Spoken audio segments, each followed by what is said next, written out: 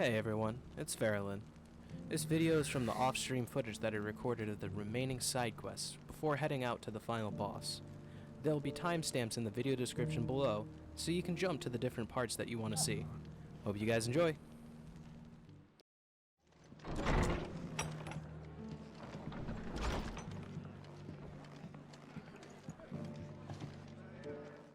Clive. Just the man I was hoping to see. Oh? And why is that? You remember how some of Sir Wade's guardians took up residence here after the Akashic attacked? Well, now the rest have come to join him. Seems their barracks in the Lazarus have been lost to an ether flood. Now, I don't mind having a few more brave boys around to keep them animals at bay. I ain't daft after all. But we ain't got nowhere for 'em to bed down. Poor buggers are having to make do with haylofts and chocobo pens. I'd build 'em a new barracks here if I could. But where would I put 'em? There just ain't enough room up here on the rock. Which leaves us in a bit of a pickle. The people we're counting on to keep us safe are living like beggars. I see. And it ain't just that lot. There's bears to think about too. There's been more and more of them turning up lately, coming from all over looking for safe haven. But there's only so many we can shelter with the room we've got. We can't keep cramming more and more people into less and less space. What we need is a new home for our new arrivals. And that's what I was hoping you might help me with. If it ain't too much of a burden, of course. It's no burden. Thank you, Clive. So, where were you thinking of making this new home? Well, I reckon we could do a lot worse than Eastpool. Eastpool. It's been a long time since I thought about that place. It was a tragedy, what happened. And if any of us could have done anything to stop it, we would have. But what's done is done. And those who lived there wouldn't have wanted the village they loved to be left in ruins. I suppose you're right. The blight might be pressing in, but I reckon it's got a good few years left in it yet. There's just one problem. A band of cutthroats have made it their den, and they don't seem like they'll be moving on in a hurry. Nasty bastards they are too. I've lost some good men to their raids. Would have sent someone to clear 'em out sooner if my boys didn't already have their hands full fending off the Akashic. But now we've got a few more guardians of the flame to call on. I reckon it's time we made our move. What do you say? Fancy leading a raiding party? I do.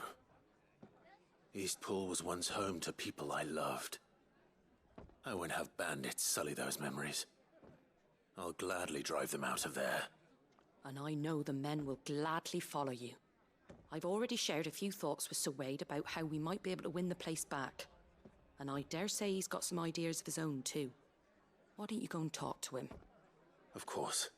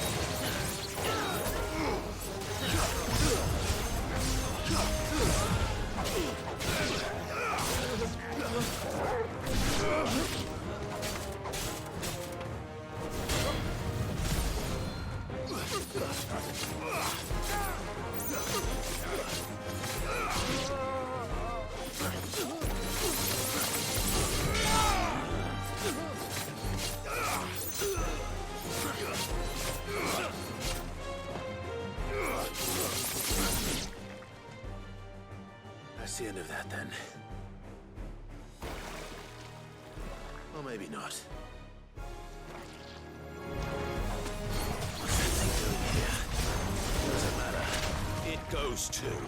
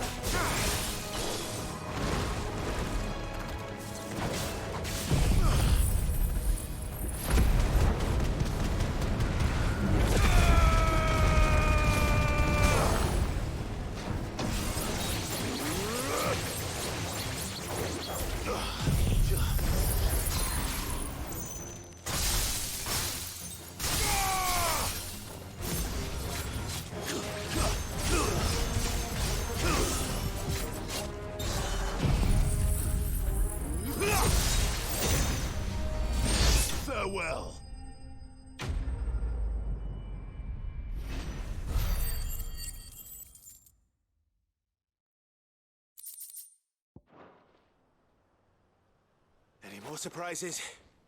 I'll take that as a no. Bravo.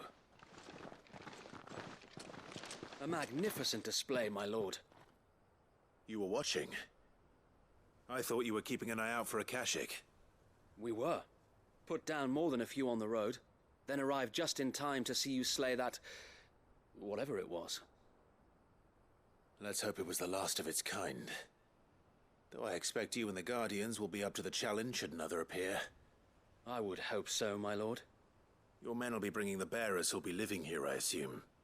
It might be best to send word for them to come right away, before any other unsavory characters move in. Of course. I'll send orders for them to depart immediately. Leave it with me, my lord.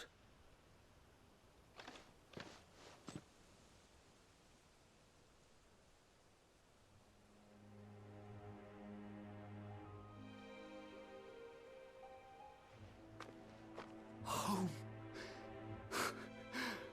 Without masters. No. We're the masters now. Our lives are our own at last. That's all of them, and not a single Akashek in sight. Now to begin the important work of rebuilding the place. It won't be easy, especially not after 5 years of beasts and blackguards having their wicked way with the place. The masonry might still be sturdy enough, but half the beams are rotted. Those that weren't lost in the fire or burned by the bandits, that is. It'll take a bit of elbow grease, but we'll see Eastpool rise again. Just you wait. So wait. Lady Hannah is buried here. If you don't mind, I'd like Oscar to join the rebuilding efforts. He should be a part of this. Of course. I couldn't agree more. I'll let Martha know that everyone arrived safely.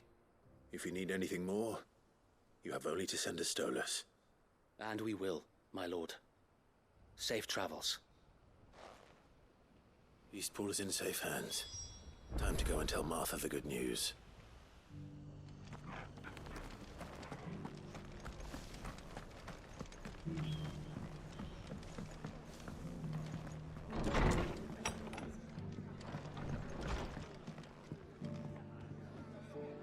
Ah, there you are.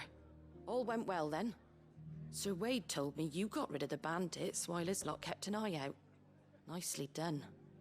And what's all this about some shape-shifting nightmare showing up? On second thoughts, don't tell me. It'll only give me nightmares of my own. What matters is you did it. And now we can build our new village. I suppose it will be. What will you call it? What else? Eastpool. Sir Wade said it best. There's plenty bad happened to that place, but that don't undo the good that happened there. No need to throw the baby out with the bathwater. Did Wade say that? Well, something along those lines. Anyway, the poor souls might have made it to Eastpool, but their work ain't done yet. So the way I see it, neither is mine. If it's food or lumber or strong backs they need, the rest is ready to provide it. Thank you, Martha. No, thank you. You didn't have to help us. I wanted to.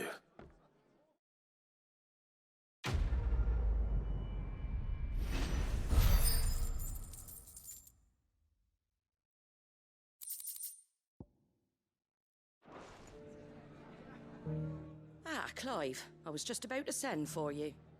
I'd like you to take something to Sir Wade up in Eastpool. Seeds for planting. Thought it was about time they started growing their own food. I'll keep providing them with whatever they need in the meantime, of course. But if Eastpool's going to survive, it's got to be able to fend for itself. As have those poor bearers. They've lived their whole lives in servitude, but now they're their own masters. Small wonder they ain't got the foggiest how to provide for themselves. So it's up to us to teach them. And if you're wondering why you, well, the Wagoneers taking supplies up that way have been coming back with more and more reports of Akashik around the village of late. Sir Wade's putting a brave face on it, but I think even he's starting to worry. And if he's likely to share those concerns with anyone, it's you. All right. Thanks. Wouldn't ask if I didn't have to. There. That should be enough to keep them in Gazal Greens for a few years at least. Gazal Greens.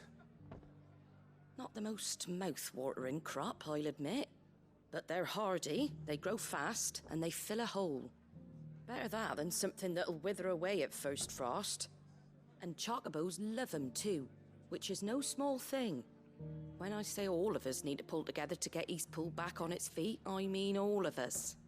They ain't exactly succulent, but cook 'em right, and they're just about bearable. I'll take your word for it. Anyway, Sir Wade'll know what to do with them. And if he don't, well, I'll go up there and show him myself. I'm sure you will.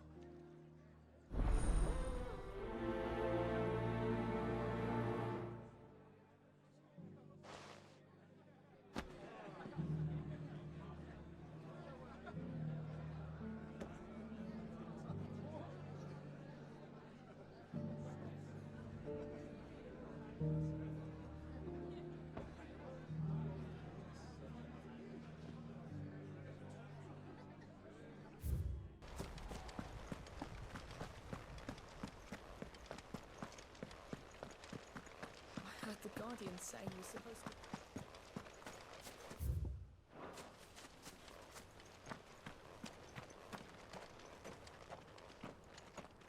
Ah, Lord Rossfield. What brings you to Eastpool? A delivery from Martha.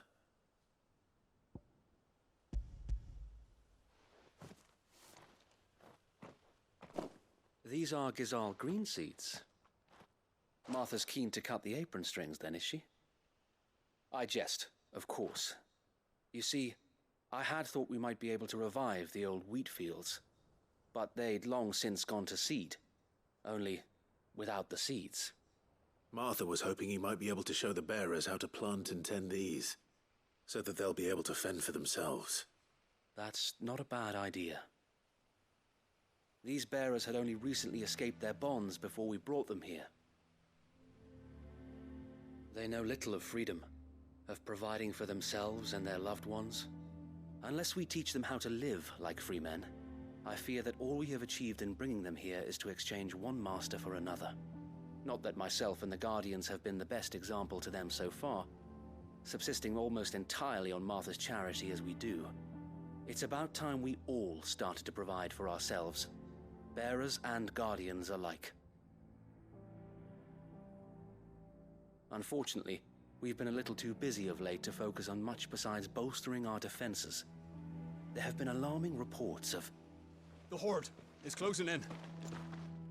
They're coming, so wait, all of them. Damn it all, I thought we'd have more time. Gather the men in the square. Send to the rest for reinforcements. Yes, Sir Wade. The Horde. A Kashek, a veritable legion of them. They've been seen prowling around the northern reaches for a while now. We don't have the numbers to hold back a swarm that size. I had hoped to build a perimeter wall so that myself and the Guardians might be able to defend the village, but... Now you're out of time. Precisely. If reinforcements from the rest arrive before they do, we may just scrape through, but I fear that's rather an enormous if. What if you could call on reinforcements from Eastpool? You mean the bearers? We brought them here so they might live, not die, fighting for their lives. So wait. You said you lack men to defend the village. Are the bearers not men? Do they not wish to see Eastpool saved? Though they may not be trained soldiers like your Guardians. What help they are able to offer could still prove the difference between victory and defeat. You're right, my lord. I will appeal to them.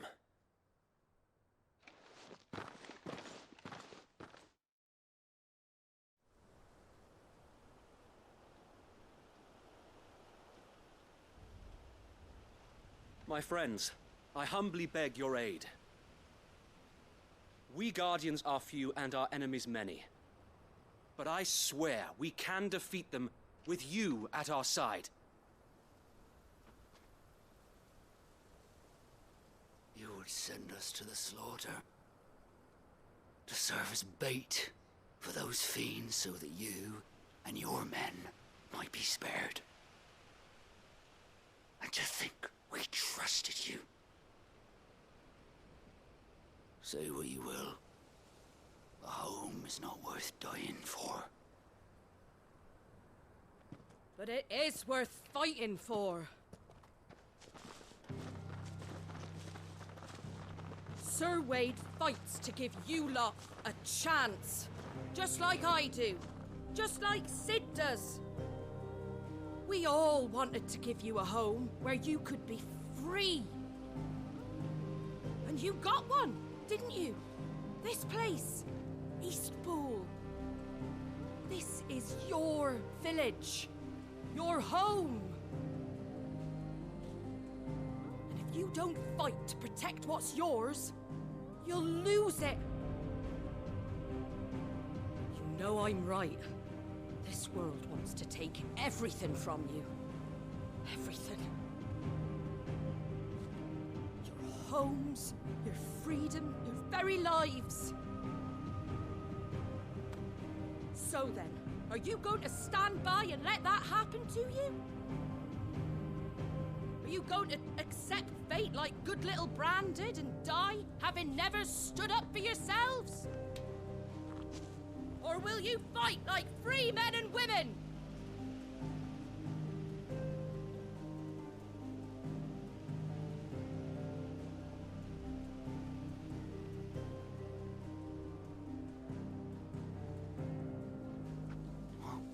What are you doing? All right.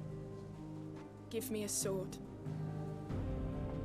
I never dreamt I'd have a home of my own. And now that I have, I don't want to lose it. I will protect what's mine, or die trying. We all will. Free men and women, fighting together.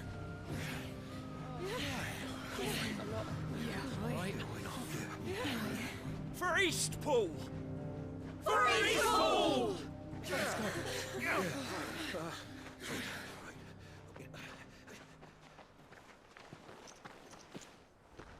Thank you, Martha. Don't mention it. Just promise me one thing. That you'll show them how freeborn fight. Gladly.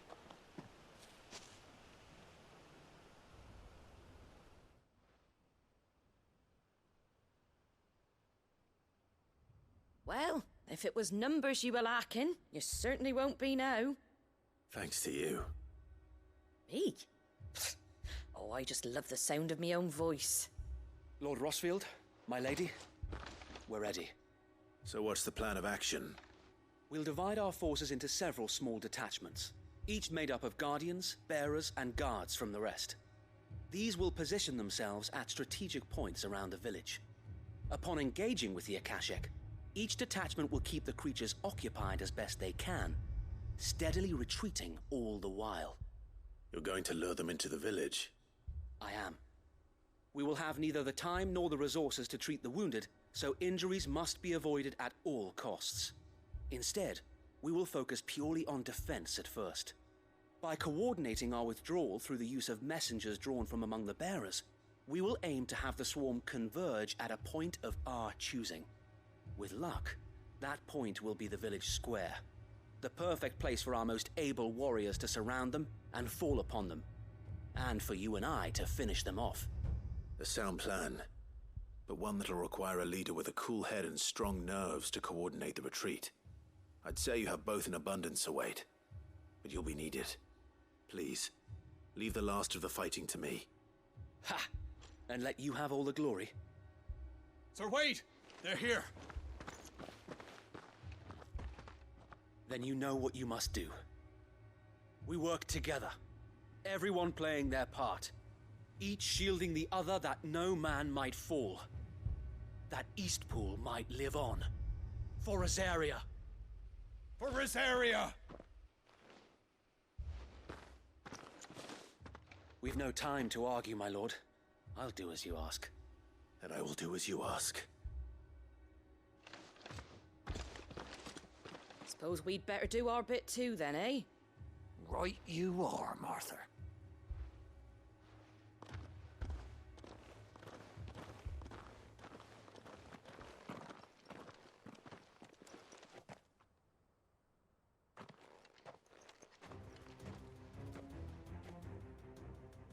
calm before the storm.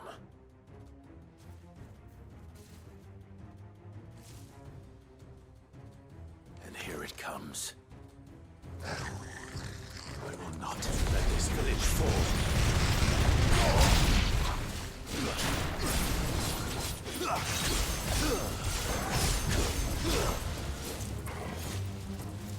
This one.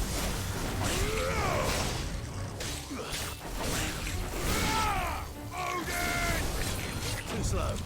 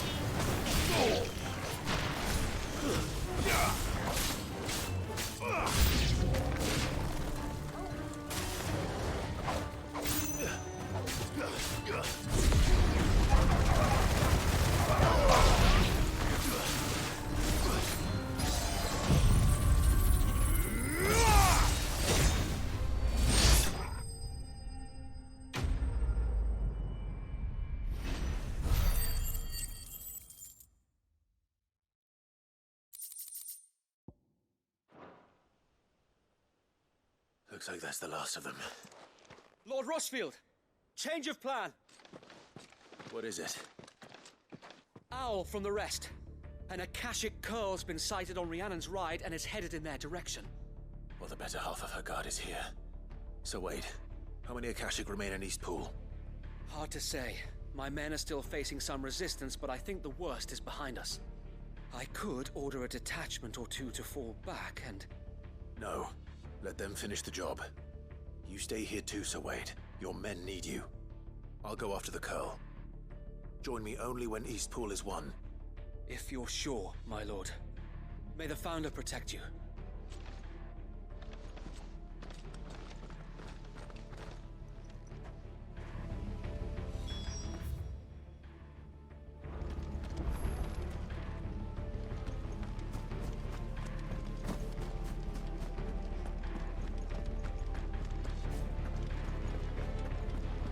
Next one's mine.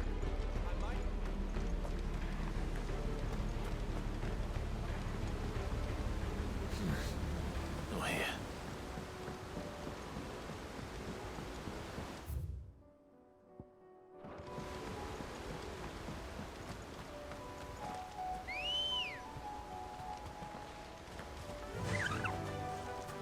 Run like the wind.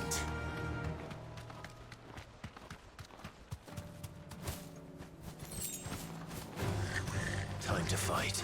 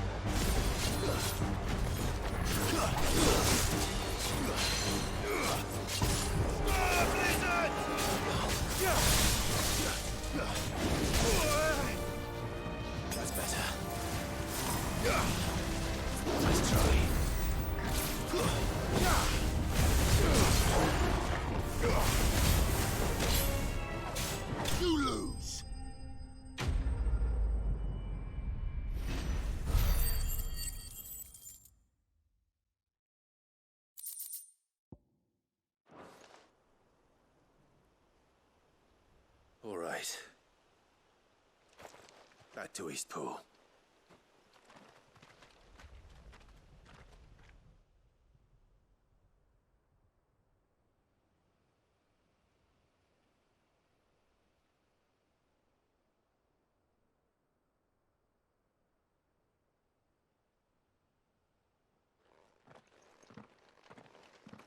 Lord Rosfield, the Curl, is it?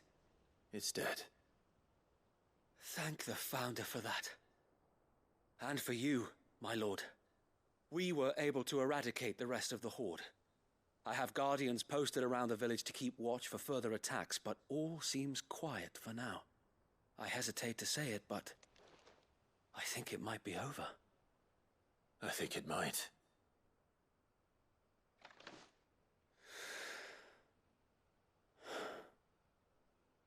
We did it. We saved Eastpool. Thank you, my friends. Thank you. No, Sir Wade. It's us who should be thanking you. You brought us together. Showed us what it means to fight for what you hold dear. We never had nothing to call our own before. We didn't know what it meant to protect it, but now we do. We really do. Forgive us, Sir Wade. You and your people saved us, and still we doubted you. But there's no doubt in my mind anymore. We're free men now, so we have to start acting like it. We have to fight to protect what's ours, to protect Eastpool. And we shall. We all shall. Together. This is our home. And if anyone or anything tries to take it away, they'll have us to answer to. Come on then. Let's get to work. This village isn't gonna rebuild itself.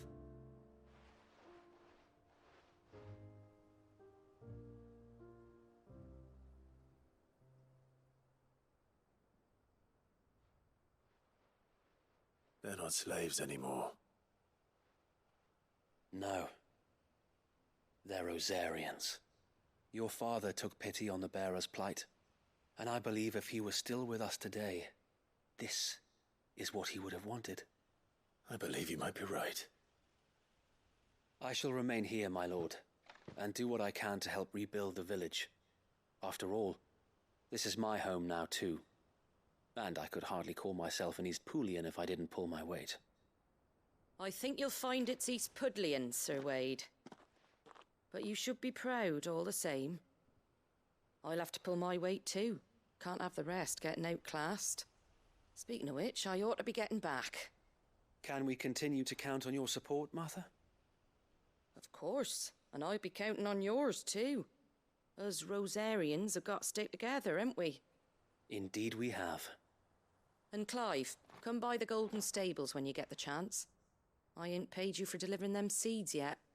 All right, I will.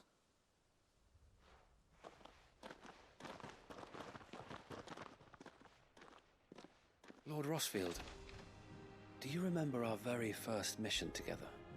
Clearing the goblins from the Stillwind marshes? How could I forget?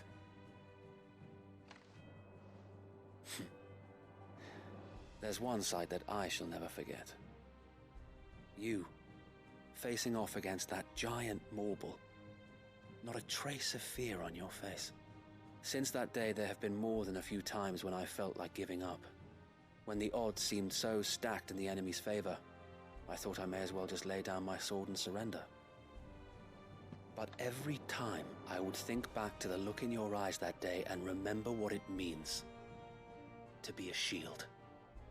Know that whatever trials Eastpool may face, I shall never lose courage. Thanks to you. So Wade, you have always been a true shield. I know that Eastpool, and indeed all of Rosaria, will be safe in your hands. Thank you, my lord. I know the rest of the world will be safe in yours. I'll do my best.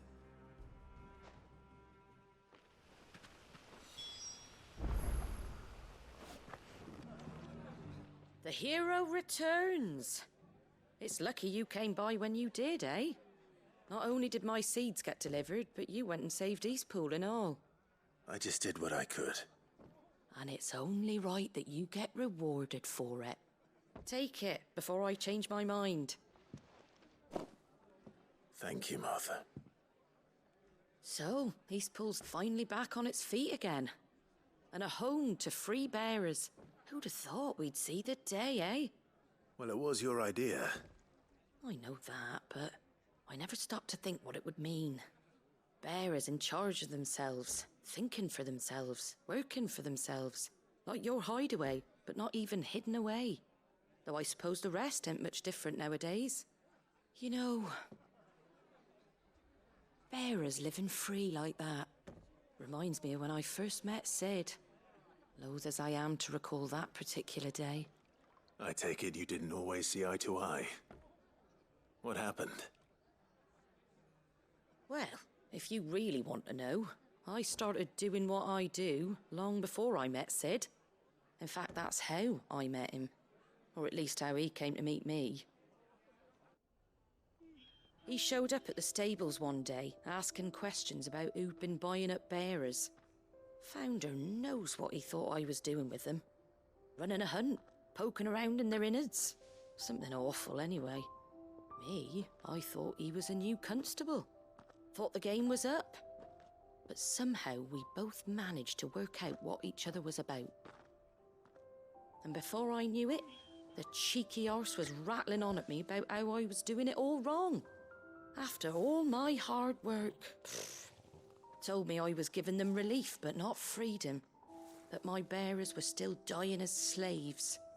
Got right under my skin, it did. Told him if he didn't like it, he could bugger off and report me to the garrison. And do you know what he did? He smiled. And then he laughed. And then I did the same. We made a pact that day, that whenever one of us was in need, the other would always be there for him. And you were? Well, we both wanted the same thing. To make life better for bearers. Just like your dad. Do you know I was born right around the time Elwyn became Archduke? Growing up, I saw how he tried to change things. He certainly didn't lack for ambition, that one. Indeed. But the loftier one's ambitions, the harder they are to achieve. Which is why those of us who follow in their footsteps need to finish what people like Sid and my father started. Suppose you're right, aye. And if we don't manage it, there's always them who come after us. Good thing we've got a few half-decent sorts waiting in the wings, eh?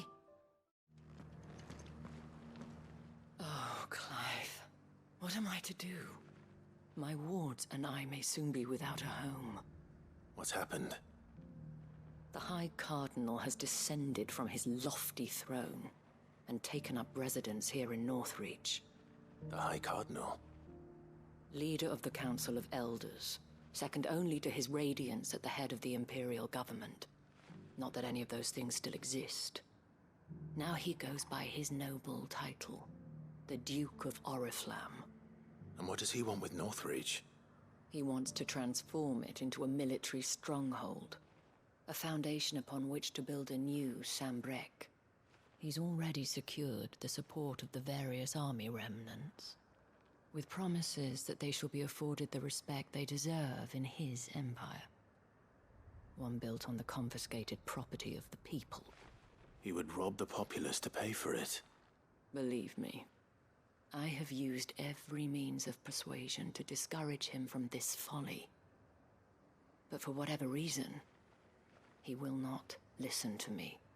What does Captain Philippe make of this? When the town was under attack, it was him the soldiers rallied around. Couldn't he use that influence again? How? By speaking out against one of the most powerful men in Sanbreque. A man whose stated aim is to revive the empire Philippe's comrades swore to serve, and to improve the soldiers' lot within it. The captain can offer them a regular supply of gruel, and an occasional trip to the Vale to help them forget the terrors they face each day. The Duke offers them a vision of strength and safety. No. Any attempt to incite mutiny would cost Philippe the support of his men, if it did not cost him his life. But given the mood around town, mutiny may yet be unavoidable. The people have little appetite for further deprivation, least of all when it serves only to elevate others. And who could blame them? Clive, would you appeal to the Duke on my behalf? For your services to Northreach, you have the respect of the soldiers, and they will take you to His Eminence if you ask them. And unlike Philippe, no bonds of loyalty prevent you from speaking your mind to the man. Well, will you try? You could hardly fare any worse than I did. I'll see what I can do. Thank you, Clive. Tell me then, where will I find this Duke of Oriflamme? In the garrison? Overseeing the troops, yes. All right. Wish me luck.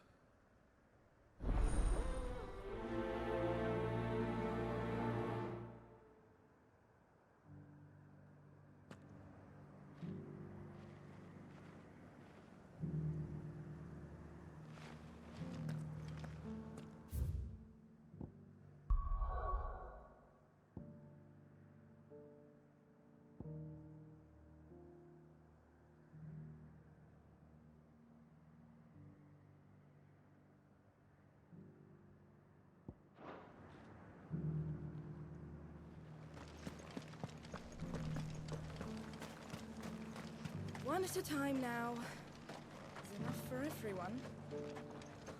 Thank you. Halt! Oh, sorry about that. You're the dame's man, aren't you? You got some business with the captain? No, actually. With the Duke. I was hoping I might be able to speak with him. We're under orders not to let any civilians pass. But you should be all right. His Eminence has heard all about you and your heroics. Wait here. I'll go and ask.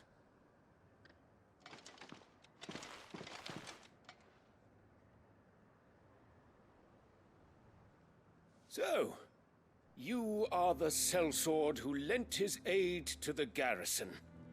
The Empire owes you a debt, and I shall see it repaid. But tell me, is it wealth that you seek, or favor? Neither, Your Eminence. I thought only to inquire about your plan to turn Northreach into a stronghold. Ah, I see. You are worried the expanded garrison will render your services redundant. Yet you needn't be. A proud fighting man like yourself shall always have a place here. Pride of place, in fact. For too long has the contribution of the noble soldier been under-reckoned. But no more. For it is they who shall see the Holy Empire rebuilt, beginning right here in Northreach. Why here, Your Eminence? The town has been fortunate enough to escape largely unscathed from the recent troubles. Her defenses are sound, and her garrison well prepared. Which is more than can be said for Oriflamme or Twinside.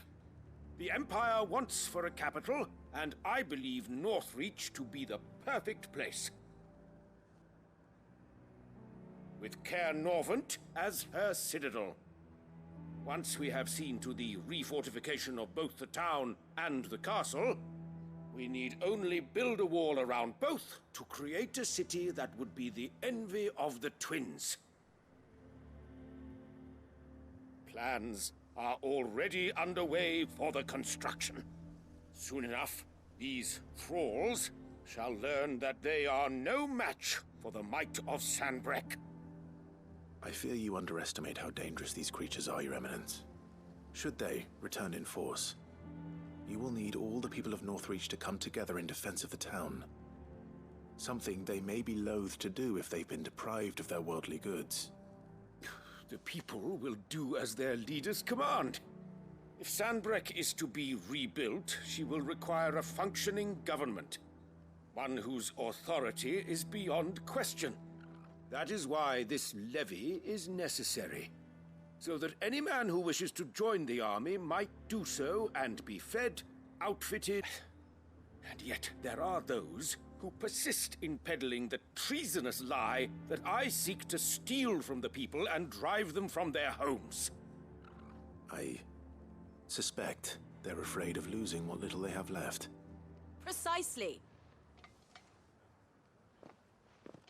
The common folk have little and less, and you mean to deprive them of even that. You would sow the seeds of your new empire in your own salted earth.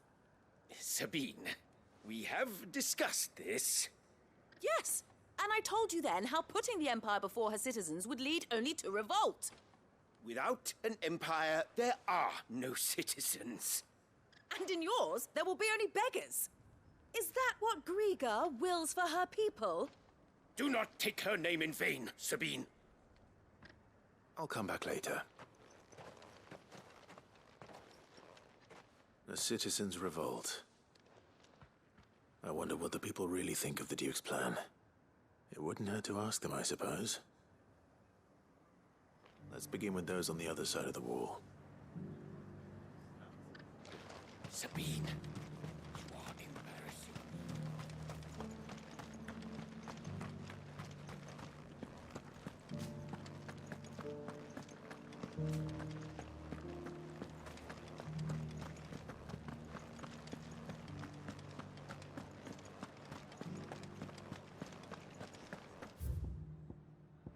Was that shouting I heard from the barracks? Could be trouble again. All right there. What is it you're after, sir? Just your opinion, actually. I wondered what you thought of the Duke of Oriflamme. Oh, him. Not much. None of us traders do. It's thanks to nobles like him that we had to set up shop this side of the wall in the first place. Couldn't have the rabble getting any closer to the holy capital, could they? And now he's trying to drive us out completely, threatening to take everything we got from us if we don't clear off. If the dame said she wanted him run out of town, I'd be straight through that checkpoint, tar bucket in hand.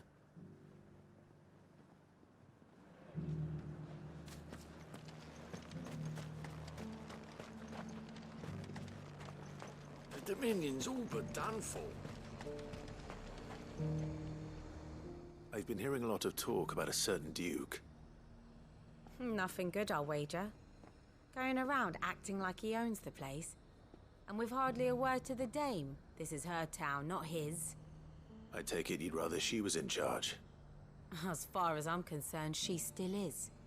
Just need his eminence to sod off back to Oriflamme.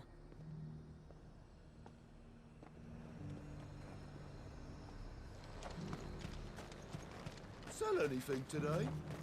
As much as you.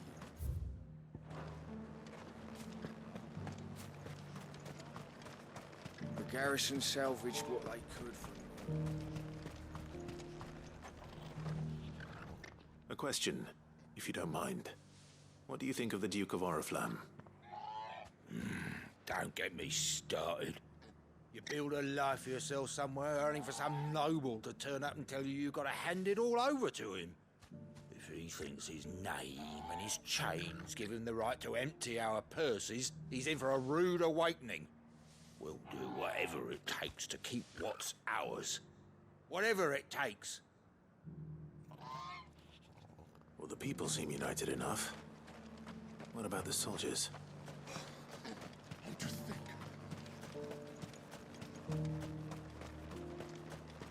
Was that shouting I heard from the barracks?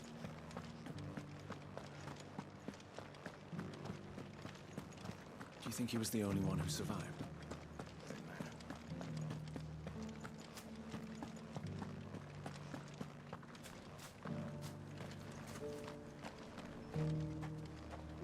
One at a time now.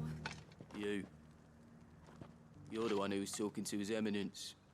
On the dame's behalf, yes. I was trying to persuade him not to take the people's goodwill for granted, but it seems my words fell on deaf ears. What do you think of his plans? I'm a soldier, mate. He tells me what to do, not the other way round. Listen, I've got nothing but respect for the dame, but I've got a family to look after. That's where my loyalties lie. Not with the town or the Empire, but with my wife and children. If the Duke can get us the men and the equipment we need to fight off those blue-skinned bastards, I don't care how he does it.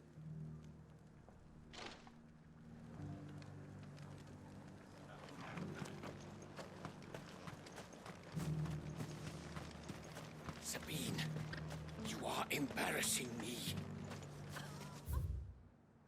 You're embarrassing yourself.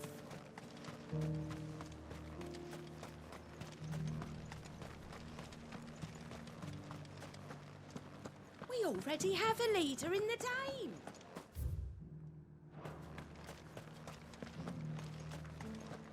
It's not only control of the garrison he wants, it's the whole of Northrend. Excuse me, do you have a moment? I wondered if you'd mind sharing your thoughts on the Duke of Oriflamme. Well, he's made a lot of enemies coming in the way he did. I mean, look around us. You can see the state the realm's in. The traders might not like having the screws put on them, but if they volunteered a few more of their hard-earned gil before things got bad, maybe they wouldn't have to. I think the Duke's got a point when he says rebuilding the Empire's the best way of making sure we're all protected. And if that means people who don't know one end of a sword from another have to make way for those who do, well, that's just how it goes.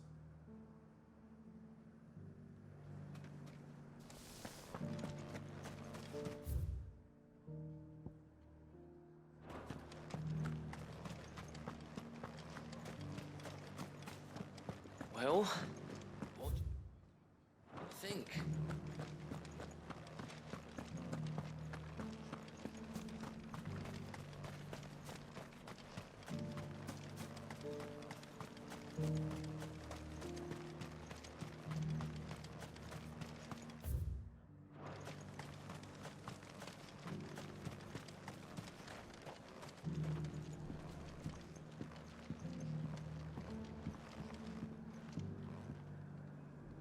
I hear the Duke of Oriflamme plans to turn this town into some sort of fortress. Do you think that's a good idea? It's not for me to say.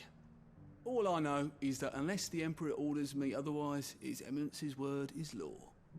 Look, no one likes all these taxes and tariffs, but empires don't come for free. Once Sanbreque is back on her feet, we'll all reap the benefits. Let's see what Philippe makes of all this.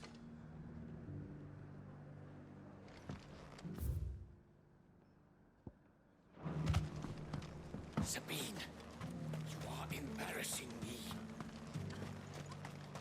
A whole day to dry some...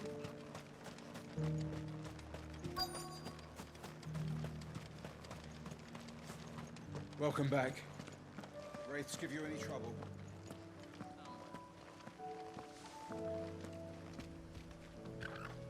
Captain, do you have a moment? For you? Certainly. Clive, wasn't it? Thank you for last time. How can I help you? I wanted to ask you about the Duke of Oriflamme. Do you intend to go along with his plan? But to tell you the truth, I'm in two minds. It's my sworn duty as a captain of the Imperial Army to obey his orders. But I can't say I agree with him. Philippe, I remember you saying that you became a soldier to protect the people you loved. The Dame included. That's right, I did. Well, she doesn't agree with the Duke's orders either. She thinks they could tear Northreach apart.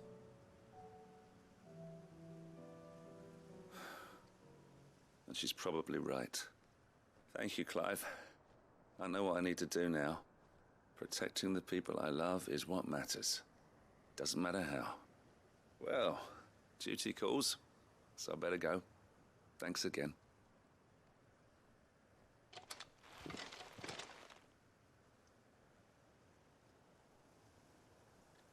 It seems Philippe wants to do the right thing at least.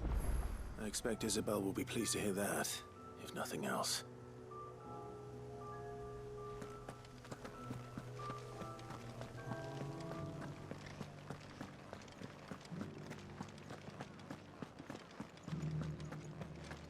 Well, what do you think? We already have a leader in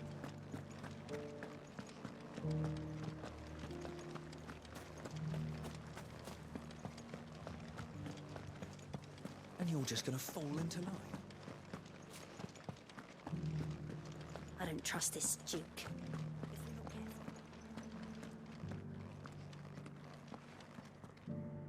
Ah, Clive. How did you fare? Were you able to speak with the Duke? I was, but...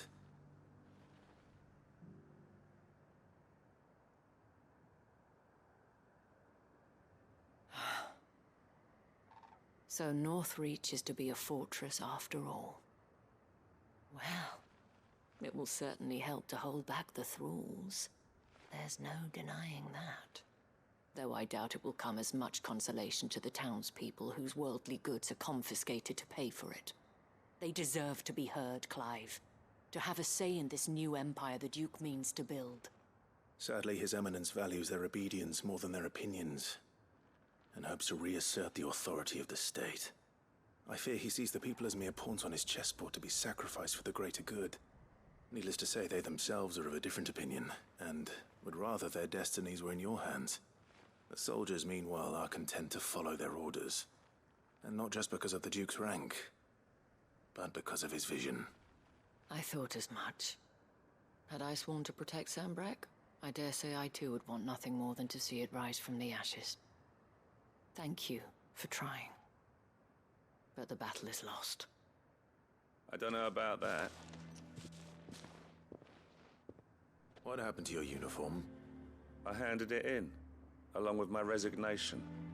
Told the lads I wished them well, but that I owe it to those I love to call it a day. Why? Because I realize what really matters to me. Not following some nobleman's orders for the sake of it, but protecting what I care about. Protecting Northreach.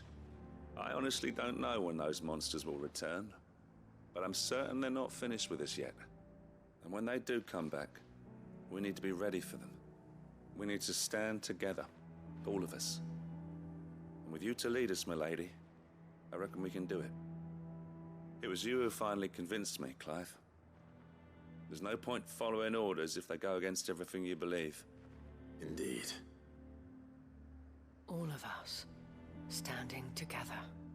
That has always been Northreach's best hope, and one which still lies within our grasp. We have only to turn our attentions to the true enemy. Thank you, Philippe, for showing me what I must do. Anything for you, milady. Speaking of standing together, would you mind if I borrowed a few of the lads from the Vale to help keep watch around the town? I fear His Eminence has loftier tasks in mind for the guard. Not at all. Be my guest.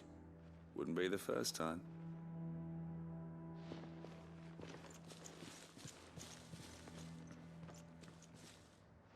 There may be hope for Northreach yet.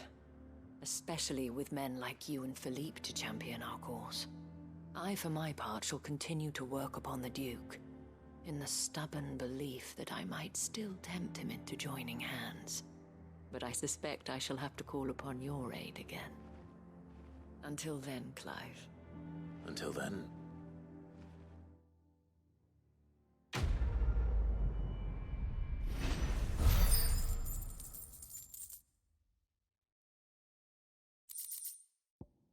Is it? It's the Duke, unsurprisingly.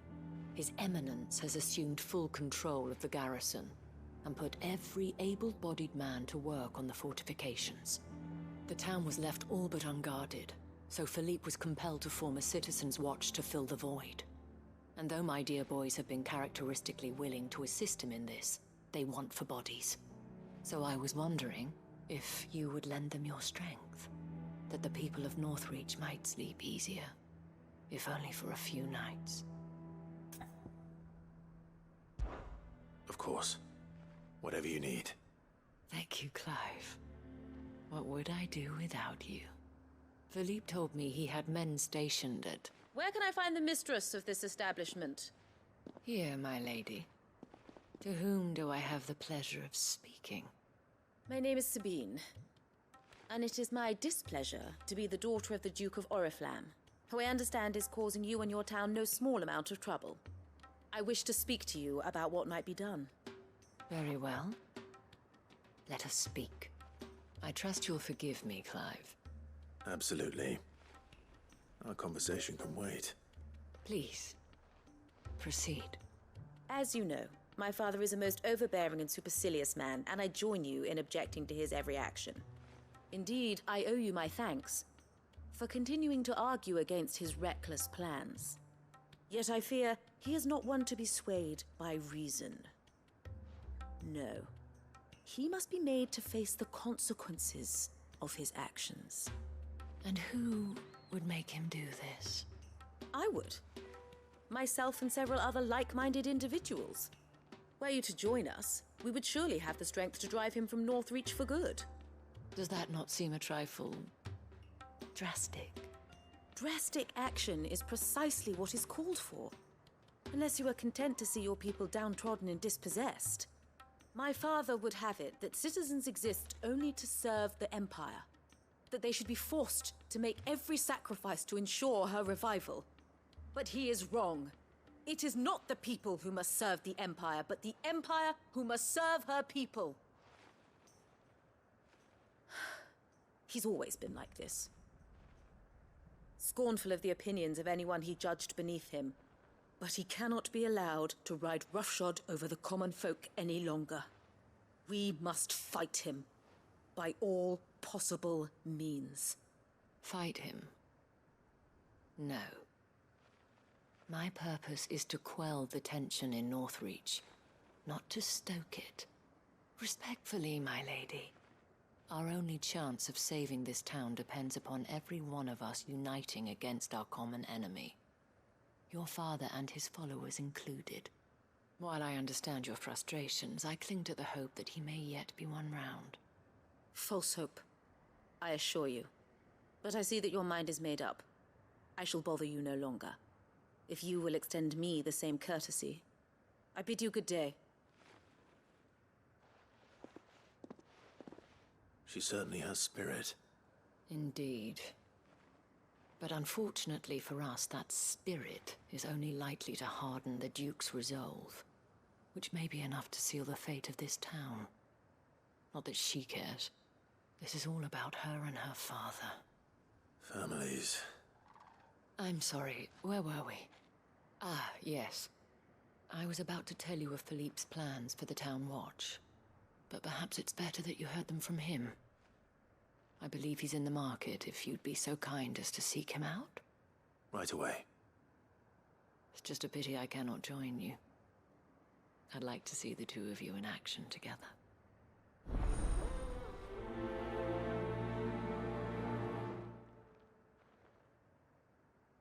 I would speak with this Duke about... What does the dame have to say about all this? So you are content to abandon the people to their fates? Please, I beseech you. If you are a true son of Northreach, you must fight to defend your home. That's exactly what I am doing, milady.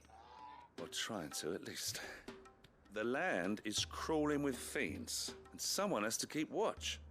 Even when our true enemy is hiding in the garrison? Fine. You're not the only able-bodied man in Northreach. Thank you so much for your help.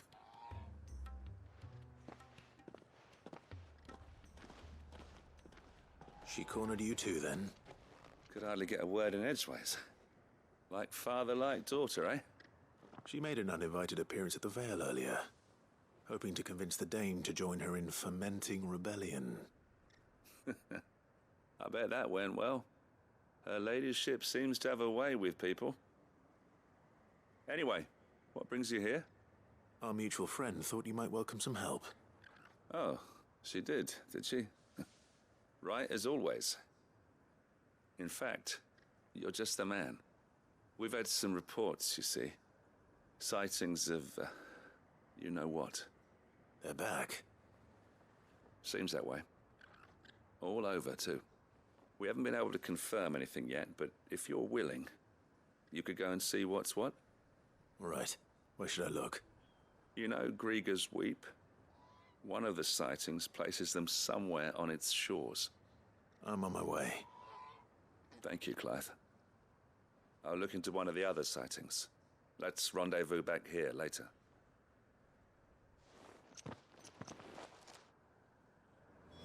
Damn it. The reports were true. I need to stop them before they get to the town.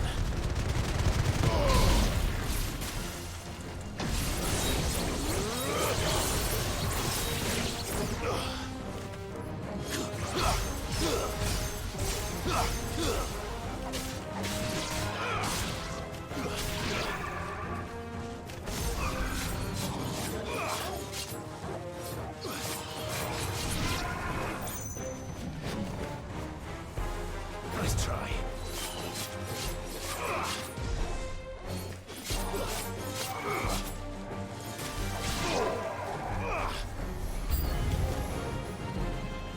To me, Flames!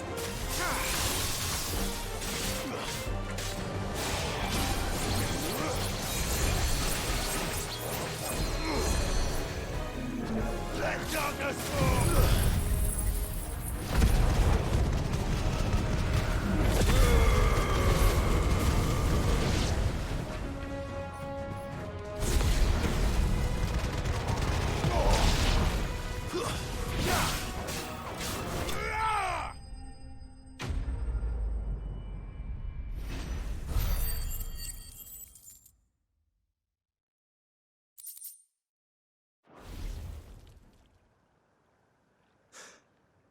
Call that a test, Ultima? Clive, it's me. Are you all right? I am.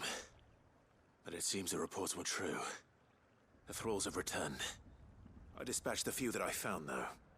Well, there's something, I suppose. But what were they doing south of town? They all came from the north last time. We might be able to fend off an attack from one side or the other, but from both? Do you have eyes in the north? Some. I should probably go and have a look, though, just to be sure. You head back to Northreach. I want you there just in case war breaks out while I'm away. What do you mean? Her ladyship's been busy working her magic on the townspeople, stirring up ill feeling towards her father. She'll have her marching on the barracks if we're not careful. What? This is exactly what the Dane was afraid of. I'll do what I can to calm things down. Be careful out there, all right? Don't worry, I'm not like you. One sniff of those things and I'm running back to town screaming blue murder.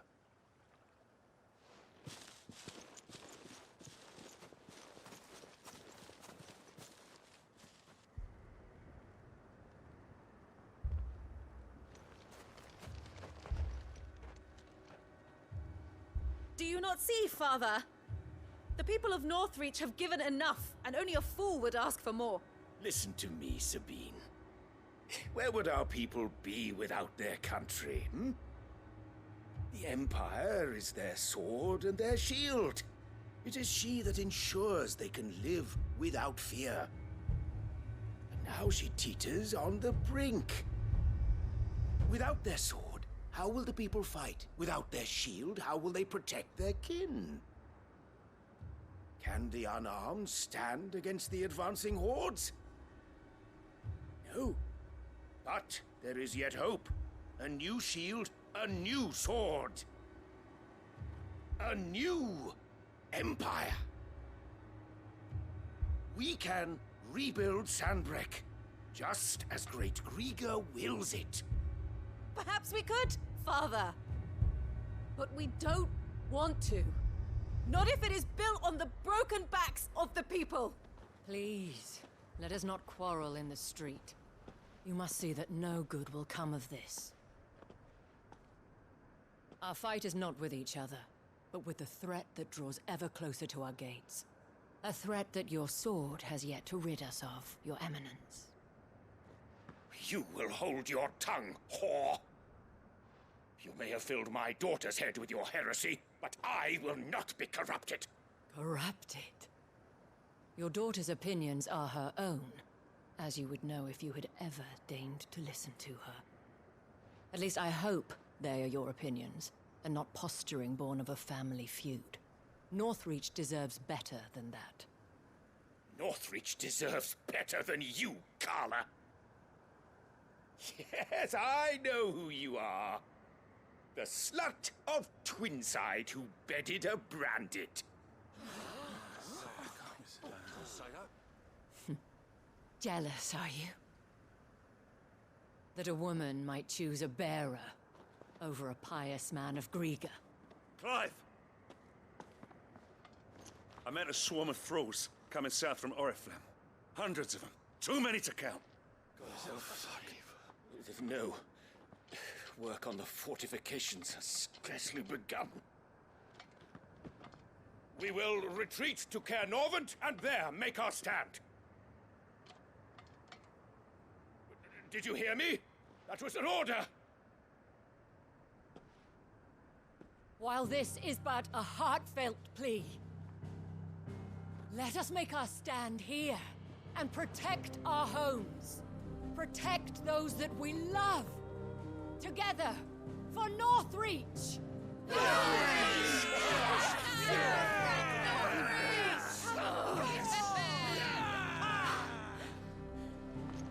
You heard the dame. What are we waiting for? Pikemen to the gates. Archers to the roofs. Quickly, come on!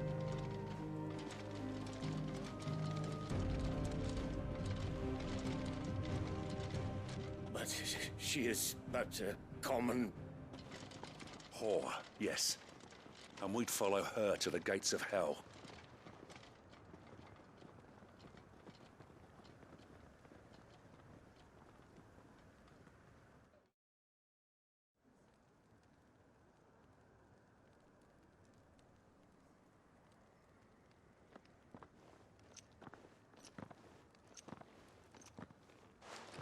The men have their orders, and they look like following them.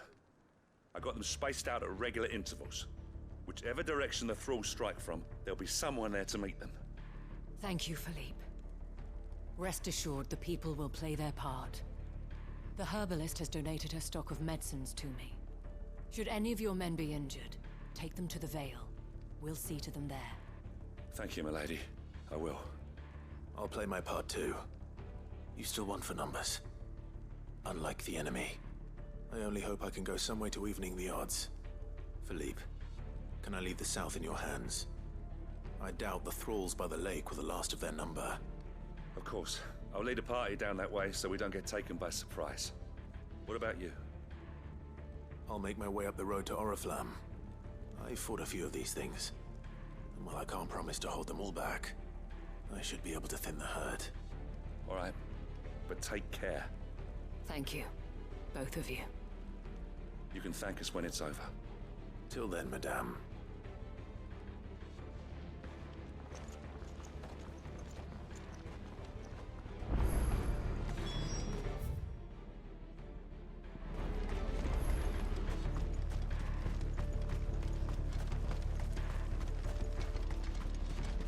I want steel in the hands of every man.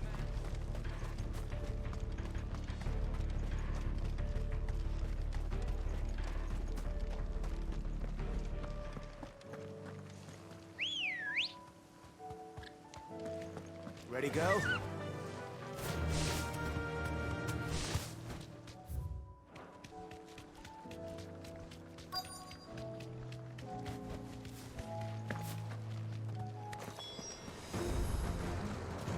This is more like it. Come on then. Test me.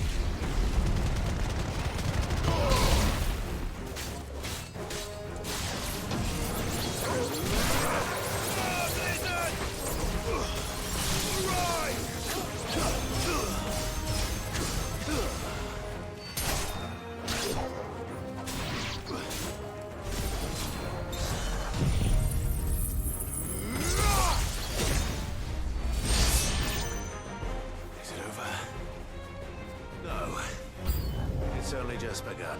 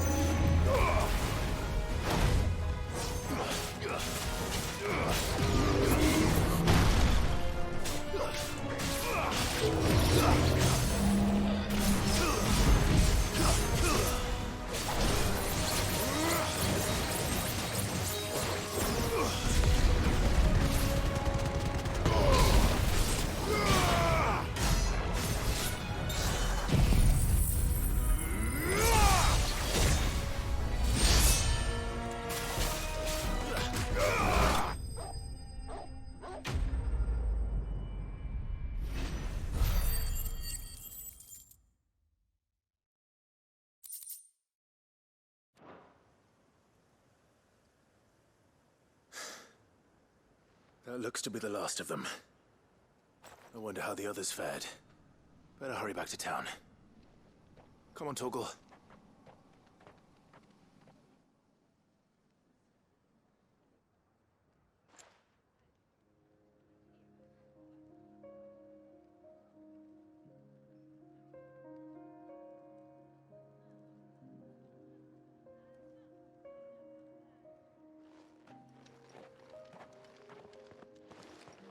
Clive, it's good to see you.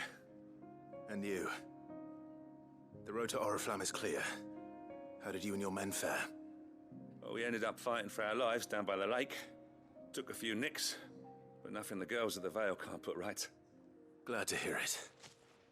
Well, it seems we've survived. For the time being, at least. I thank you both for answering the call. You were right. And I was wrong. About everything. I had thought that the only way to unite the people was under the banner of Empire. That without a strong hand to guide them, they would drift apart. To be borne hither and yon by the eddying currents of fate. But you brought them together. Not by force, nor by the exercise of goddess-given authority, but by simply being one of them. By knowing what they feel, because you feel it yourself. Our purpose was ever the same, Your Eminence. You were merely distracted by a loftier vision of empire and glory, while our eyes beheld matters closer to home. You have the right of it again. As did you, Sabine. His Radiance said it himself.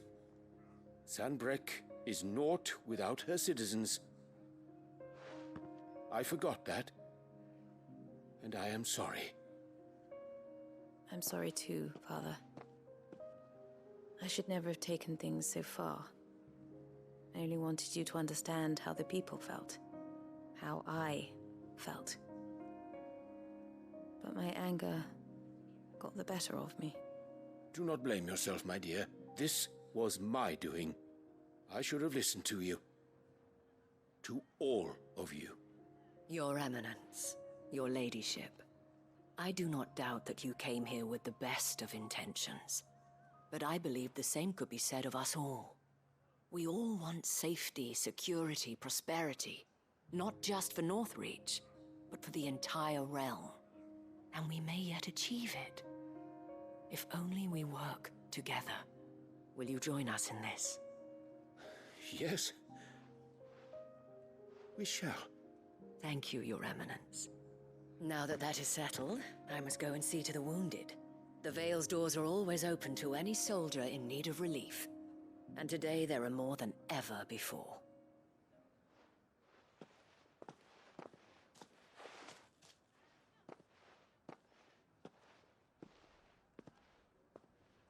Madame Isabel is a rare soul indeed. In these dark times, I see that it is not men like me who should lead the realm, but women like her. You're right. If only I'd listened to her when I had the chance. Forgive me for saying so, milady, but you still do. The Dame said it herself. We can turn things around. We just have to work together. And that goes for you, too. You're one of us now. One of you. Well said, Captain. Let this be a new beginning. Not only for Sanbreque, but for us. Well, since there's nothing more to be done here, I should see if Isabel needs any help moving the wounded.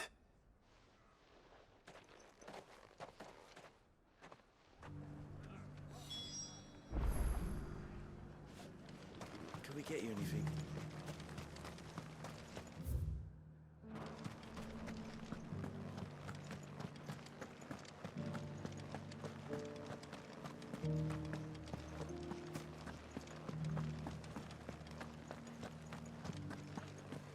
Just a little further. This the last one?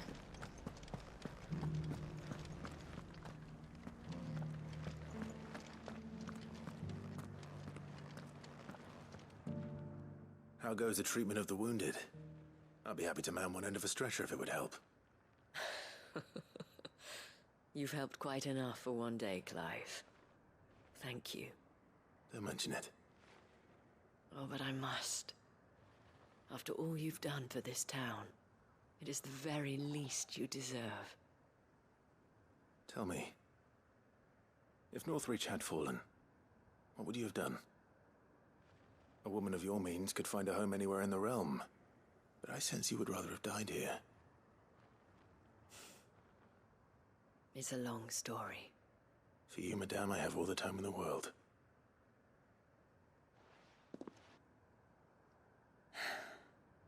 Very well. Long ago, I had a life in the Crystalline Dominion. I was Carla then, courtesan to the nobility.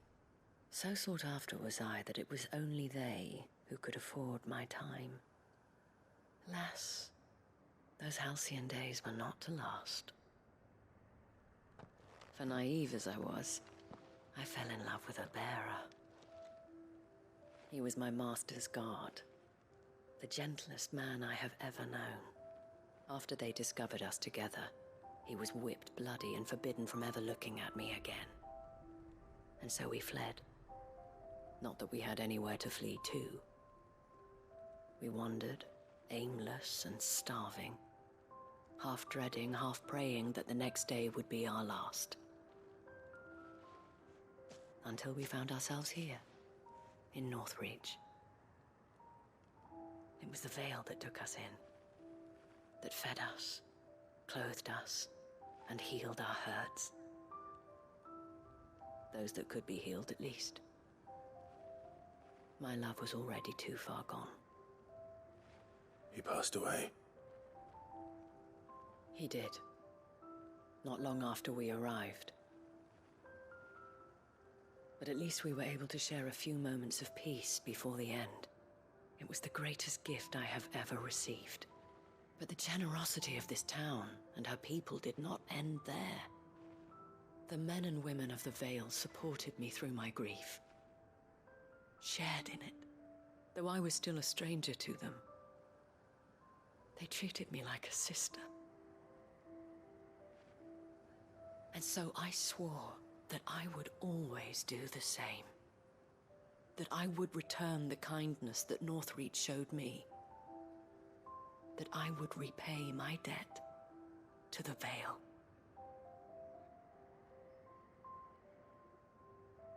Thank you, Isabel, for sharing this with me.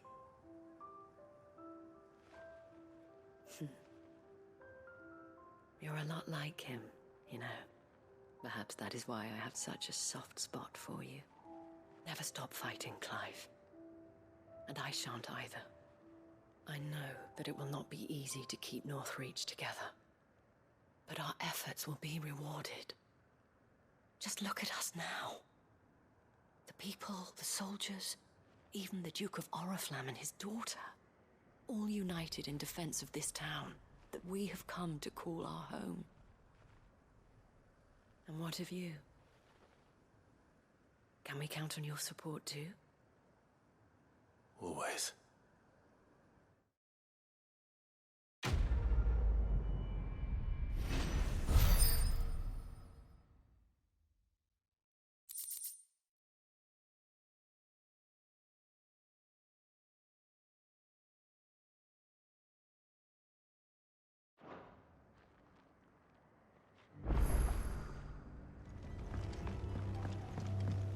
know what you have to do. Clive, I fear that I must bid you farewell. As you know, our time grows short.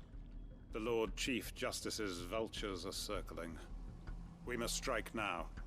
Before we part, I want you to know that, though I may not always have been your most vocal ally, I trust you, as I trusted your predecessor. Thank you. I appreciate the sentiment, and I understand more than anyone how you feel. But is revenge really the answer?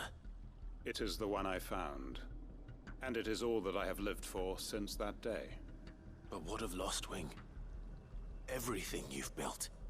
I built Lostwing to achieve this aim. Once it is done, the village will have served its purpose. My comrades and I are sure of our cause, and we shall fight to the last, come what may. But there are those among us who cannot fight. Children, the elderly, bearers afflicted by the curse. I would place Lostwing in their hands, if I thought it would do them any good. But a village home only to the frail and the infirm is not likely to stay a safe haven for long. And so, Clive, I find myself turning to you once more. Will you take them to your hideaway, that they might live even should Lostwing die? I will. Thank you. I will not have it said that I did not see to the well-being of those who rallied to my cause. The people I speak of have withdrawn to Gotan's Bales, away from danger in case the Black Shields strike. Understood. I'll make sure they get to the hideaway safely. Then the last of my preparations are complete. Fare you well, Clive. And may Griga guide us. All of us.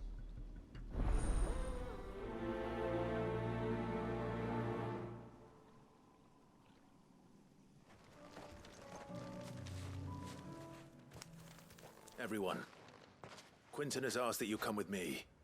He can no longer guarantee your protection, but I can. There's a safe place I can take you to. Well, if that's what the Master thinks best. Sid, none of us would be standing here today if it weren't for Master Quinton. We owe him our lives. So we ain't about to start telling him what he should do with his. If he's saying we ain't safe in Lostwing no more, it's 'cause he ain't coming back. And if that's what has to happen, then so be it. I only hope he can see this through to the end. That we get to see justice done. I hope so too. Oi! You lot! Where's everyone else? They ain't already left, have they? They've gone with Master Quinton. Fuck! Fuck! Fuck! What's wrong? I've just come from the Justice's manor. We have to get Quinton to call off the attack. It ain't just the Black Shields protecting the place. He's got a guard dog and all. A fucking monster. They don't stand a chance against that thing. If I don't get the message to them, they're all gonna fucking die. No. We can't let this happen. Sid! Don't worry about us. You've got to catch up with him. We can't let Quinton die before that bastard does. All right. I'll do what I can. Where is this manor? It's way over to the east, through the woods. Heavenhall, he calls it. Promise us, Sid. Promise us you'll do what you can.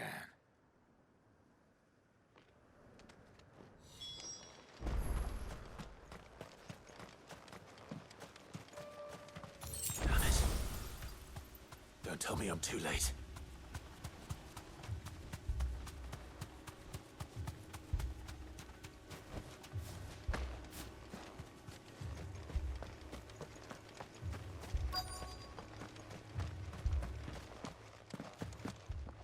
Quinton, are you all right? No. But I am alive. Which is more than I can say for my comrades. They followed me without question all the way here. And they died. For nothing.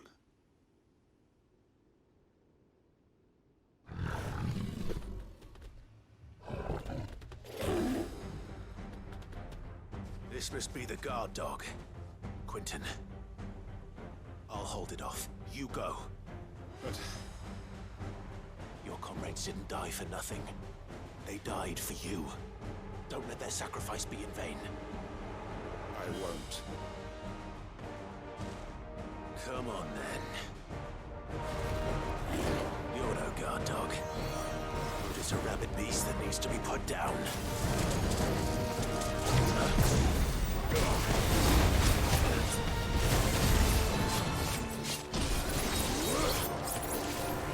Nice try.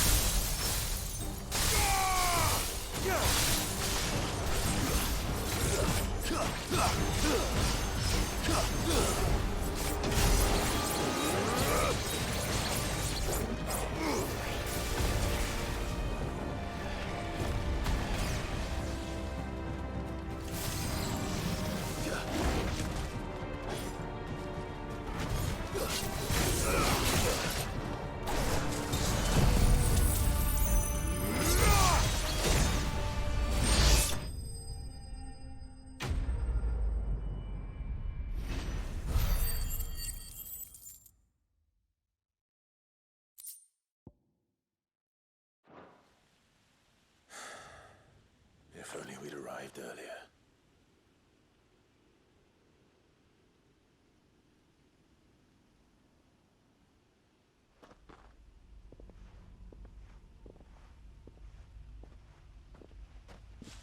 Is it over?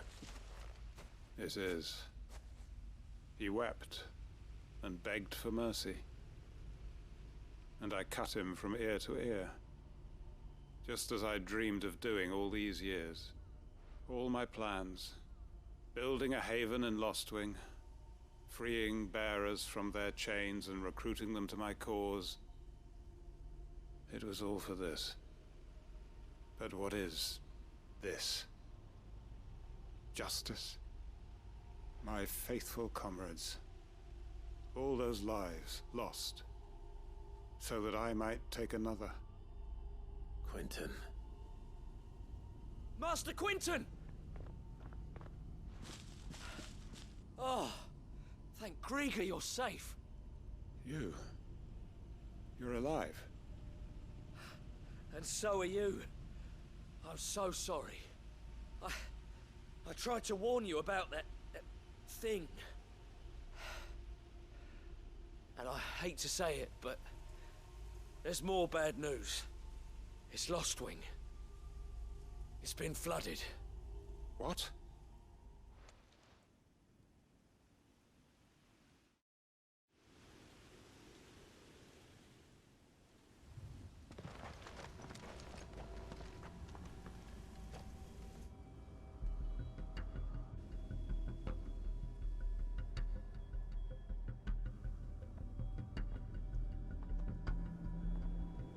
Lostwing. My Lostwing. And look who's here. They must have stolen in after we left, just before the flood struck. What if there are still people in there? Don't be a fool!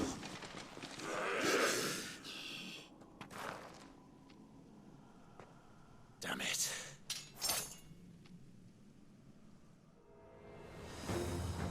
Quentin's not going to last long in there. Come on, Morbol. We need to make this quick.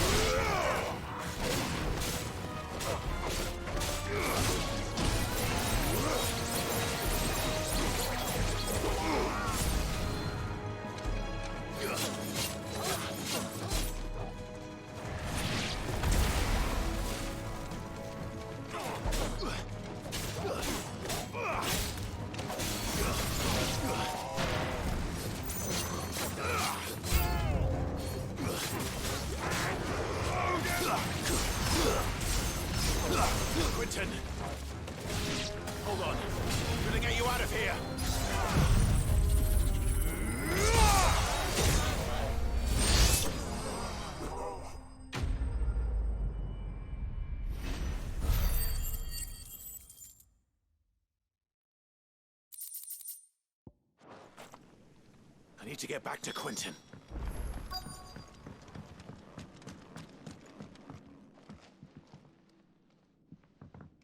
Quentin! Quentin! Look at me!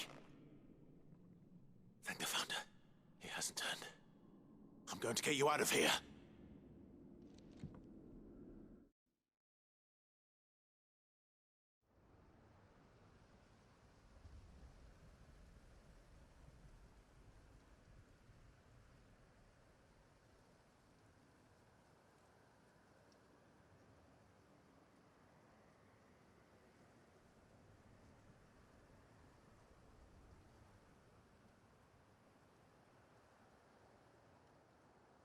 Welcome back to the land of the living. Is Lostwing? The flood has filled the valley. I see. Then all is at an end. A strange way to achieve one's life's ambition. No, Master Quentin. Save your strength. Why?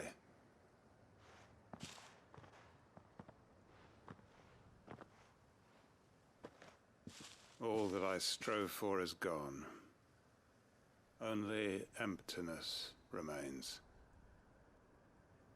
I have nothing left to live for. What the heck are you on about? You've got us, ain't you? Don't try telling me you only freed us so you could get revenge. We're more than that to you, and we all know it. I thought you weren't coming back. But I prayed, and you did. There's got to be a reason for that, right? Can't we just go back to how it was? You know, you looking after us all. Your work ain't over yet, Master Quentin. We believed that you were the right man to lead us, and we still do. Your village may be lost, but it seems your people aren't, so long as you remain to guide them. But why? After what why would anyone follow me? 'Cause we're family, aren't we? Family? Yeah, and all our comrades who went with you, they felt the same. Lostwing weren't just a village. It was all of us. It was. And as long as we're still here, it is too. We can start again. Build a new Lostwing, right here in the Bales.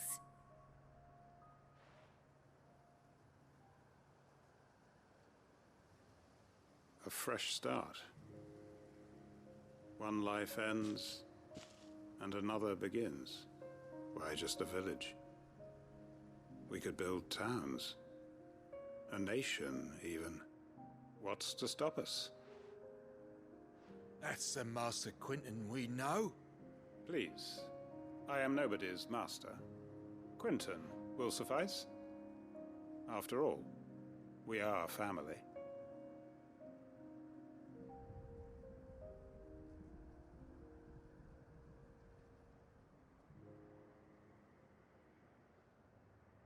Permit me to withdraw my request. I will no longer be needing your help in looking after my people. I'll pretend you never asked. But you must be rewarded for your efforts on our behalf. You saved my life twice over. And more besides. A bottle or two of your finest red will suffice. Of course. Nothing but the best. And I have a feeling that this year's vintage will be the finest yet. If you don't mind waiting, that is. I look forward to it.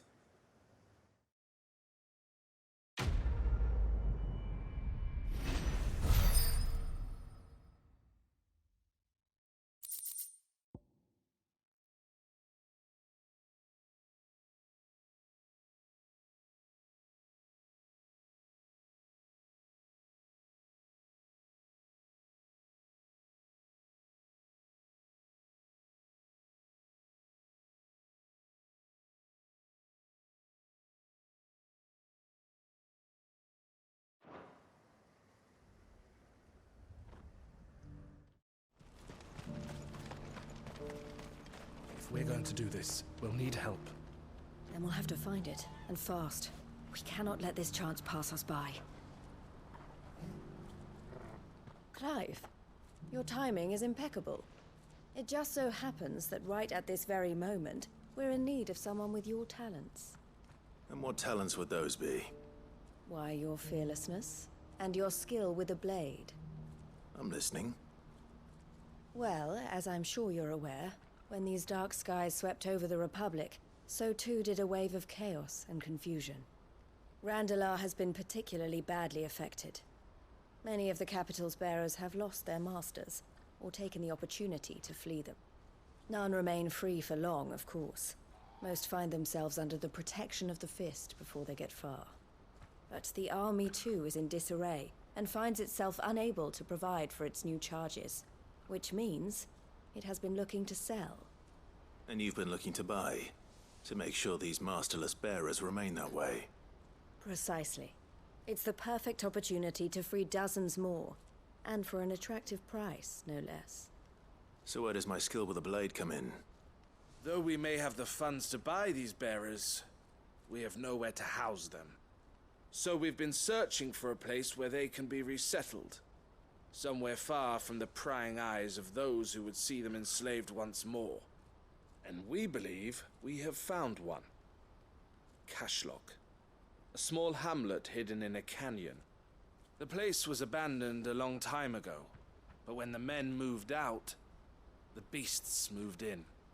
And so we seek the aid of a fearless swordsman to encourage them to look elsewhere. You'll help, won't you? How could I refuse? Excellent. Theo, if you wouldn't mind making arrangements for the transportation of our guests, as we discussed. Of course. Leave everything with me. Sounds like you'll have your work cut out for you. I will. We have an entire village to stock and furnish. Residents and all. Even if I begin right now, I'll be working day and night. So I'd better get started. Try to clear the place out before the wagons roll in, won't you? I'll do my best. You will find the village in Chaidra's Thread, past Latney's Cleft. My man there will open the gate for you. All right. Wish me luck. I'm sure you won't need it.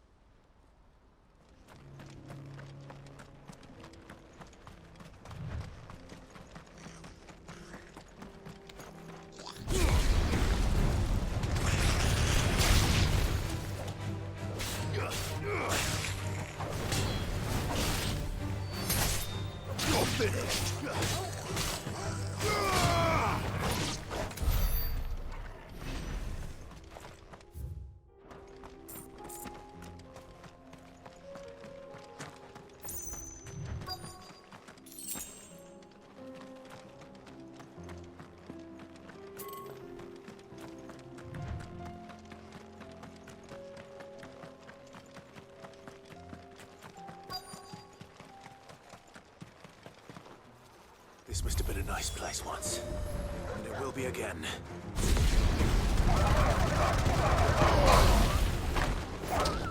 It's over!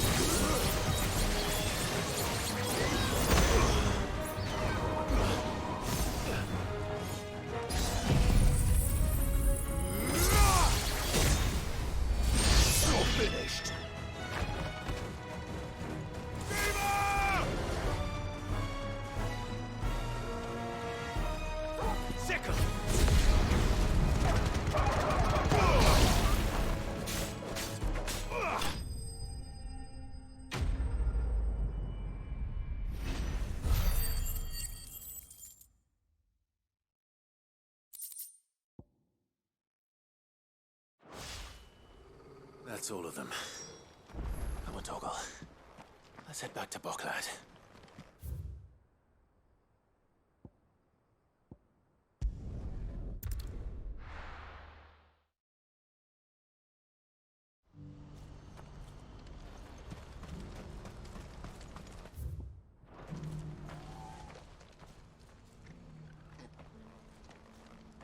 Something the matter, Theodore? Quiet.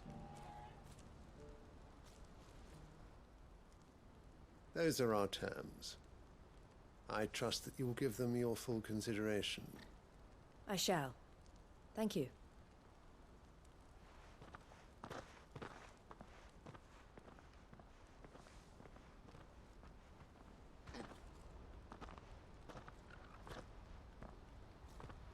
Him again.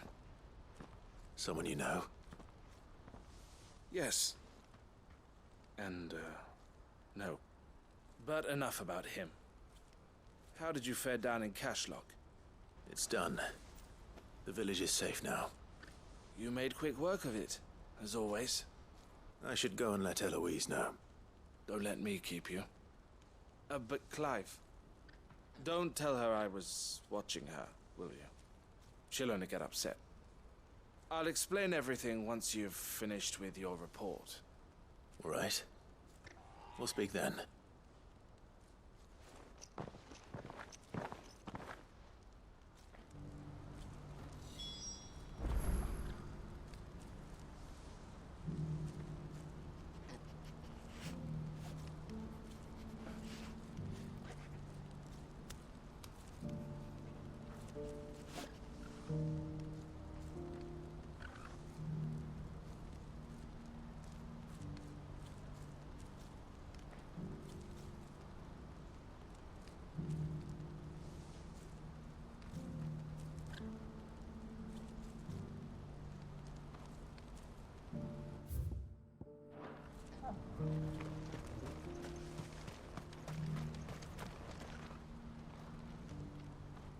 Eloise, I just got back from Cashlock. The village should be safe now. Thank you, Clive. Here, something for your trouble. Well then, now that you have laid the groundwork for our little project, I suppose we'd better finish the job. The first thing we'll need to do is make sure our offer for the bearers is accepted. You're still in negotiations? We are. A trusted colleague has been dealing with the Fist on our behalf, but things have been trickier than we anticipated. I suppose it's to be expected. This is the army we're dealing with. Fighting's what they do. But we shall emerge victorious in the end. Well, if you need any help, you know where to find me. I'm not sure I do, but thank you all the same.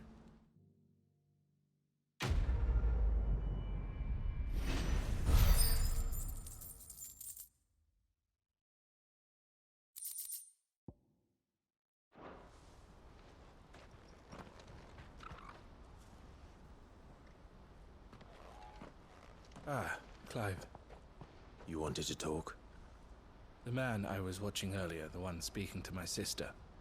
He represents the Silver Peak Consortium. It's one of the bigger trading houses. I don't think I've heard of them. Well, every trader in Dhalmekia has. They operate across the length and breadth of the Republic. And they're still expanding. They've been trying to get Eloise to join their ranks for some time now. And judging by her reaction earlier, I'd say she had half a mind to accept their latest offer. And you'd rather she didn't? I would rather she did what makes her happy. And I would never deny her such an opportunity. Eloise saved me from slavery. And we have striven to save others like me ever since. But this was not the life my sister wanted, nor the one she deserves. I won't let her give up on her dreams again for my sake. She freed me from my bonds, and she must be freed from hers in turn. You're a good man, Theo. I have always been grateful for what my sister did for me, and I want to repay the favor by letting her live her own life. But each time an opportunity to do just that arises, she turns it down. For my sake. She loves you. And I love her. Which is why I want this time to be different. To show her that I don't need to be watched over anymore. Though I'm sure I'll still need some help from time to time. I trust that I can count on you. Always. Thank you, Clive. Well then, I had better get back to work. These bearers aren't going to move themselves. That's a job for the Crimson Caravans.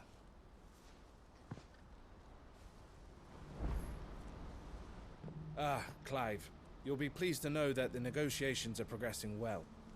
That is good news. Yes. Our comrade in Randala has just sent word that the contract should be signed very soon. But I still have much and more to prepare. It's a huge undertaking moving this many bearers at once. You couldn't do me a quick favor, could you? What is it this time? More wild beasts? Nothing like that. I just need you to go over to the caravans and ask El how long we have until the bearers arrive. Find out exactly how much faster I need to get all these supplies moved. All right. I'll go and ask. Thanks, Clive. I owe you one.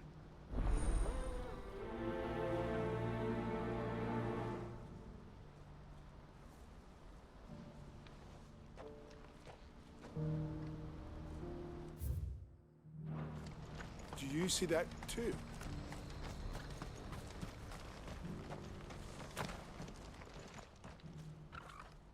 Don't blame yourself, El. This is their fault, not yours. I know, but... No buts about it, all right?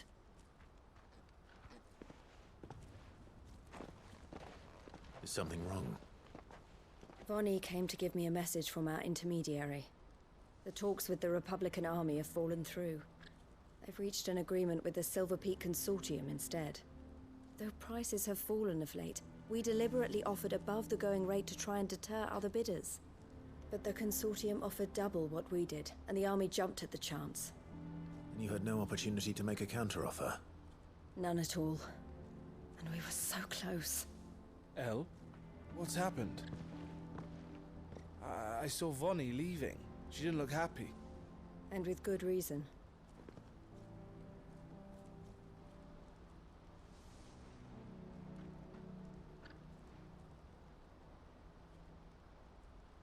But I thought we were the only ones the Fist was speaking to about the bearers. How did the Consortium even find out about this? It's not so surprising. They have ears all over the Republic. This isn't over. The Consortium will have to sell these bearers eventually, and at the price they paid, buyers will be few and far between.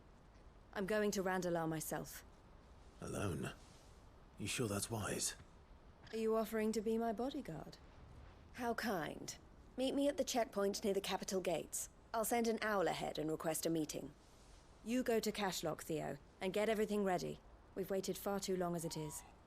Even if I fail to free these bearers, there will be others. Someone needs to prepare the place and keep any prowling beasts at bay. Oh, and that's me, is it?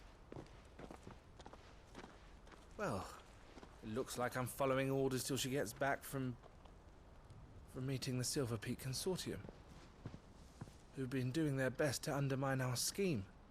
She'll never join them after this, surely.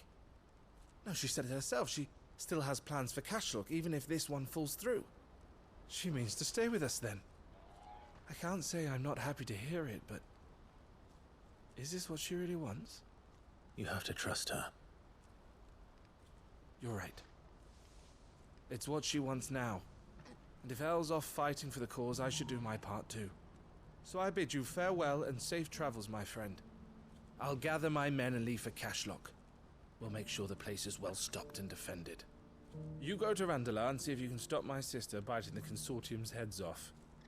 If she won't consider her prospects, someone has to. I'll do my best.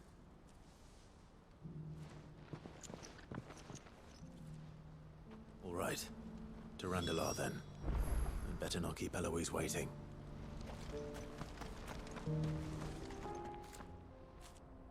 I hope I didn't keep you waiting. Did you arrange to speak with the Consortium? Here they are now. You wish to consult with me? I did. It's about the bearers you recently purchased from the Fist. We had all but finished making arrangements to buy them ourselves, and then you stepped into the fray. You misunderstand. The Consortium had an interest in purchasing them from the very first. It was only our regard for you that kept us from bidding. But your hesitancy in accepting our offer to you suggested that the regard was not mutual. And so we resumed our business. I did not hesitate. I am simply not inclined to make such decisions without first giving them due consideration. But what is done is done. Come then. How much do you want for them? Alas, you are too late yet again. We rarely take on such unconventional merchandise without a purchaser in mind. The bearers belong to him now. Who is your buyer? A trader from across the water. A most demanding fellow, if it's any consolation. He insisted the bearers be fed, dressed, even given their own bunks for the voyage over. That's what you get when you deal with continental types. I wouldn't know. Oh yes, the culture on the continent is quite different to ours. They pay good money for bearers not fit for the knacker's yard, and treat them like kings.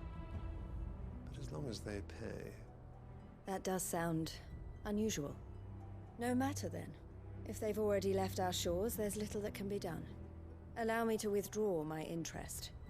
And with it, my interest in joining your organization. My associates will be sorry to hear that.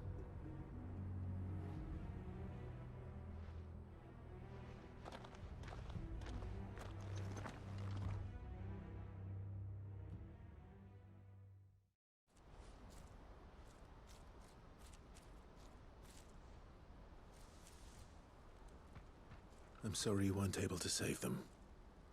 As am I. But I only have myself to blame. He was right, you see. The Silver Peak Consortium did intend to buy those bearers before I did. Their representative hinted at a possible purchase when he came to recruit me. I feigned interest in joining them in the hope he might be encouraged to tell me more, and he did just that. As soon as he left, I sent my own offer to Randalar. So you never... No.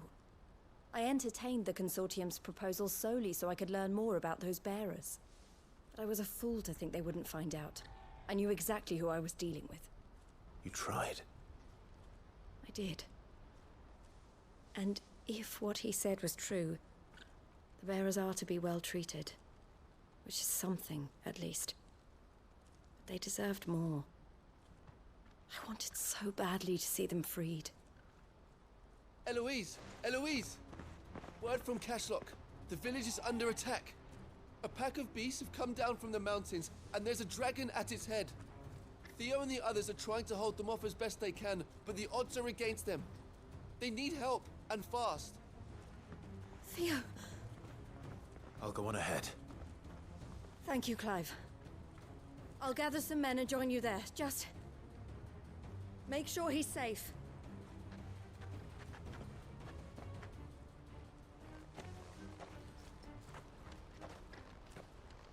Hold on, Theo.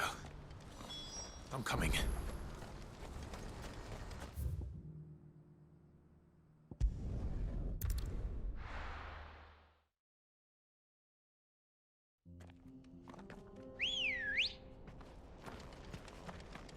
Good girl.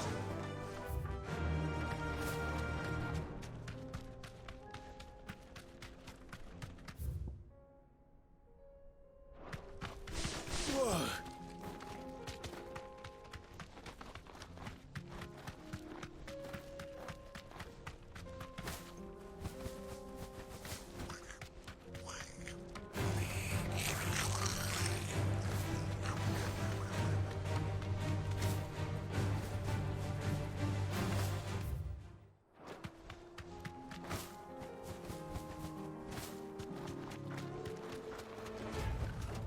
That'll do, girl.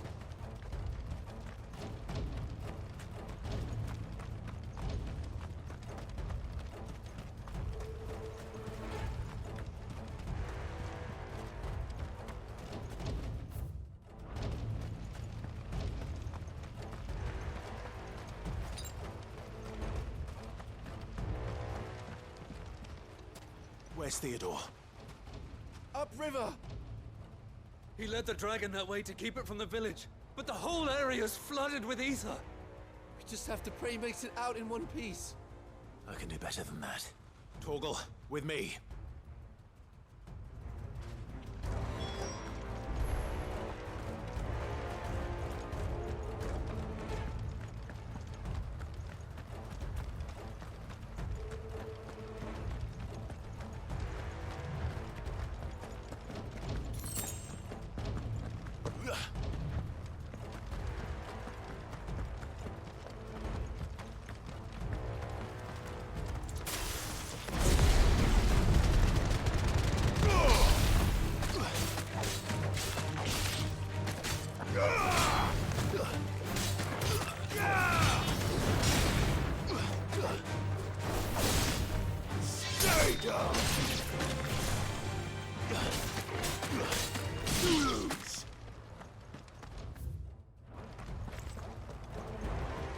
Where are you, Theo?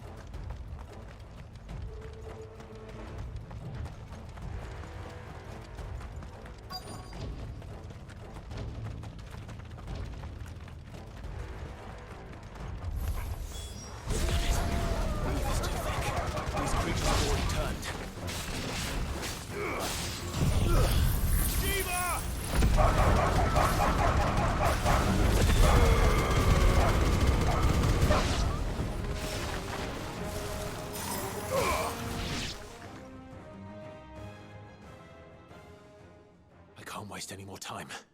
I need to find Theodore before that dragon does.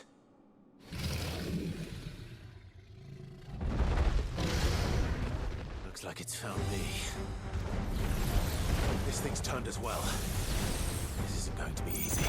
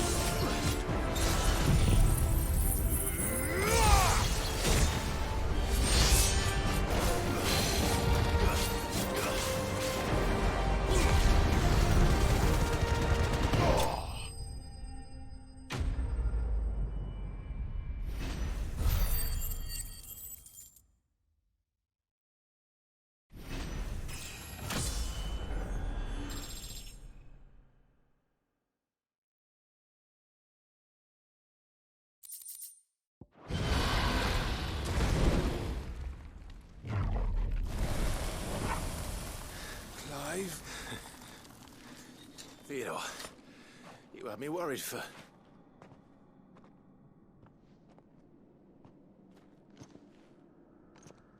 We have to get you out of here.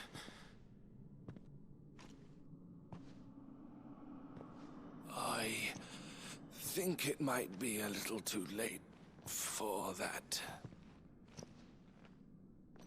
Bearer or no, there's only so much ether a man can take, and that Drake just wouldn't let me leave. You have my thanks, Sid, for finishing what I could not. For keeping Elle's dream. Theodore!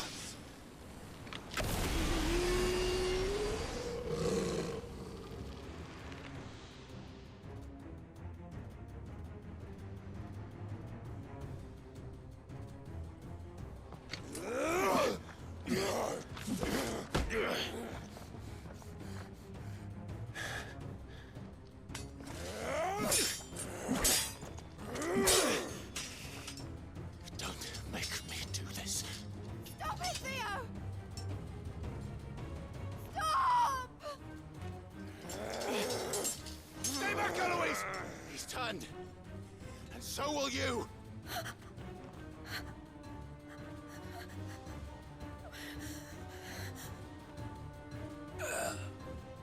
Elle. Theodore.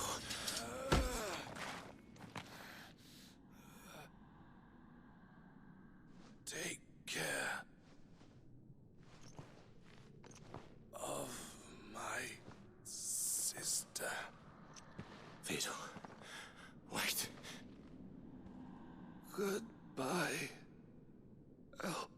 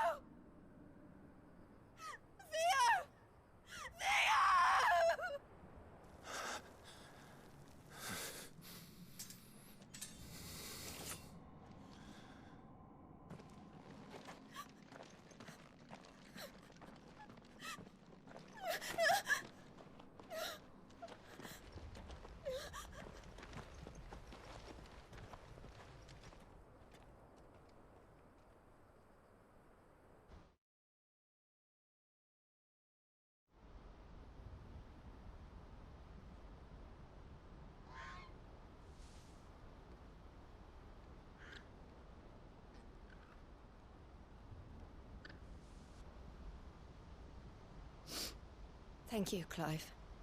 I think I'll be all right now. That was true bravery he showed. Leading the dragon away from the village like that. His first instinct was always to protect people. To put others' well-being before his own. And now he's gone. Because I sent him to that place, against his will. It wasn't against his will. He was ready to do whatever it took to show you he could stand on his own. So that you would finally be free to live your own life. To live my own life? He never could come to terms with the choice I made. What exactly happened? You once told me Theo was the first bearer you ever helped.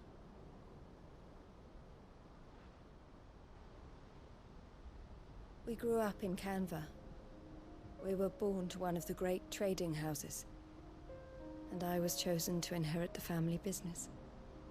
I had my father's head for figures, you see. Theo did not. While I studied the art of commerce, he played at soldiers instead. A late bloomer. In more ways than one. For unlike most bearers, it wasn't until his 15th summer that his powers awakened. My parents tried to drive him out of the house and into the care of the constables. But before they could, I took him into mine. Theo told me something else. He clearly admired your devotion to the cause of freeing others like him from slavery. But he said you deserved a better life than this.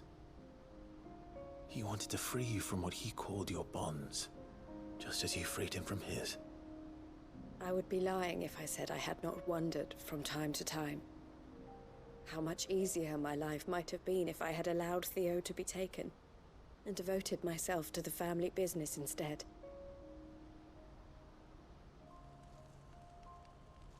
But I have never regretted the decision I made. Being with my brother meant more to me than tradition or reputation. I only had to look at him to remind myself of that night and the choice I made and the fact that I would make the same choice again in a heartbeat.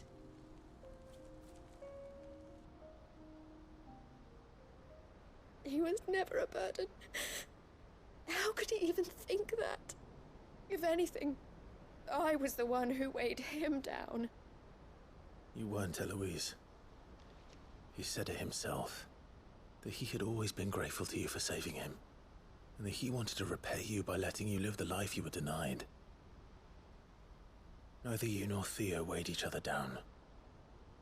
You loved one another. You did whatever was necessary to continue living your lives together, and you always would have. You're right. All I ever wanted, all I ever did, it was so we could be together. Oh, Theo, why did you have to...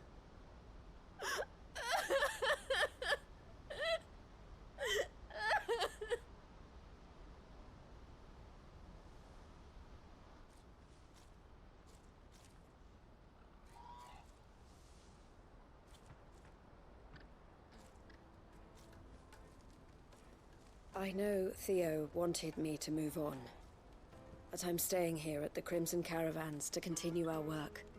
We can make a difference here. We can help people, save them. I need nothing more from life than that. So I'll carry on doing what we do, ensuring that goods, people, bearers get where they need to be, bringing smiles to people's faces just like we always have, and to Theo's. Wherever he is. This is the life I have chosen. The life I will always choose. I've made a choice of my own, to continue helping you however I can. Whenever you need it. Thank you, Clive. Let's go on together then. For Theodore.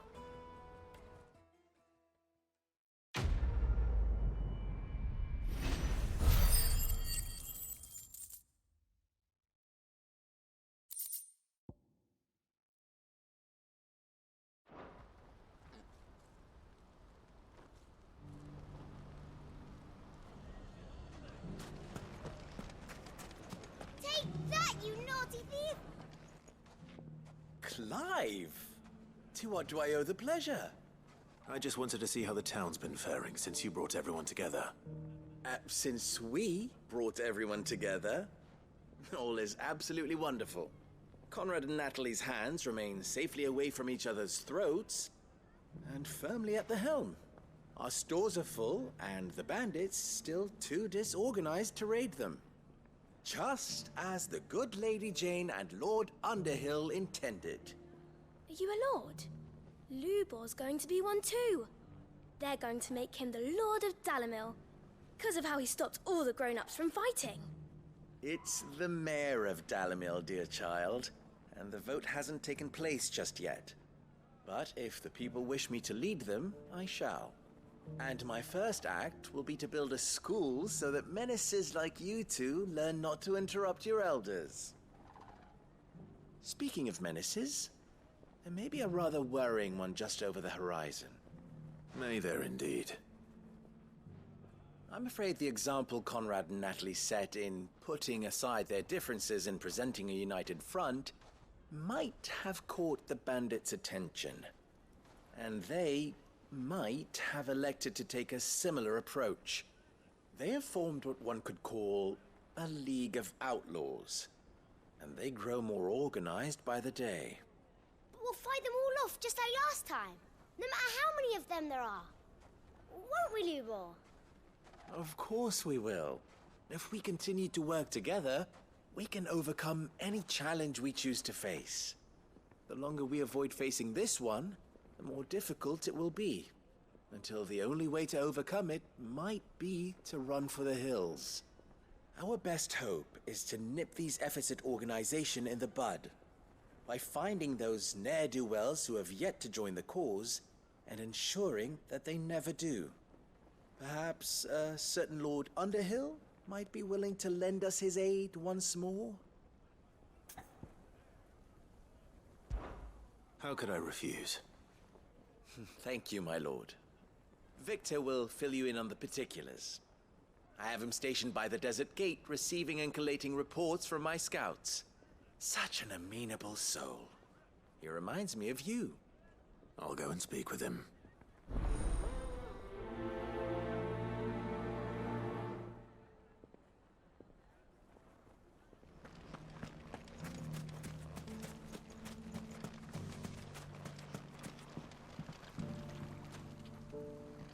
Still in Dhalmekia, Victor? Ah, Sid. I thought you'd have returned to Cosnis by now. I did. Then I came back.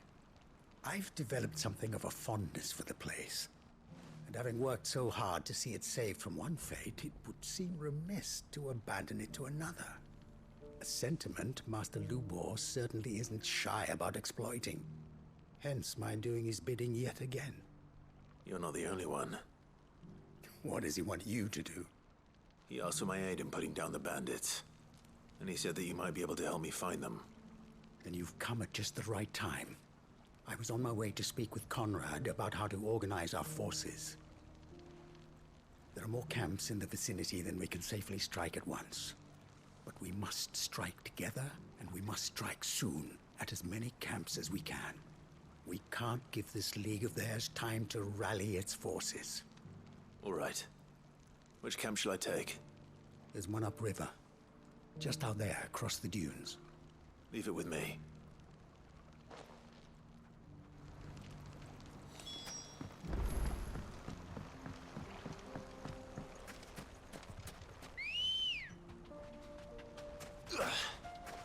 Come on. Yeah. Those ne'er-do-wells want to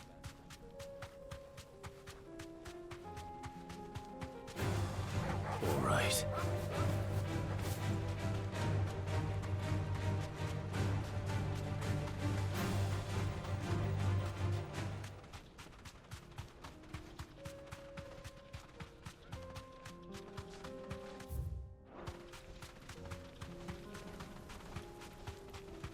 That must be the camp Victor mentioned.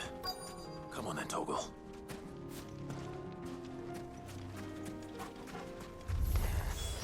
That's him! The one who killed Rock! Fingers! Take his head off!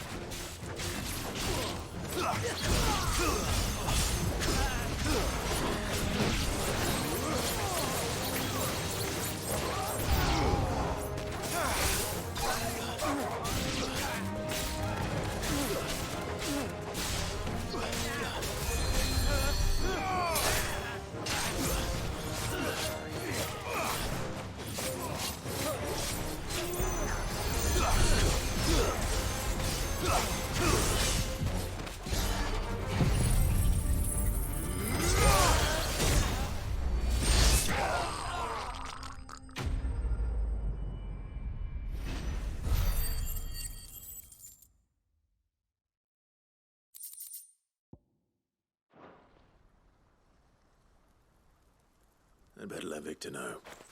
Sid, where are you?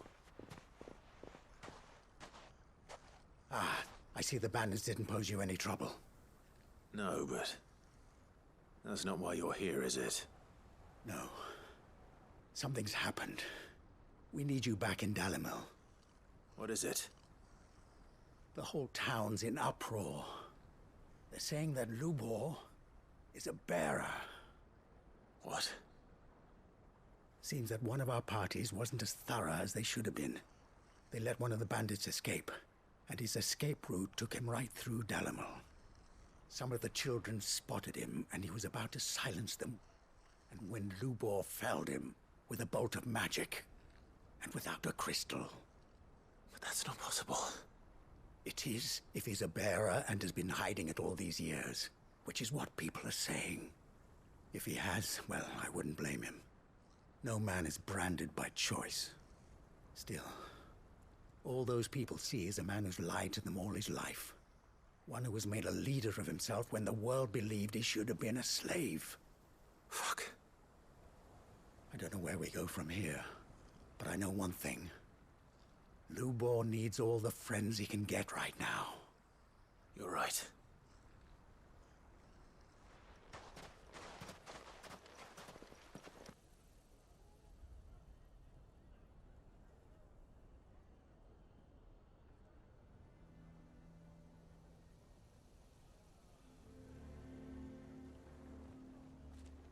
And now everyone knows. I made it a habit to keep a crystal close at hand for just such an occasion. And when that occasion arose, I forgot to reach for it. Well, it was bound to come out sooner or later. We're sorry, Lubor. We tried to keep running. But we just couldn't anymore. There's nothing to be sorry for. I rather enjoyed playing the hero for once. All that matters to me is that you two are safe. Look at him talking to his betters like it's nothing. All lies, I'll wager. Just like the ones he fed us all these years. Once people make up their minds, it's hard to change them. We need to do something, and quickly. Convince the people not to let their prejudices blind them. Convince them that nothing has changed. That their enemy lies outside these walls, not within them. You're right. We should speak to everyone. I'm glad you agree. I'll handle the townsfolk.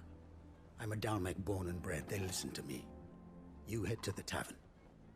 Make Conrad and Natalie remember who Lubor really is. They know that Lubor and I are friends. I might not make for the most impartial of interlocutors. Lord Underhill of Randalar's League of Merchants, however, is a trusted and impartial mediator of note. I'll do what I can.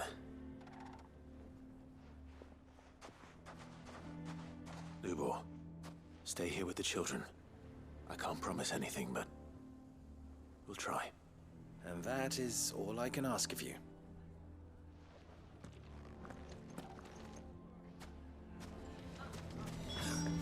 Why are you taking the bearer's side, Victor? Why do they always have to make such a fuss outside? It's driving away our customers. He knew all along that he was playing us for fools. And we fell for it. We followed him. A bearer. Forgive me for disturbing you, but could I have a moment of your time? I've seen your face before. As have I. Lord Underhill, wasn't it? Of the League of Merchants. That's right. I wanted to speak to you about Lubor. The rumors that he's a bearer. All true, I'm afraid. He'll never be mayor now. Not if I have anything to do with it. But what of his wares? Bearer or no, his steel is highly valued throughout the Republic. In this at least, he's done the town a service. Might that not earn him a little leniency? Leniency? He pretended to be one of us when he was laughing behind our backs all the while. I'm sorry, my lord, but he lied to us. He lied to you. He cannot be trusted. So what do you propose? Will you drive him from his home? Close his forge? Perhaps. That is a question for the people of Dhalmekia, and they will thank you not to get involved.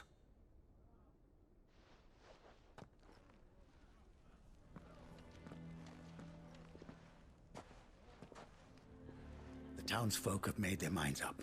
There was nothing I could do. Nor I. Conrad and Natalie refused to consider anything but their own wounded pride. You never know.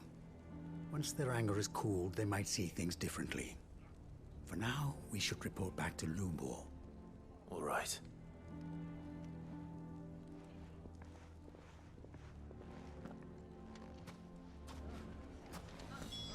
Why the hell would Victor take the bearer's side?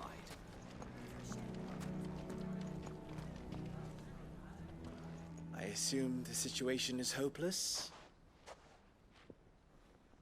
There's still hope. But...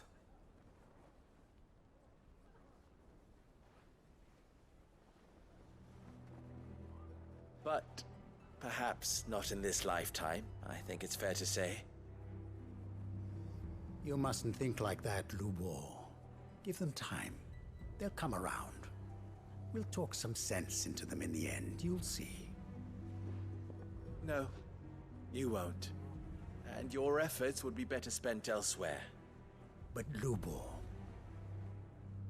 Rosina would often tell me that steel does not lie, that a blade is a reflection of the smith who forged it. To yourself be true, that was her point. Rather an ironic one when you consider that her life was taken with a blade of her own making. But I do not doubt that she was always true to herself and what she believed in, right to the end. And so must I be. I must do what I know to be right, no matter what others might think of me. And now, I know what that is. I must embrace my new role of villain so that the people of Dhalmekia have something to unite against. For only united can they hope to stand against the threat that awaits them. I'll need to make a suitably dramatic exit, of course. Don't go, Lubor. You're the only one who was ever kind to us. We'll be all alone. Again. Trust me, little ones. It is for the best that I go. Not only for the town, but for you, too. How could it possibly be for the best? These children need you. The least you can do is give the townspeople a chance to change their minds. I would not take it, Victor. It's over. Over, you say? And so just like that, you're going to throw this town and these children to the wolves?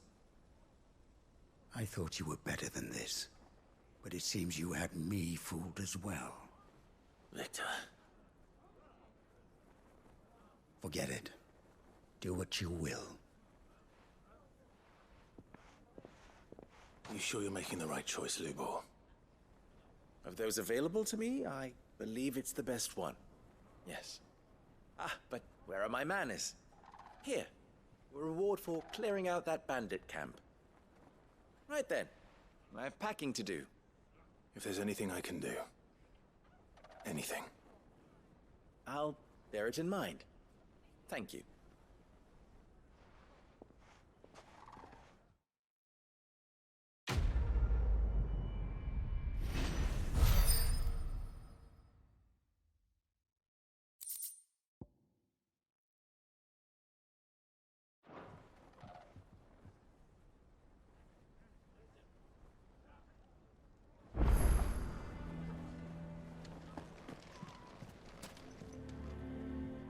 Here to help me pack? Thanks, but I'll be traveling light. I'm almost finished already, in fact. You're really going to go through with this, then? I am. But before I go, there is one small issue I'd like your assistance with. Well, two, in fact. If it's within my power to help you, I will.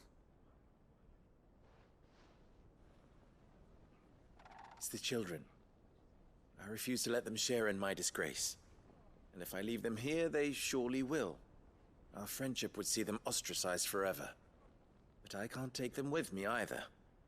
I can think of only one place where they are certain to be safe, and provided for, and loved. The Hideaway. Of course. The children will be more than welcome. Thank you, Clive. I will not forget this. Lubor, are you still here? What is it, Ferda? You look pale. There's been a flood in the Velcroy, a damn big one. The League of Outlaws encampment was completely submerged in ether. What? Every last one of the bastards has turned, and they're headed this way. Bandits are one thing, but Akashic bandits are quite another. The town guard won't stand a chance against them. We need to evacuate. There's no time to lose. Ferda, gather the men. The Akashic may strike at any moment.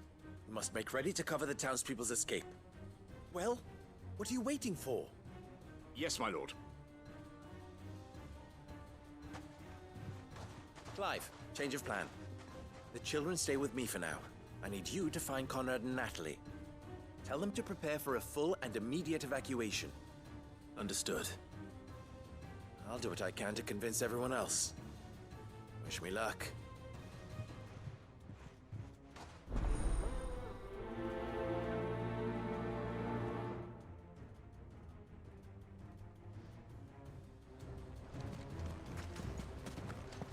You have to listen to me. They're coming. You need to evacuate. Know your place, I think we'd better shut up. What's Lubor raving about now?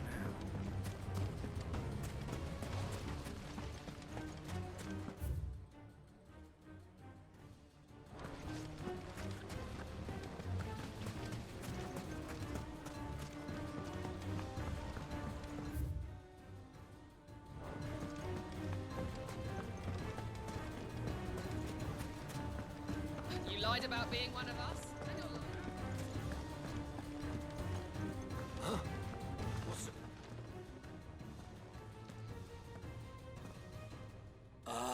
It's you. What do you want, Lord Underhill? To pass on an important message. There's been an ether flood out in the Velcroy. The camp where the so-called League of Outlaws were gathering has been swallowed. They're no longer just bandits. They're Akashic now, and they could be here at any moment. You need to begin preparing for a full-scale evacuation right away. Oh, do we? And who was it who gave you this disturbing news, might I ask? Lubor, perhaps? The man spreading the same poison out in the square as we speak. You may believe his lies, my lord, but we know better. But why would he lie about something like this? Some twisted attempt at revenge, perhaps. If he had not been unmasked, he may well have been elected our leader. A great honor for one of his kind. One he might well feel aggrieved at having been denied. Lord Underhill, forgive me, but it has become all too evident where your sympathies lie. Lubor cannot be trusted, and neither, therefore, can you. You may not trust me, but for the sake of your people, ask yourselves if there is any chance that this is true. There isn't. You can be certain of that. Now be off with you. You're making a mistake. It's no use. They're not going to listen to me. We'll just have to do what we can without them. I should speak to Lord Furder. Need to evacuate. Know your place, bearer.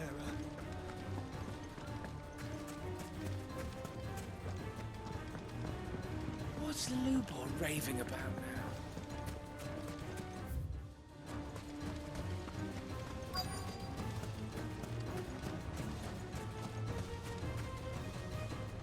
Lord Furder. Sid, what's wrong? I went to warn Conrad and Natalie about the Akashic, but they wouldn't listen. They've convinced themselves that nothing Lubor says can be trusted. The bloody fools. Which means the town guard can't be counted on for support. But I can. If there's anything I can do to help you defend Dhalmekia, you only have to ask. I appreciate it. Sid! Further! I've been looking for you everywhere. Victor? I thought you'd left. I couldn't abandon a friend in need. And Lubor is in need at this very moment. Come quickly.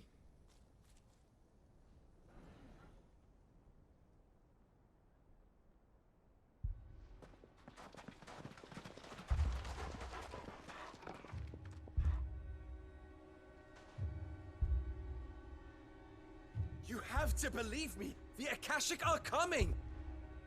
They don't eat, they don't sleep, they don't tire, and they don't care who they kill. They're unlike anything that's come before. There will be no parley, no mercy granted. We may have saved the town once, but this is different. ask that you forgive me, but please believe me. If you do not run, you will die.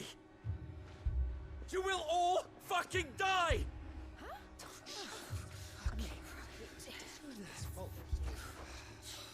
You'd like that. Wouldn't you, bearer? Yeah, with us out of the way, your kind will be free to claim Dhalmekia for yourselves. You should run! Run, bearer! Yeah, run! Run! Far away! Run! Just go on. Yeah. Yeah. Yes! Go. Come on, then. Go on, go! Just go. Lubor, wait. Someone's coming. Come on! Stop! You're hurting him!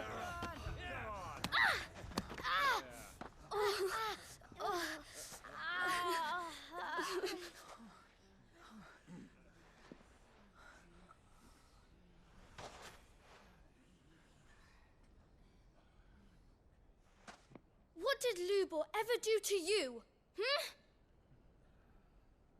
He solves all your stupid problems and he keeps all of you safe. You know there's nothing he wouldn't do for this town. Who was it who made that cleaver you use every day, Conrad? And what about your counting table, Natalie? Who fixed that? Whose men make sure the streets are clean so all your boots don't get dirty? Who spends all day, every day making sure things run smoothly round here? And none of you ever say thank you. Ever. But did Lubor ever complain? Well, does he ever stop smiling? He keeps this whole place going. And you act like it doesn't even exist!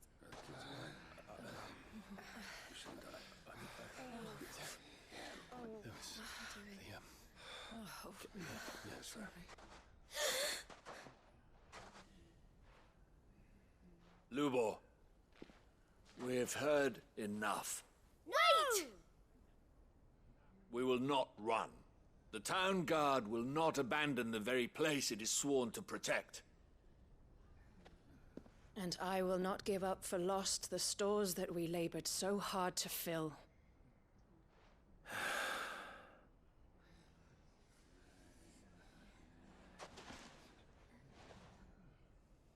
So tell us, how do you propose we deal with these Akashic of yours?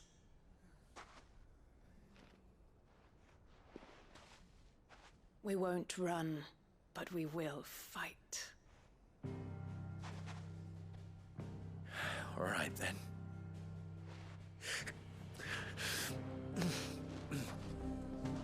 Fine.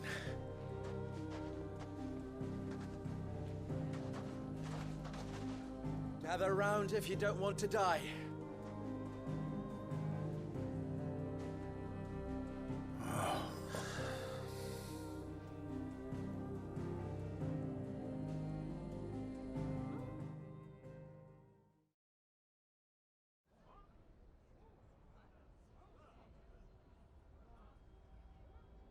Allow me to explain the situation. The ether flood occurred near the village of Cheratina, deep in the Velcroy. The place had been abandoned for years, until the League of Outlaws decided to make it their base of operations. Now they're all turned, and if the scouts' reports are correct, heading in this direction. They are mindless monsters, driven only by hate and rage. And they are utterly unpredictable. With the bandits, we at least knew how and where they were likely to attack. When these creatures come, Dhalmekia will have the bitterest fight it has ever faced on its hands. The town guard will muster at the north gate. The rest of us will take the south. Both forces will provide men to serve as scouts and messengers, ready to spread word of the size and nature of the Akashic force as soon as it is spotted. And as soon as it has been, we will converge on its position and see that it is driven back from Dhalmekia at all costs. Conrad, can I count on the support of the town guard? Always. I leave the selection and coordination of the messengers in your hands, Victor. And the command of our men in yours, Ferda. If you would both be so kind. Consider it done. As you wish. Natalie, I would ask that you and your people have the townsfolk barricade themselves inside the bathhouse. And tell the merchant not to waste time securing anything beside the essentials.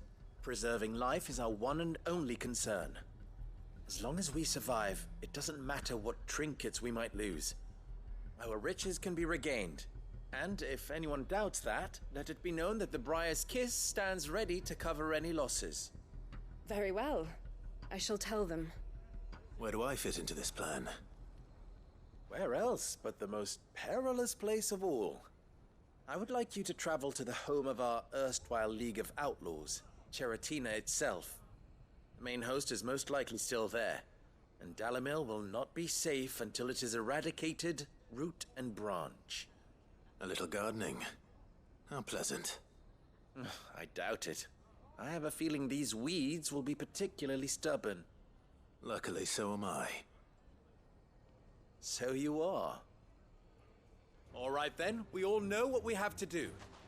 Now it's simply a matter of doing it. For Dhalmekia.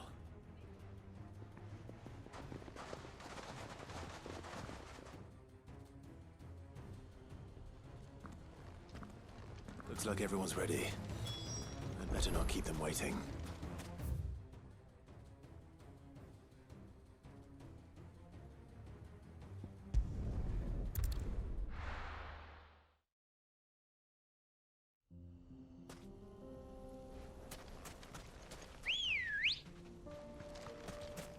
Let's go.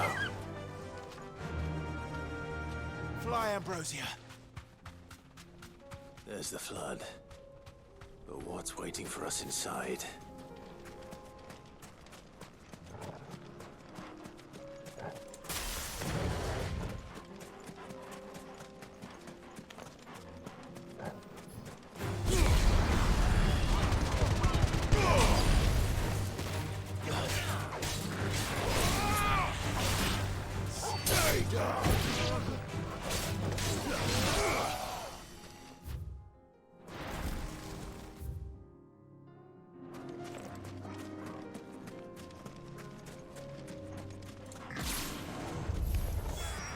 Can't leave a single one alive.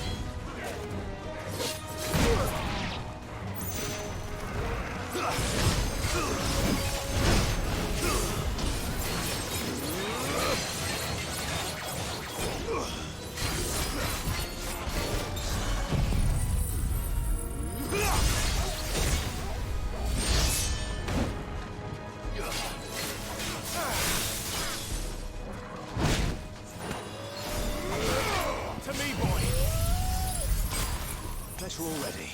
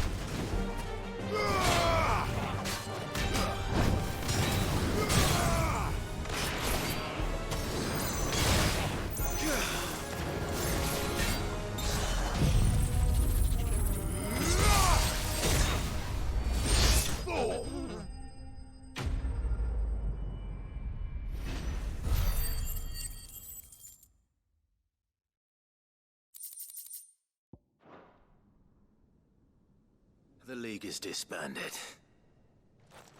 I should get back to Dhalmekia and see how the others fared.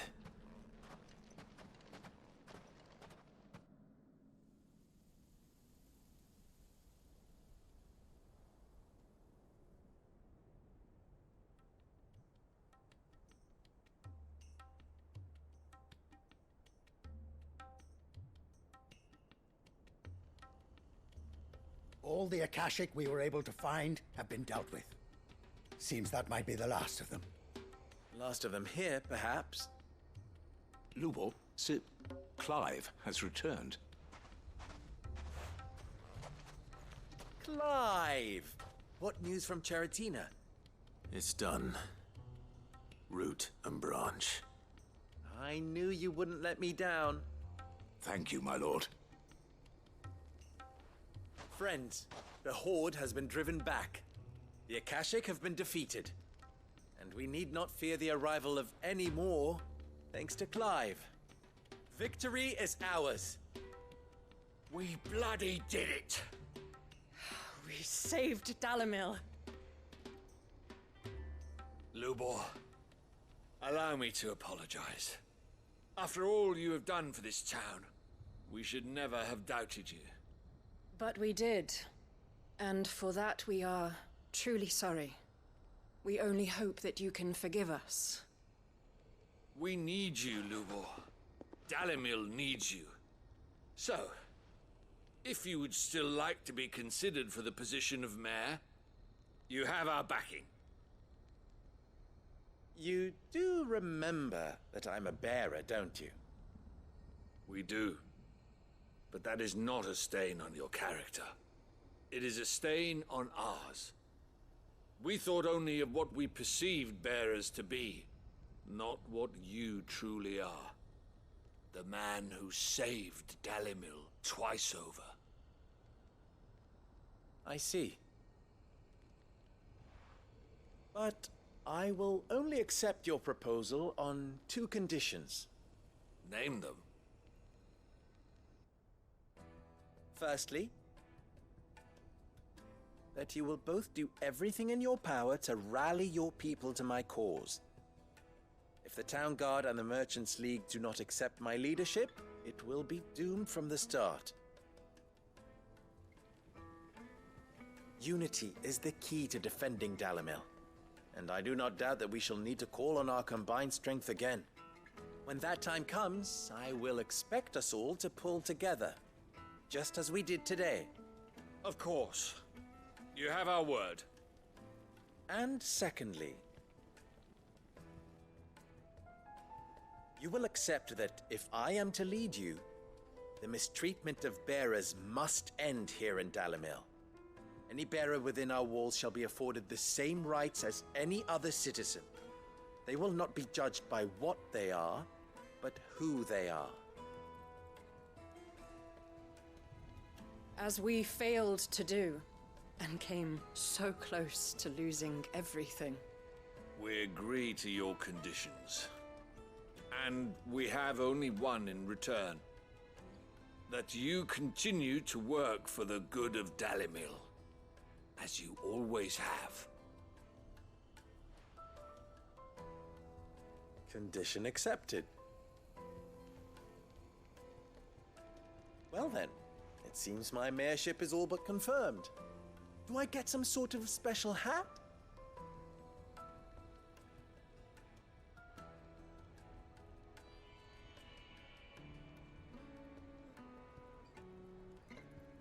How fickle fate can be. Not so long ago, I had resigned myself to leaving Dhalmekia in disgrace. And now, I find myself her leader. Here. For everything.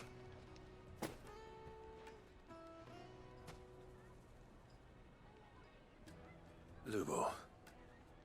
About the children. Fear not. You are, of course, relieved of your responsibility. I would sooner face another horde of Akashic than see them brought up as outlaws. I'll make sure they're safe here. I don't doubt that you will. And not just the children, but everyone in Dhalmekia. I'll do my best. Can't have all your hard work going to waste.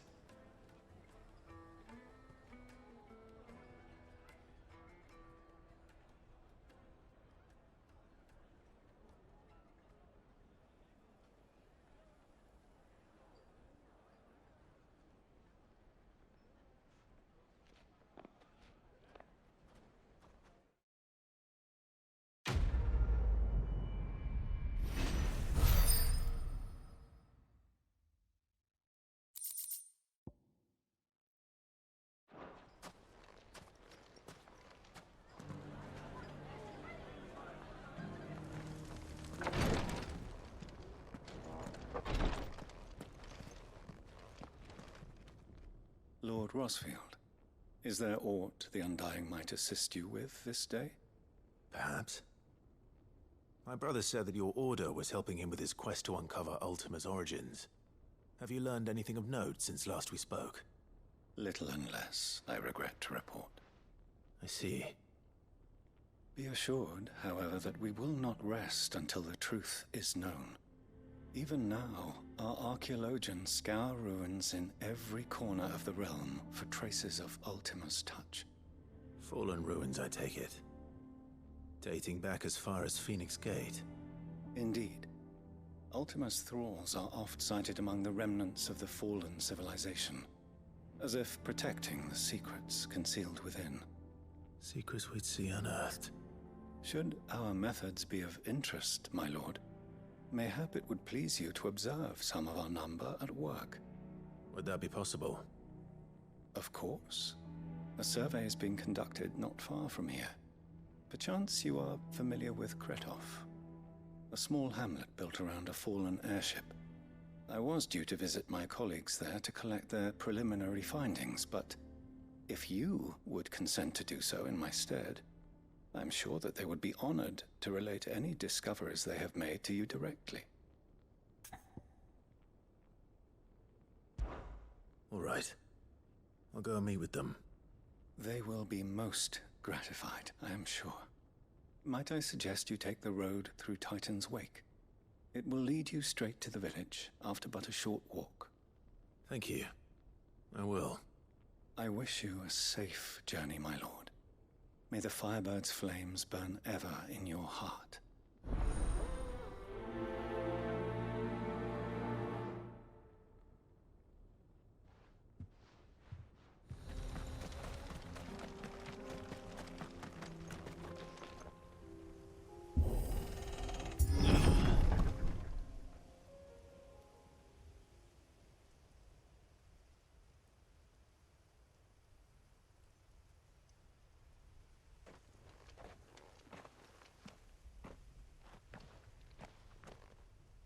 Oh no.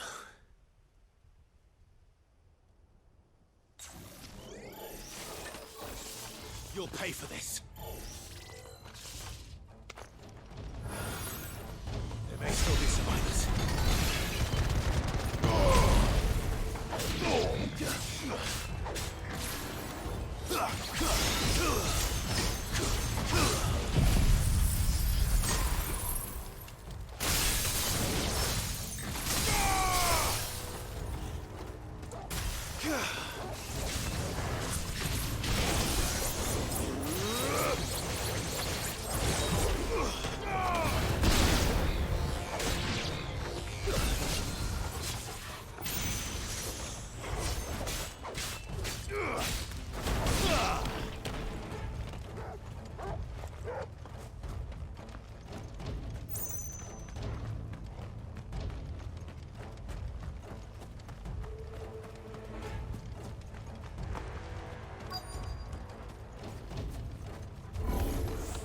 Whatever that thing is, I'd say it's their leader.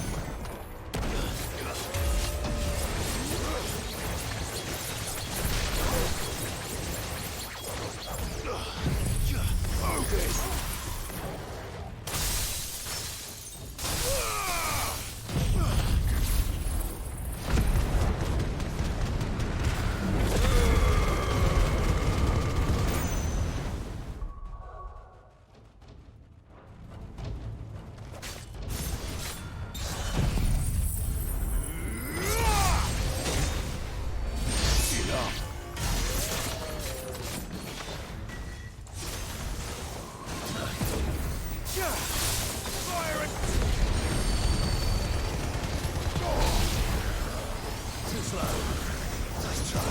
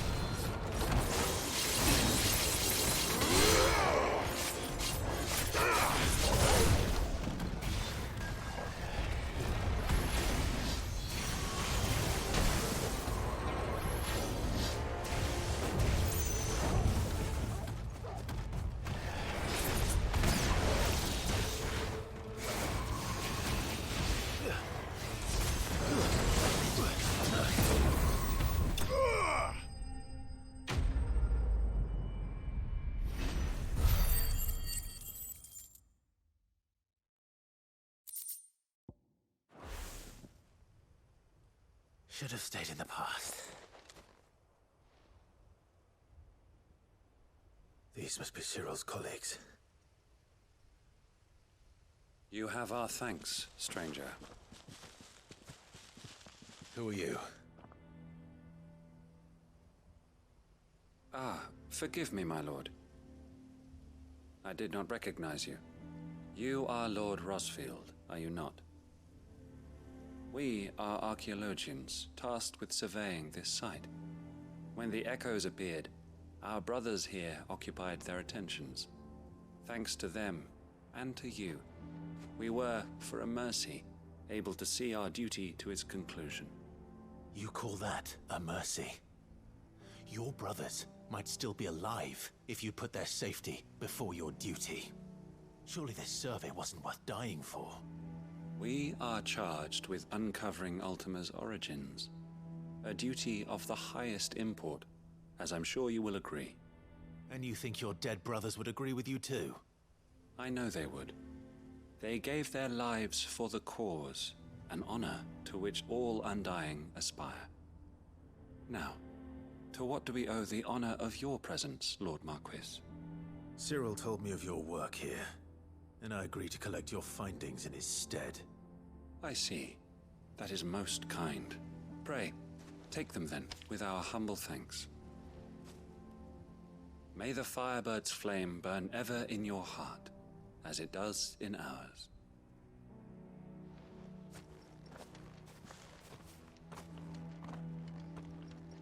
It's one thing to lay down your life for another, but for a survey... I suppose I'd better get this back to Cyril.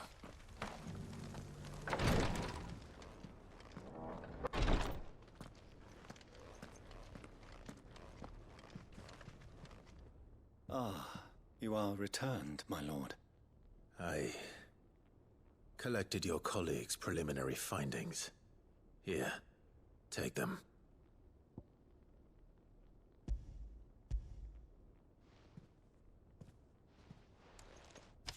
My thanks. I shall study them, and inform you forthwith if I discover aught that might aid you in your fight against Ultima. Cyril, your survey party suffered several losses in Kretov. Losses which could have been avoided, had the others not chosen to complete their work, instead of saving their friends. Were these your orders? No. This was their choice. Every Undying devotes his life to the service of the Phoenix. It is our sole duty, and should we die in discharging it, so be it. Even when death is avoidable. My lord, I fear that this is not a point over which it would be fruitful to argue. The Undying have served the Phoenix for countless generations, and your opinion of our methods, however earnest, is not like to change them. We live to serve the Phoenix. Our very order exists for that purpose, and that purpose alone. Cyril, I know that you and your brethren answer only to Joshua, but allow me to offer you a word of advice. It does not further the cause of the Phoenix to have his loyal followers surrender their lives without good reason. Provide your survey parties with an escort, that they might live to do their duty for years to come. Think not only of how you can serve the Phoenix, but how Joshua would want you to serve him. Please. For all our sakes. I thank you for your advice, my lord. If you will permit me to respond, our faith in his grace, Joshua Rosfield, is absolute. And we of the Undying will do what we believe is right to fulfill our duty unto him. As first shield to the Phoenix, I am sure you understand what it means to do one's duty. I do. Then we are of the same mind. And it is my hope that we may continue to do our duty together.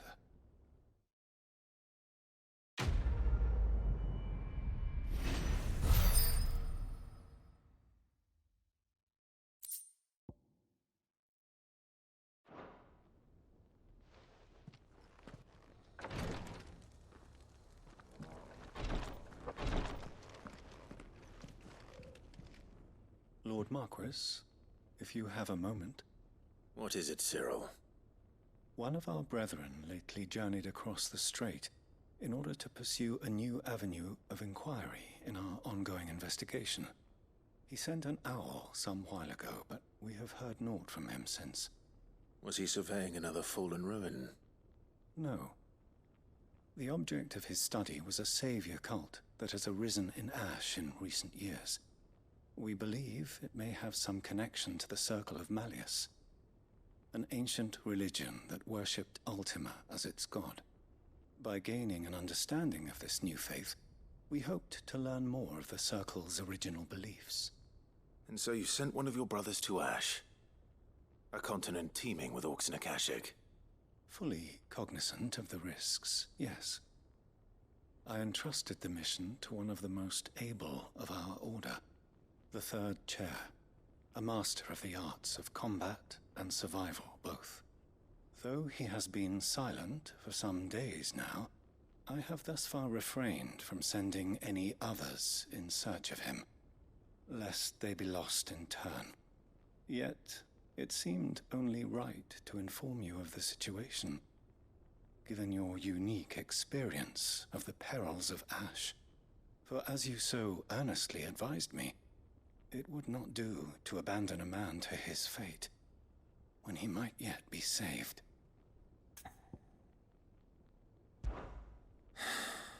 It would not. But Ash is a big place. Can you be any more specific? Perhaps. The last owl I received from him mentioned a village where he had heard the cult were wont to assemble. Mickleburg was its name. It lies in the southern reaches of Waloed. If aught ill befell him, I expect it did so there. All right. I'll see what I can do. You are much too kind, my lord. Go then, with my hopes, and may the Firebird's flame ever burn in your heart.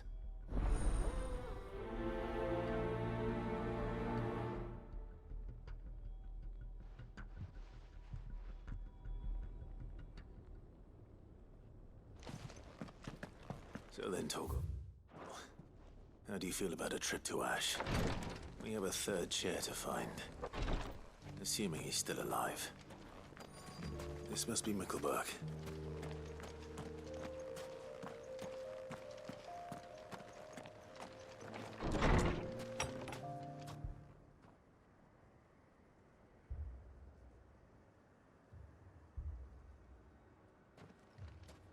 These people aren't turned. And the village seems safe enough at least.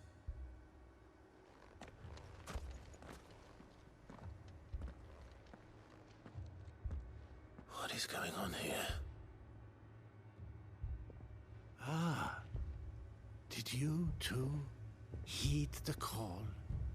Heed the call? No, I came here looking for someone. To be honest, I wasn't sure I'd find him here. Let alone all of you. Is that so? What are you doing here? Is this where you live? It is my home. The others, they heeded the call. You keep saying that. What do you mean? They came here to perform the rite, just as King Barnabas instructed. This village is their altar, where they shall cast their souls upon the gentle waters and give themselves to the Lord. Give themselves? Oh, Lord, cleanse us of our sins. Let us be reborn in your loving arms. Free us from the torment of this mortal realm.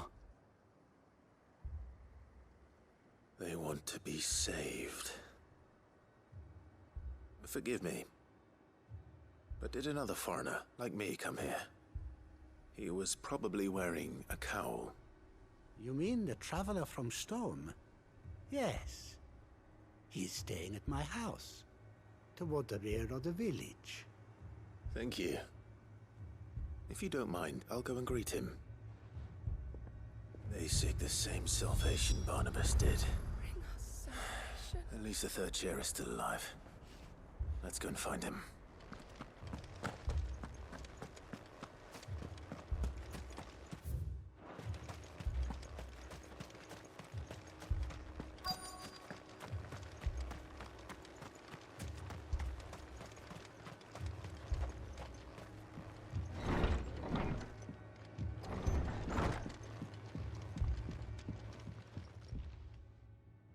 Excuse me. Are you with the Undying? I am. And so it would appear, are you? Lord Rosfield, if I am not mistaken. That's right. And you must be the third chair. I am.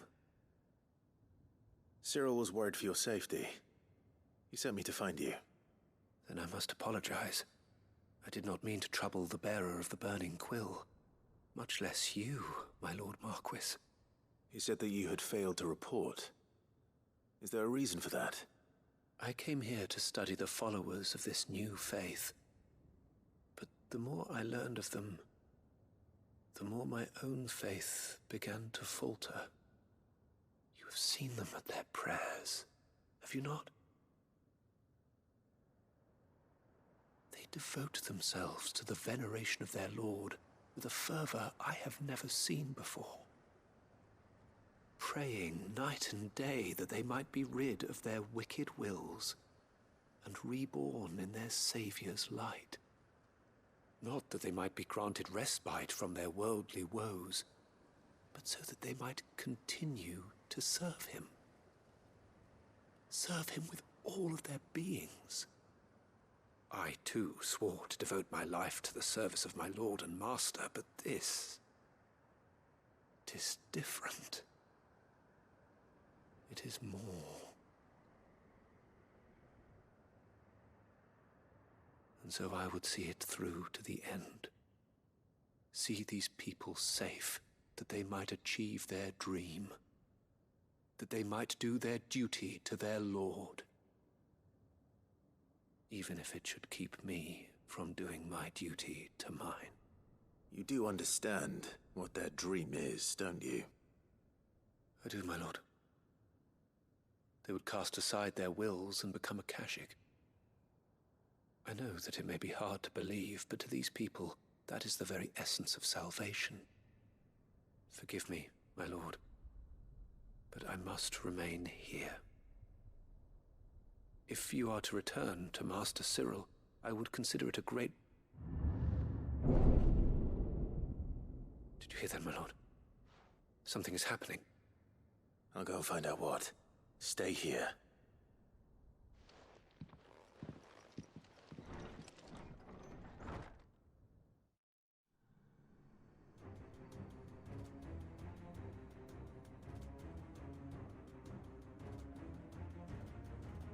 Beneath the flood. Oh no. There must be something I can do.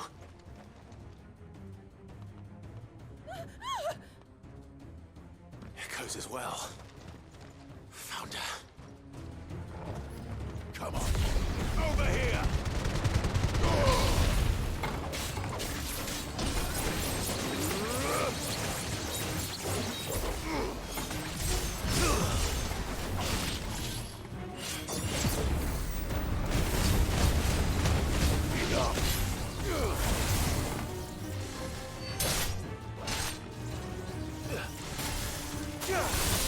It's over.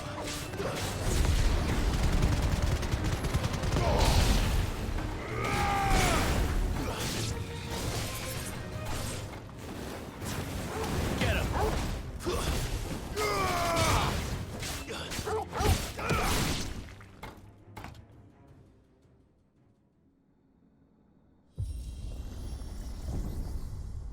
What now?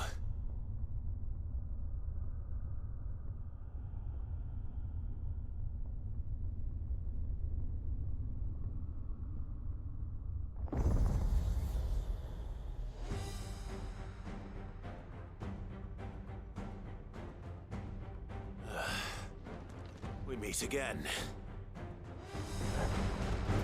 I've killed your kind before.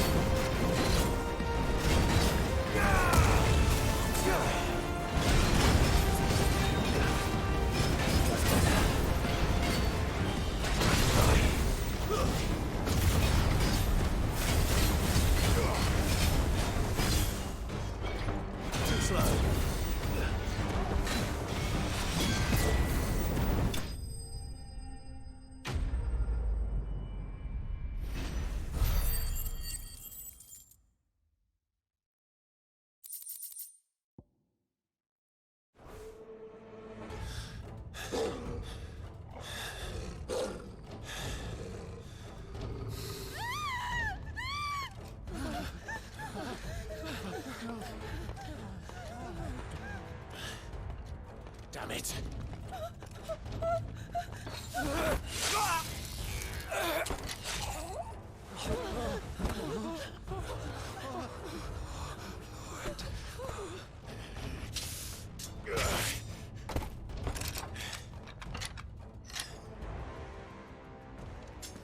Don't you die.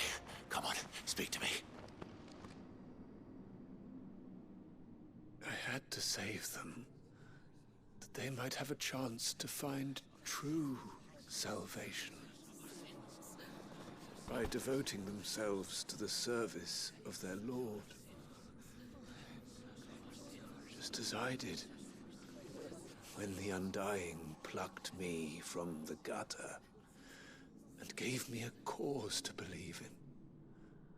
A duty to serve was everything to me, and I would not deny them that fulfillment, even if they must become a Kashik in order to achieve it. Forgive me, my Lord Marquis. I did not mean to trouble you with this. My findings. Could you deliver them to Master Cyril for me? Of course. Your duty will be done.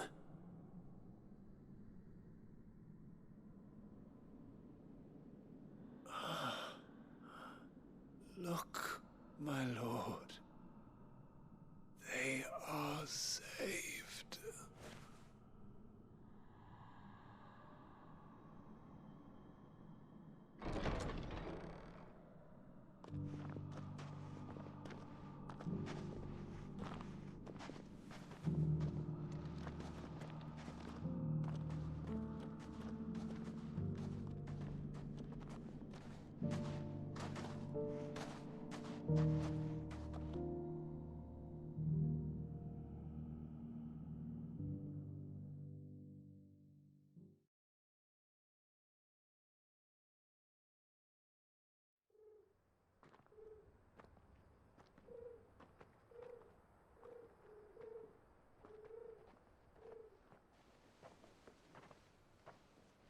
They are saved.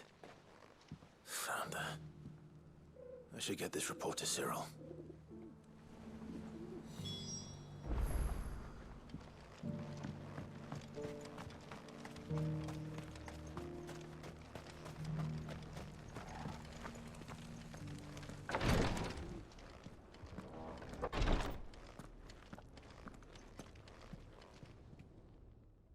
My Lord Marquis, welcome back. I am glad to see you hale and whole. I met with your third chair, Cyril. He bade me deliver his findings to you.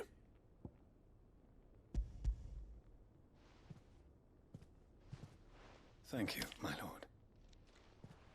He remained in Ash? He died protecting the villagers from an echo. I buried him in Mickelberg. I'm sorry that I couldn't save him. If you could not save him, no one could. The villagers, they were believers in this savior cult. They prayed to their god that they might be unburdened of their wills. Then an ether flood came, and their wish was granted. Your brother sacrificed himself that they might live, even knowing that that life was death by another name. Then he perished defending liberty. A hero's end. For the right to choose how one dies is no less sacred than the right to choose how one lives. Sid would agree. He wanted to build a world where people could die on their own terms. A noble ambition. To die for one's cause is the most perfect expression of one's faith. It matters not how misguided others might judge one's decision to be. Only that the decision is one's own. We live according to the teachings of our order. We believe in them, we protect them, and yes, we die for them. For better or worse, That is our creed.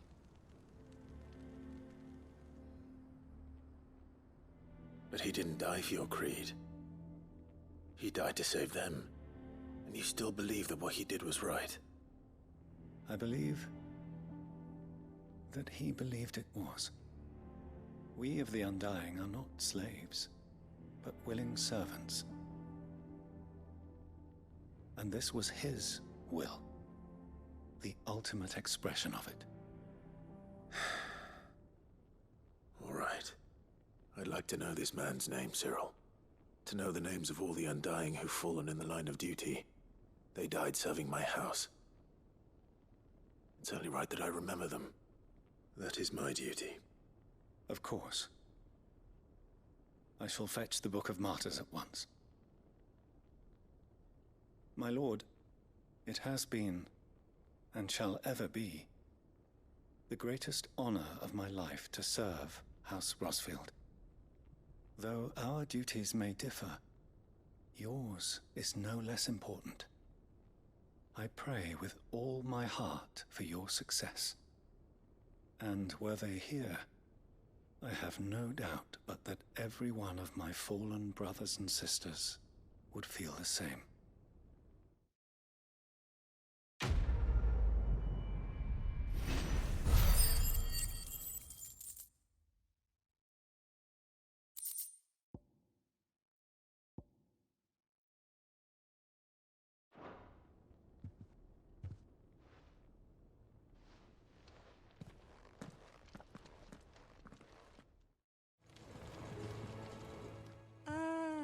Sid!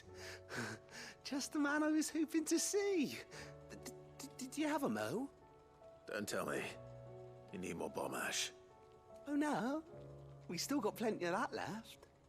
I'm working on bringing another one of the Chief's designs to life. This time, it's a new smelter. It's got a reverberatory hood over the top for additional thermal amplification and a system of reciprocal recirculatory regenerators that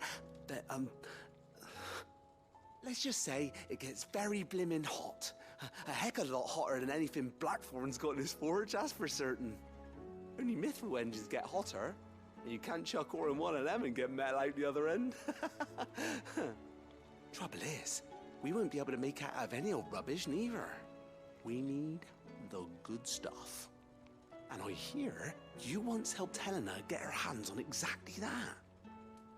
Any chance you could help me too? If it's for the good of the Hideaway, I'd be happy to. Oh, it is. I promise you. So, what exactly is this good stuff you need me to find? We've got a couple of examples here. Spherical echoes, we call them. More fallen materials. So this smelter is similar to the mithril engine in more ways than one. That's right. They're a bit like the thermal helms. Fallen ceramics deal with heat like nothing else, see?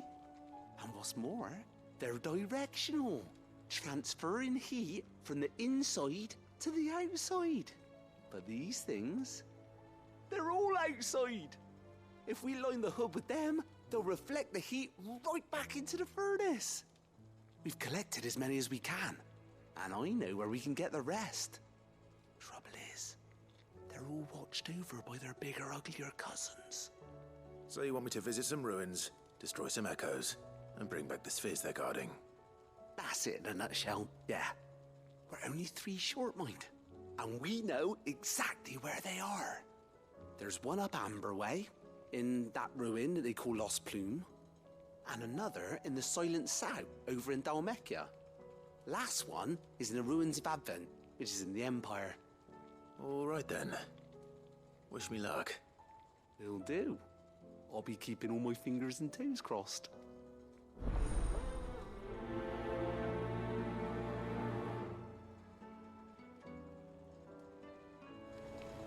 I'll need to deal with these ones first.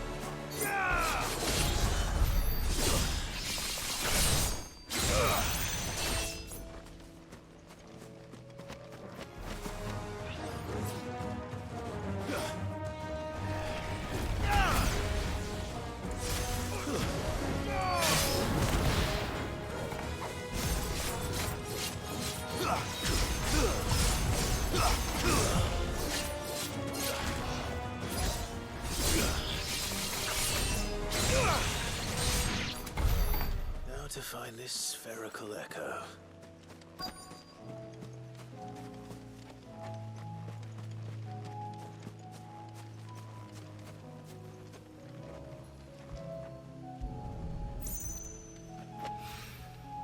This is it. Right then. Just two more to find.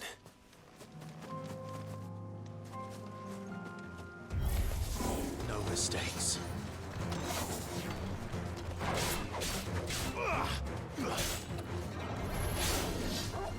Nice try.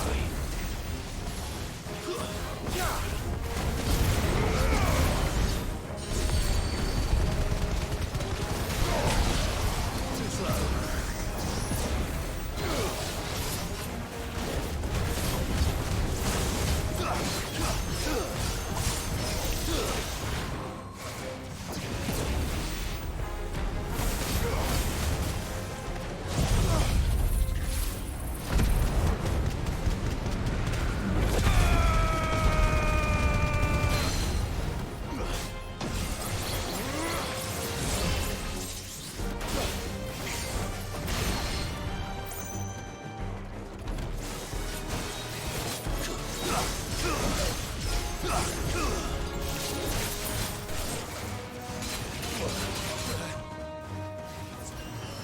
Thanks, boy.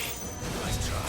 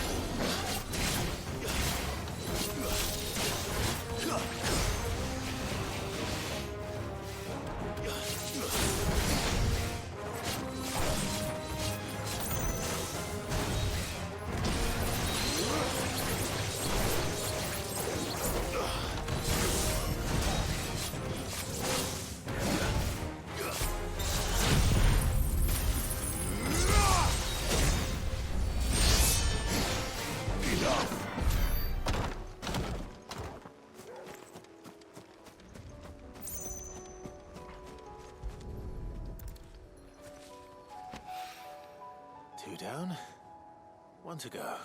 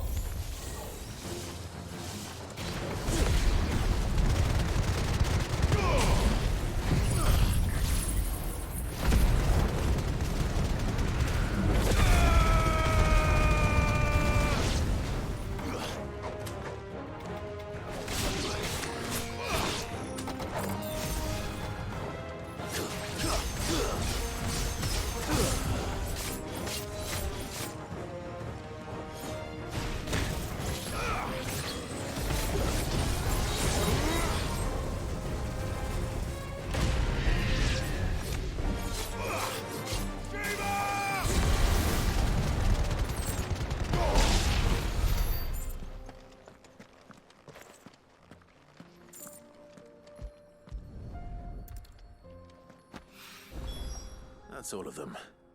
Owain can uncross his toes now. Ah, Sid! Wasn't expecting you back so soon. So, is it good news or bad? Good, thankfully. Here. Ah, that's brilliant! Thanks a blimmin' million! I'll fit 'em to the smelter right away!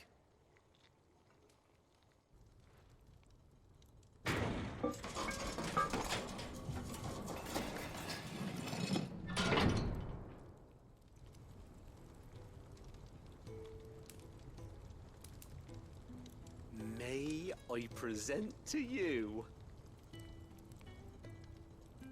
the Telemon Furnace! Ain't bad, is she? She's a beauty. You saved my bacon again, Sid, and I ain't about to let your good deed go unrewarded. It's fine, really. My bag's flexible enough already. Oh, don't say that. I'm sure I can make a few improvements to it yet. You could just buy me a bigger... How about that clasp? Looks a bit stiff. Reckon you could loosen it up and make some more room? And I reckon I know how. With a new alloy we've been working on. The Telemon Furnace was just what we needed to perfect it. It's a metal, see? So it's lovely and strong, but it's also, well, stretchy, if you can believe it. Stretchy metal. Well, if you insist. That is the spirit. You'll love it, I promise.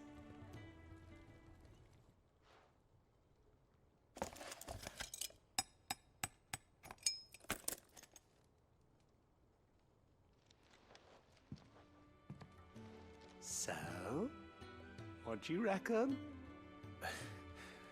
It's actually quite ingenious. Thank you, Owain. Shh, don't mention it.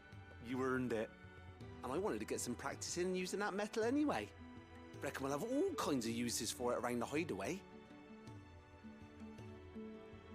Can't think of any right now, but that's our job, innit? Dreaming up new ways to make life easier around here. Maybe even out there, too. One day, the whole world's gonna know about the inventions you've helped us put together. That bag of yours will be the first of many. You mark my words. They'll hardly believe their eyes, I'm sure.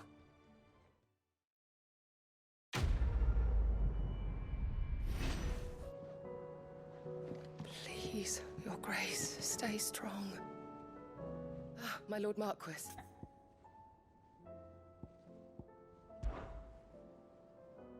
Yote, is anything the matter? You seem troubled. Perhaps I might be able to help. My lord. Yes. Perhaps you might. It's your brother. His condition continues to worsen, though he does his best to hide it. The lesion on his chest pains him more with each passing day. I had feared as much. There are certain elixirs which can ease the suffering of those afflicted by the curse, but... But His Grace's case is severe.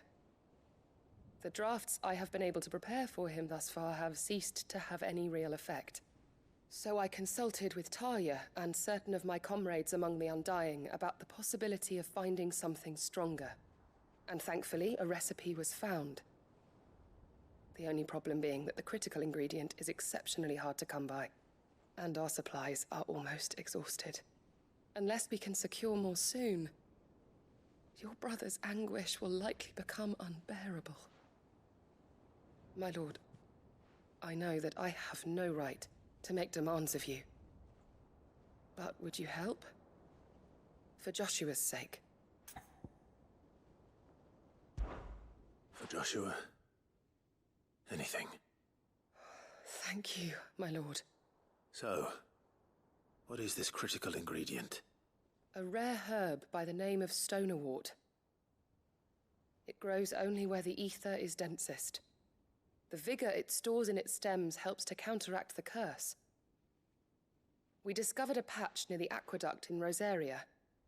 But alas, yet more ether has erupted from the earth there recently, leaving the whole area flooded. The search continues for a new source. One that we might reach without being turned. So it's only that you can't reach it? The Stone and Water itself is unharmed by the flood? Well, yes, but... Then I shall go in your stead.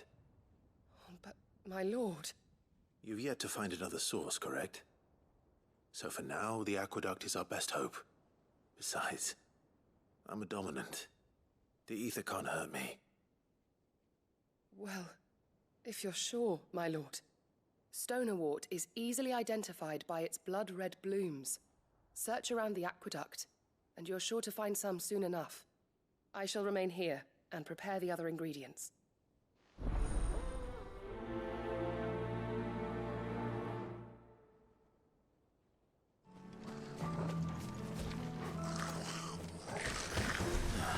Just my luck.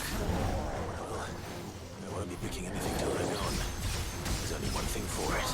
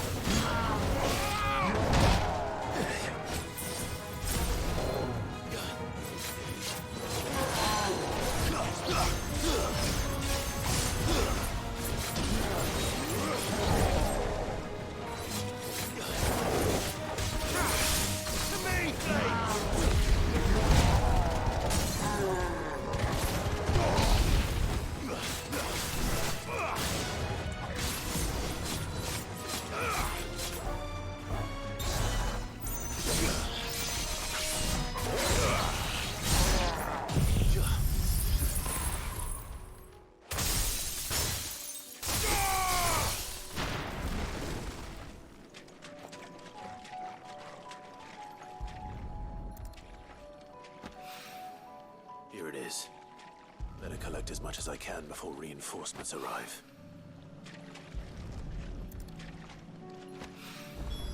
All right. That should do it. Let's get these back to Yotei. Yotei, I brought back all the stone and water I could find. Will this be enough?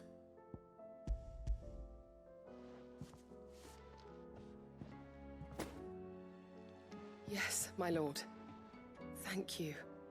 I'm sure it will serve us until we can find another source. I'm very glad to hear it. You and His Grace are very much alike, you know. You think only of how you might help others, and never of the danger to yourselves. No more than you have minding my brother. You've risked a lot for him, and I thank you for it. I am honored that you should say so. But I beg you, my lord, do not give too much of yourself for the sake of others. We could not afford to lose you. I'll keep that in mind.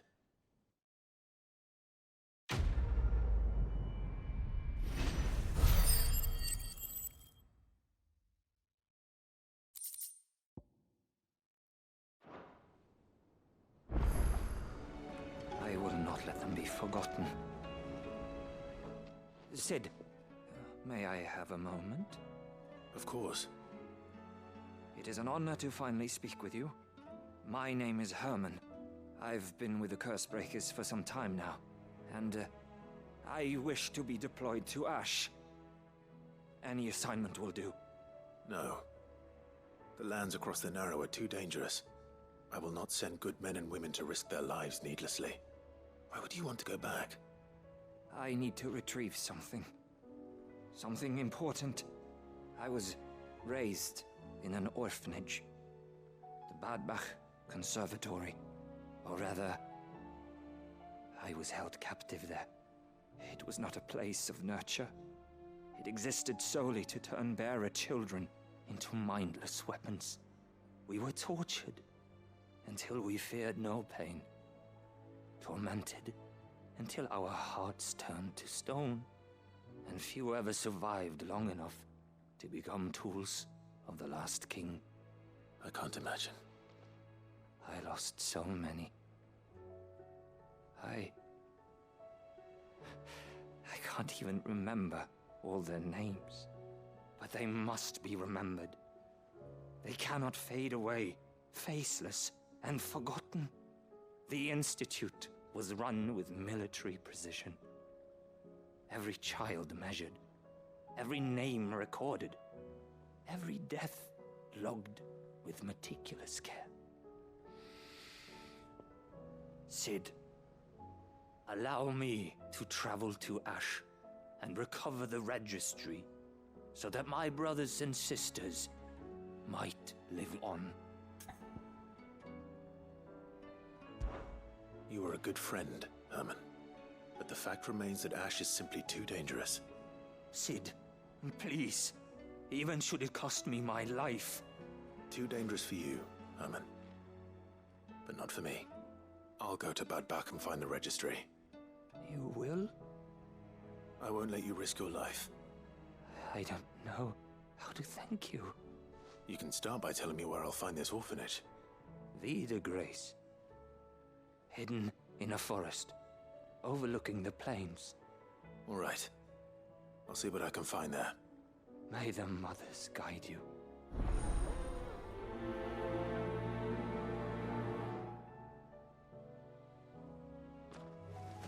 This must be the orphanage. Hopefully the registry is still here.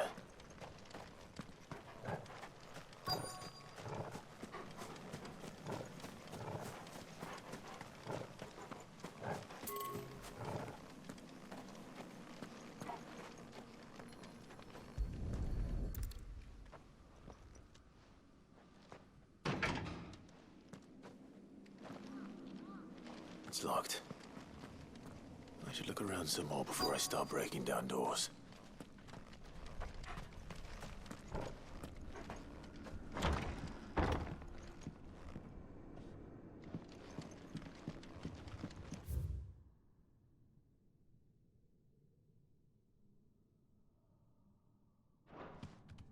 Conditioning. This is nothing short of torture.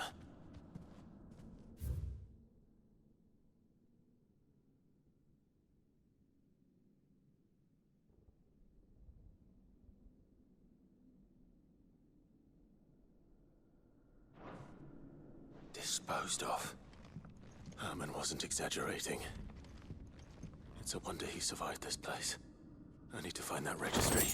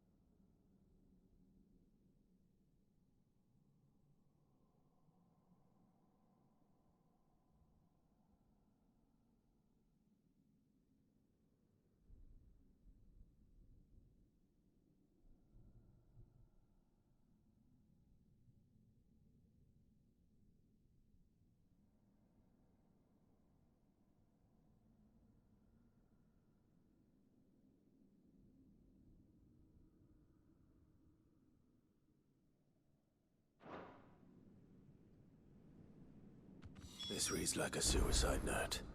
Did the director go through with his plan? There's only one way to find out.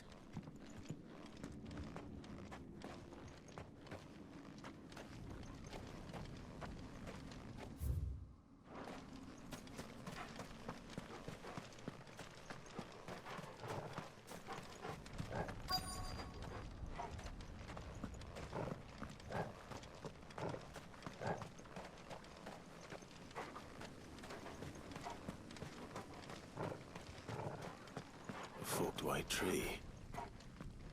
This must be the place.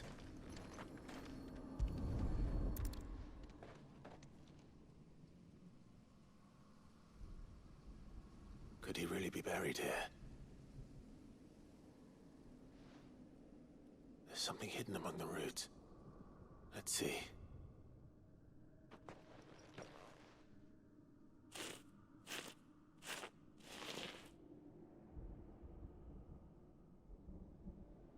This must be the registry.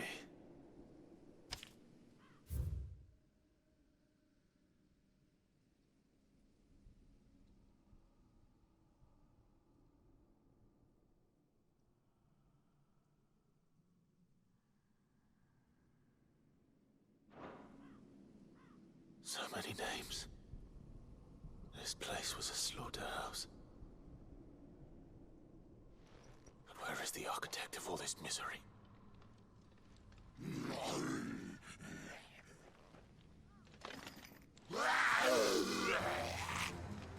It was only a matter of time, I suppose. This place is cursed.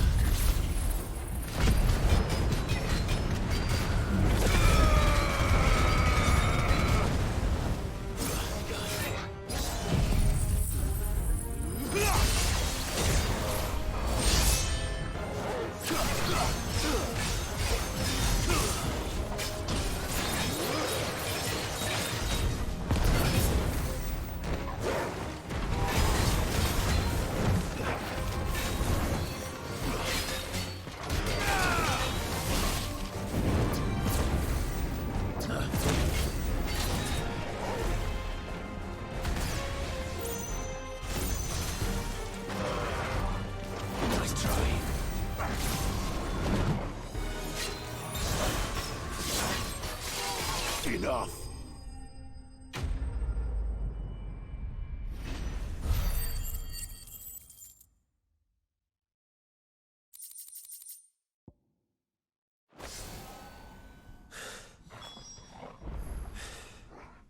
I'm done here. Let's get the registry back to Herman.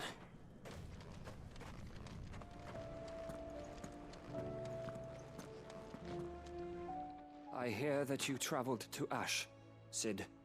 Did you by any chance recover the names of my fallen friends? I did. Yes.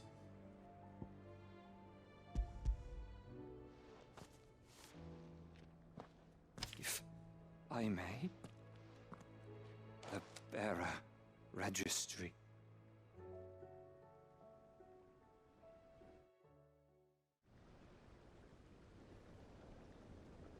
director was a brutal man.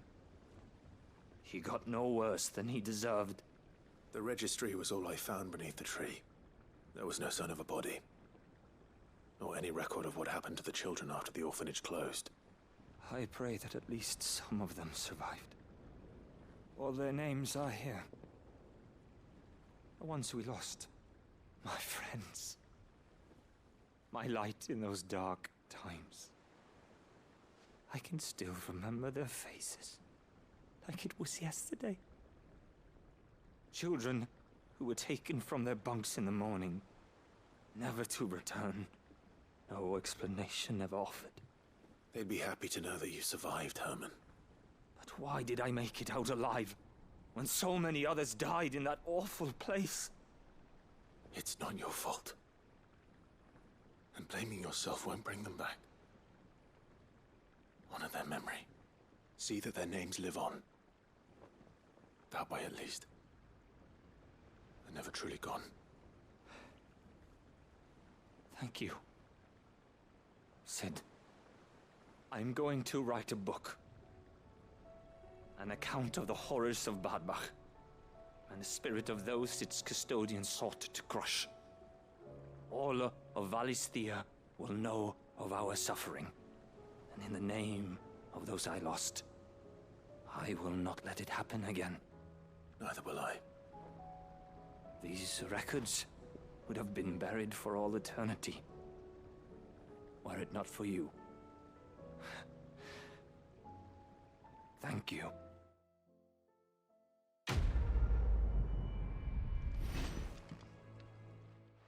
Sid, do you recall the flowers I had you bring back to the yard? Vaguely. Is something wrong? I'm afraid so. I was able to get most of the Morganbeards to take root, but they rarely flower. I fear the soil here does not agree with them. However, I believe I have a solution. I can't wait to hear it. I'm going to marry the Morganbeards with Morbols. I know, but hear me out. Morbols are possessed of a highly choleric temperament. The fire which drives them appears to be maintained by an abundance of nutrient-rich ether drawn from their environs. I believe that by grafting a Morbol vine to a Morganbeard, the appendage's wealth of vigor-inducing nutrients might well stimulate the flower to bloom. The endeavor, I assure you, is scientifically sound. I simply need a vine to prove the theory.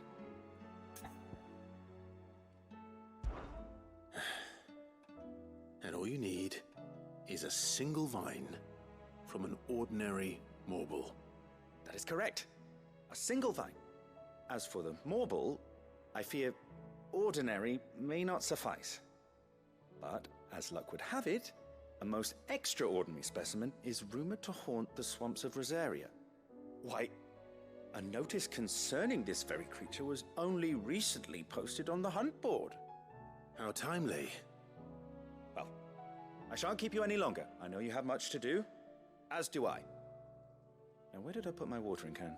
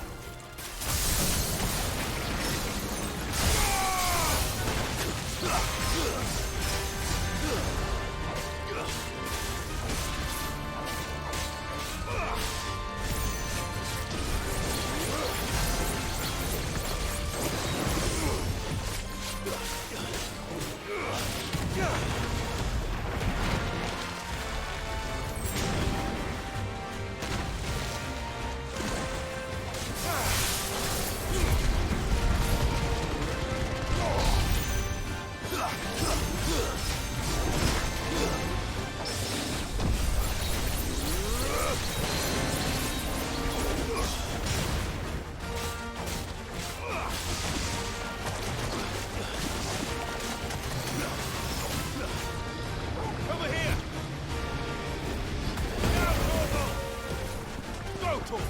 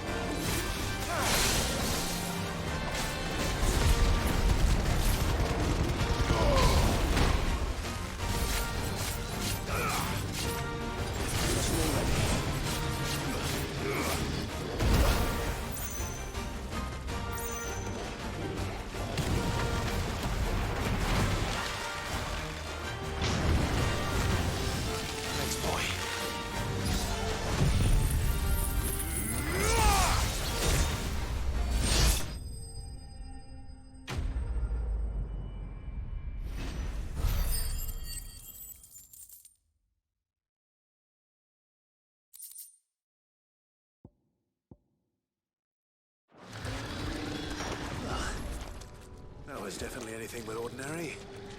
Now, let's get this find back to the yard.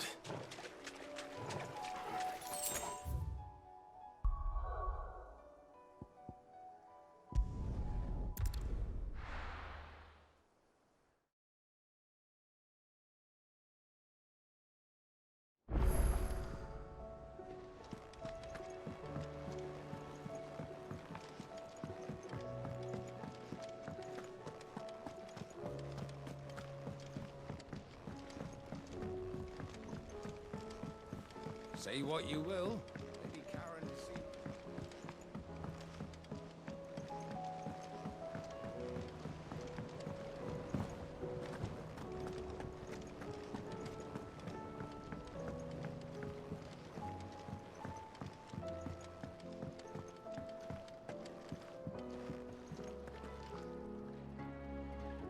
Sid, I can't help but notice that your satchel is twitching in a most violent manner.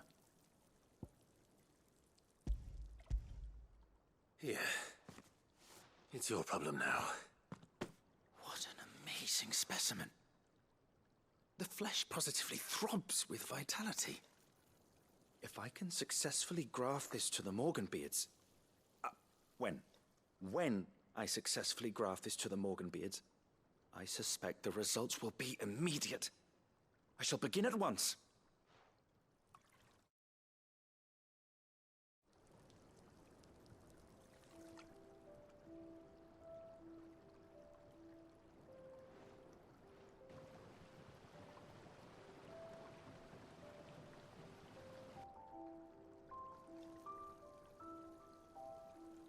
It is just as I hoped. Witness how the Morganbeards have taken to the blighted soil, how they bloom with heretofore unseen vigor. Why, I dare say such a vine graft would yield similar results when applied to other specimens as well. I'm glad I could be of assistance. You've not only helped us, Sid, you've saved us. Do you recall the extract with which I provided you before? I took a moment to distill some more, but this time with the petals from the invigorated Morganbeards. And would you believe? Its potency has nearly doubled. You must accept this vial as thanks for your assistance. The rest, I shall give to Taya.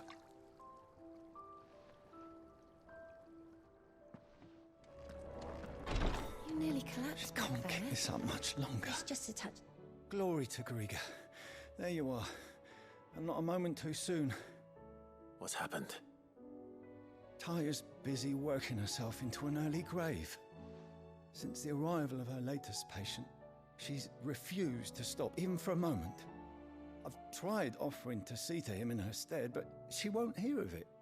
Clive, she hasn't left the infirmary in days.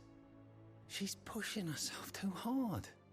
And if she doesn't rest soon, will you talk to her? Order her to her chambers if that's what it takes. Because if she keeps this up, I fear the Hideaway will be without its best physica before too long.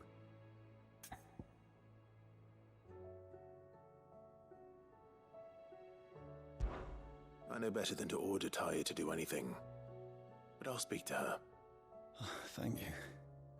I pray you have better luck than I did.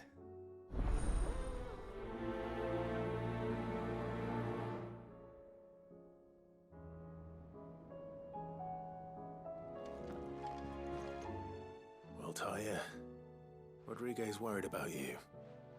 And if what he says is true, then so am I. We all admire your dedication, but you do need to rest. I will, when it's time. Until then, I'm staying put. We owe him that much. Who is he? Someone from my past. Someone who doesn't deserve to die alone. It won't be much longer. The crystal's curse has almost finished its work. If I had the tears, I could ease his passing. But without them, we've nothing that will touch the agony of those last few hours. How would tears help this man? Not my tears. Tears of mercy. Alicia.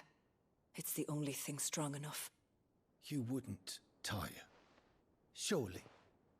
There must be something we can do for him. Sometimes an easy death is the greatest kindness we can offer. You do well to remember that, Rodriguez. I will. We have all the ingredients we need for Alicia Balwam. It needs to be fresh, though, so we rarely have much to hand. I can make the draft if you can bring me what we're missing. Just tell me what you need. There is a species of venom-weeping spider that lives in the forests of Norvent, near Lorbert's Pass. Bring me one of their eyes. Preserve it as best you can, but avoid contact with the tears. I'll make sure the other ingredients are ready before you return.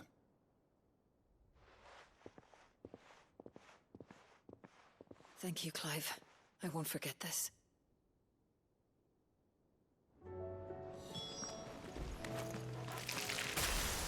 Brady could have mentioned his spiders would be the size of curls.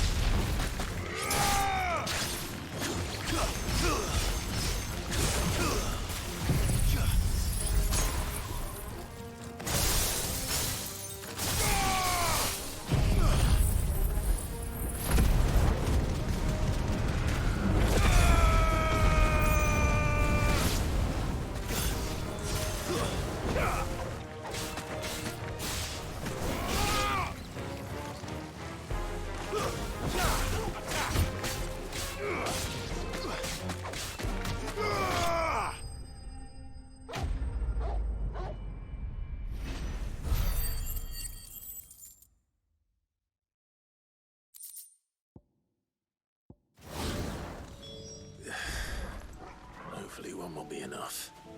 Rodriguez will have prepared the other ingredients by now.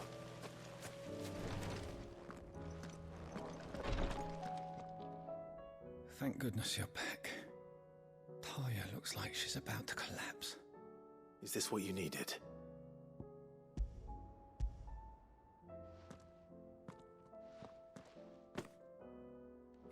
it is. Thank you, Clive. I'm loath to give a patient Alicia, but Taya's right. Sometimes it's all we can do. A single dose dulls even the most agonizing pain, and all other sensation with it. It may be a gentle way to die, but it is death nonetheless. I wish there was another way.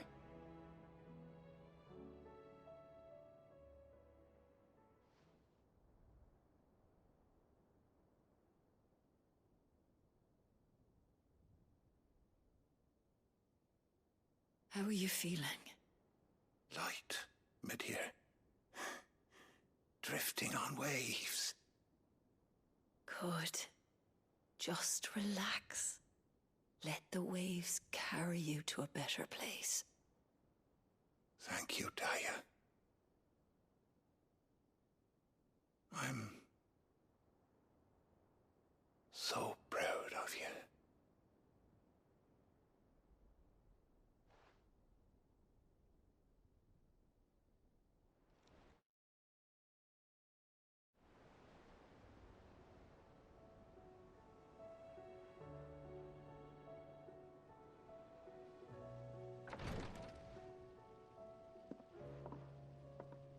He's gone. Thank you, Rodrigue. And you, Clive? I'll see that he's properly laid to rest.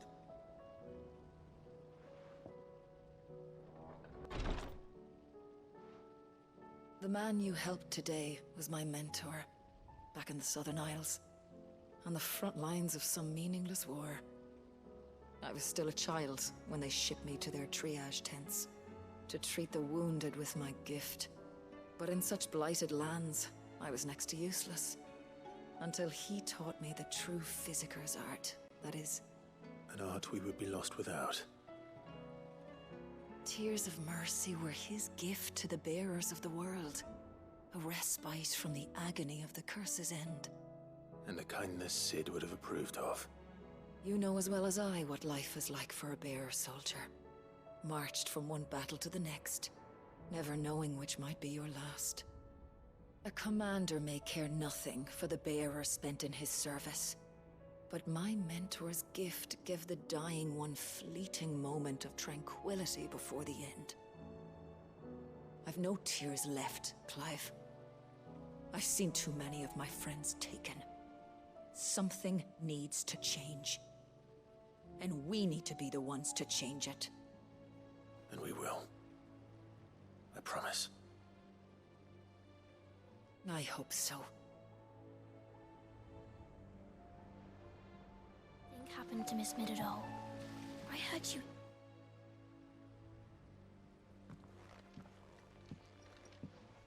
Sid! You have to help us! With what? You didn't take apart another of Mid's contraptions, did you? No. Well, yes. But that's not what we want to talk to you about. It's Miss Midadol. She's been acting strange. Very strange. She's barely ever around.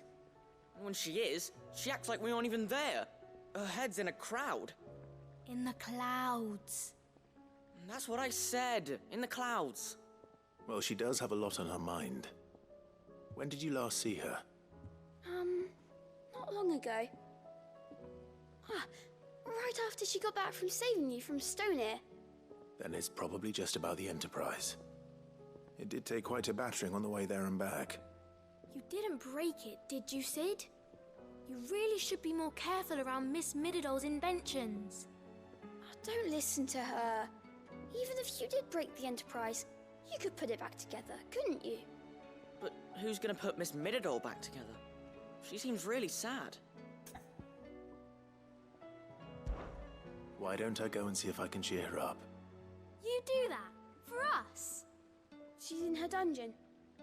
Don't scare him. It's not a real dungeon. Thanks for the warning.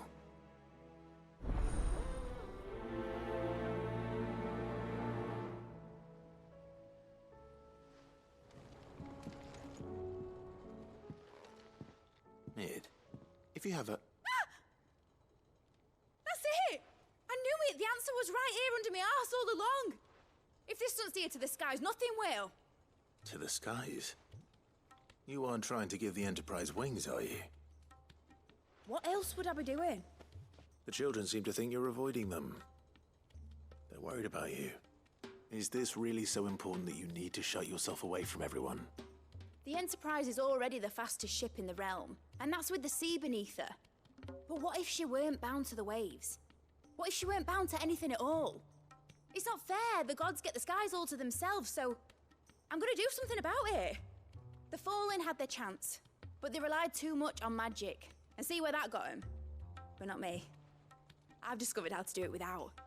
Well, almost. First, I need to make a prototype. And is that a one-woman job? Are you volunteering? I'll have you know the Enterprise is my baby. But if her godfather's offering to lend a hand, I'd be happy to take it. First, I'll need oil, and not just some old drippings from Miss Molly's spits in the tub and crown. Refined stuff, like they make in Ordil. Then I'll need some bone, or shell. Light, strong, preferably no longer attached to the beast it belongs to. If it's beast bones you're after, I'm sure the Cursebreakers will know where you might find some. No, they'll know where you might find some. You're the one who offered to help, remember? I should speak with one of the Cursebreakers before I set off for Old Hill. See if I can't find this bone while I'm there as well.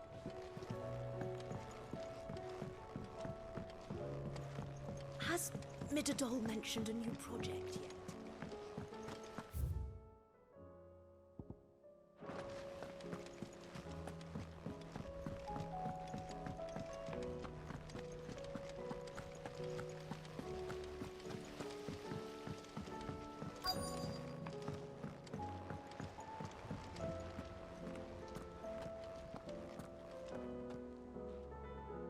All right, Sid.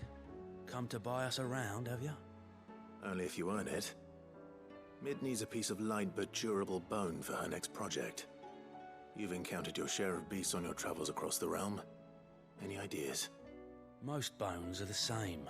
Whack 'em hard enough and they'll break. If it's durability you're looking for, shell will serve you better. You know what an adamantus is? I do. And I know to give them a wide berth. Will any old adamantus do? Well, with shells, the older the harder.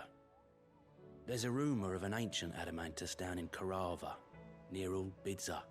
Or what's left of the village anyway. But don't expect to make quick work of the bastard. There's a reason it's lived as long as it has. I'll keep that in mind.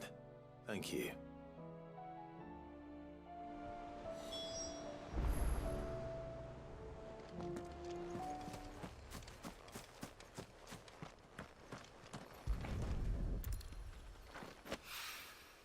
It's oil.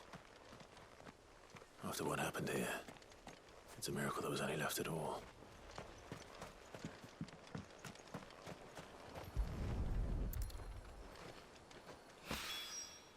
This should be enough.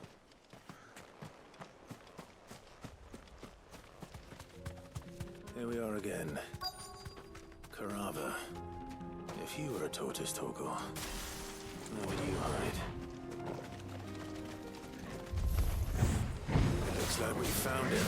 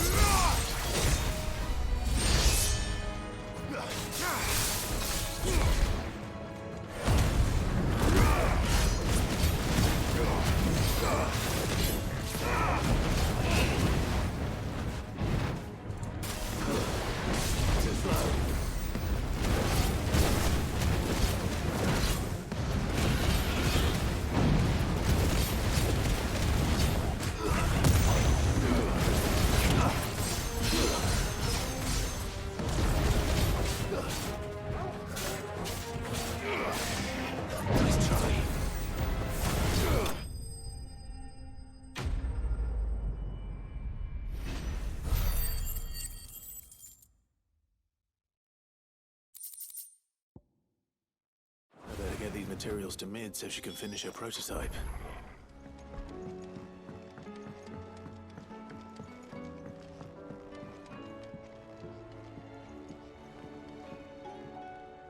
Mid, tell me this is all you need.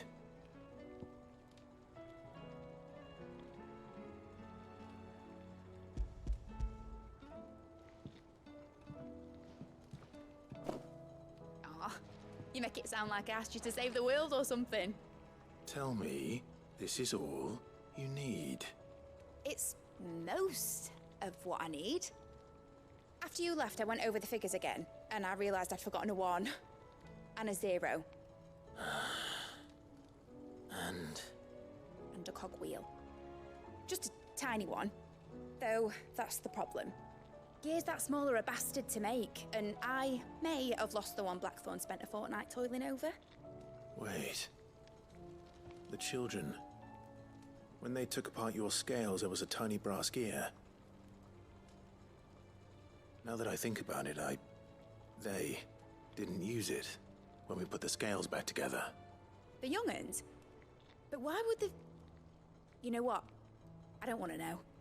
I'll keep working on the model. You go and find that cog.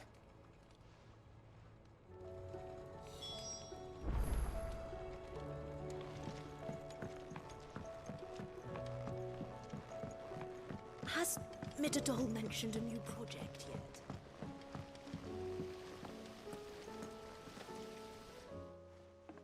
Sid! Is Mid still hiding from us? She wasn't hiding. She's fine. She's just busy working on her next project. A new invention? What is it? What is it? Is it an airship? I bet it's an airship! Do you think she'll let us help? That just so happens to be why I'm here. She needs something special, something only you three can provide. A brass gear.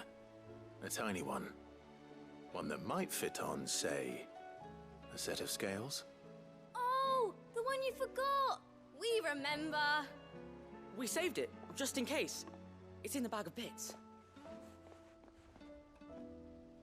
Since your lesson, we've been disassembling, then reassembling everything we can find. All the pieces that are left over, we keep under our beds, just in case. That's good to know. Look! I found it!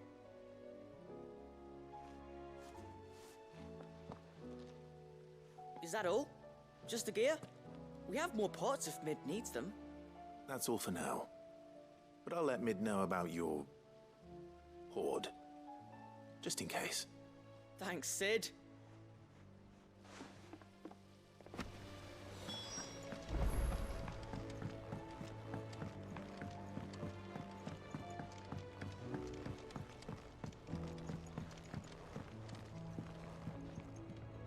Well, did they have it?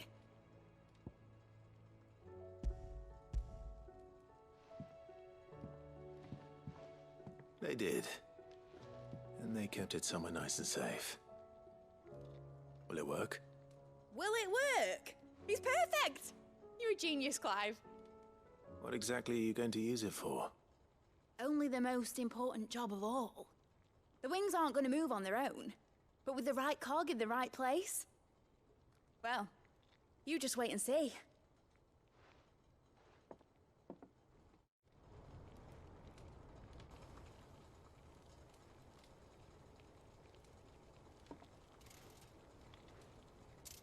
That should do it.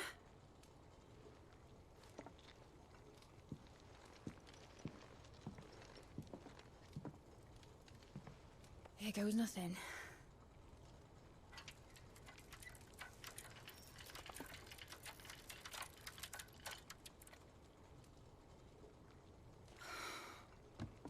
Titan's tits. It wasn't supposed to fly, was it? Of course it was supposed to fly. Wouldn't be much of an airship if it didn't.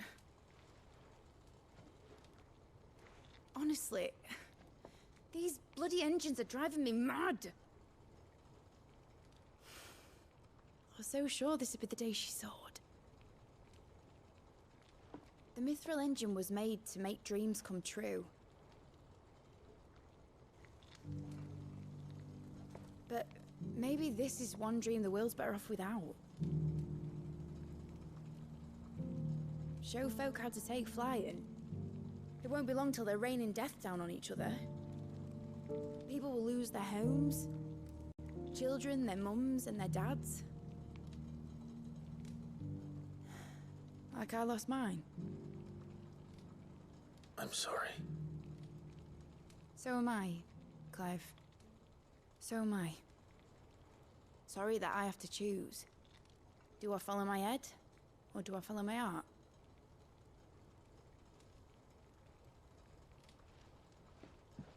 Good question.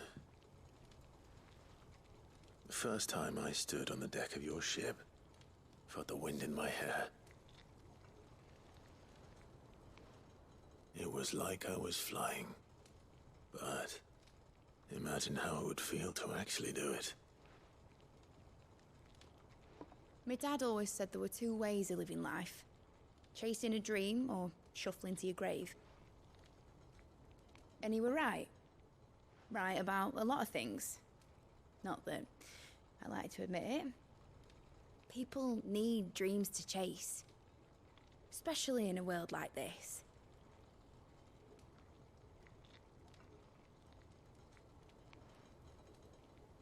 Right. When this is over, I'm gonna take all my Mithril engines to Dhalmekia and sling them over the edge. I won't have my dream end up turning into someone else's nightmare. But all that hard work... All that hard work will not be used for war, Jamie. But it ain't like it'll be gone. Tell me, Clive, have you ever been on a treasure hunt? Not since Joshua and I were boys. Why do you ask? Because I'm gonna bury the engine schematics and leave behind a little riddle telling people where to find them. A really hard one, so that only the most dedicated dreamers will ever be able to work it out.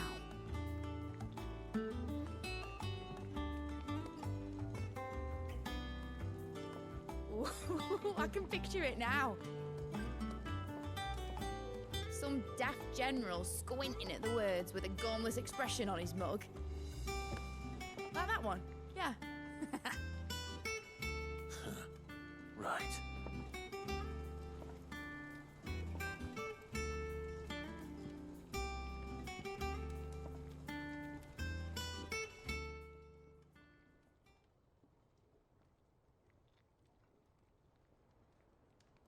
Of course, if I'm putting this engine at the end of a treasure hunt, I'll still need to make it a treasure worth hunting for. Won't be much of a prize if it couldn't even make a toy boat fly after all. My dad always said, dream big. But it ain't the size of a dream that's important, is it, Clive? Only that it's a good one. And I reckon I've got a fair few good uns left in me. I'm sure you do.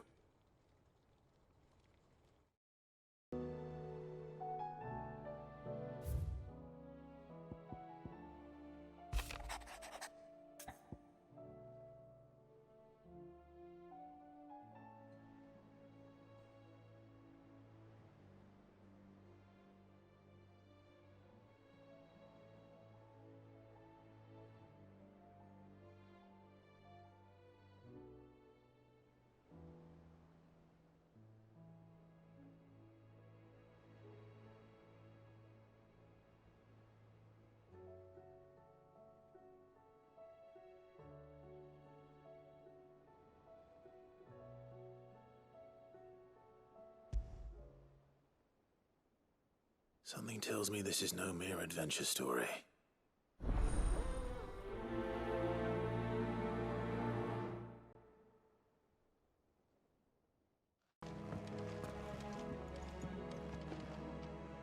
Vivian, I read your note, and I'd be happy to help you find the book you're looking for.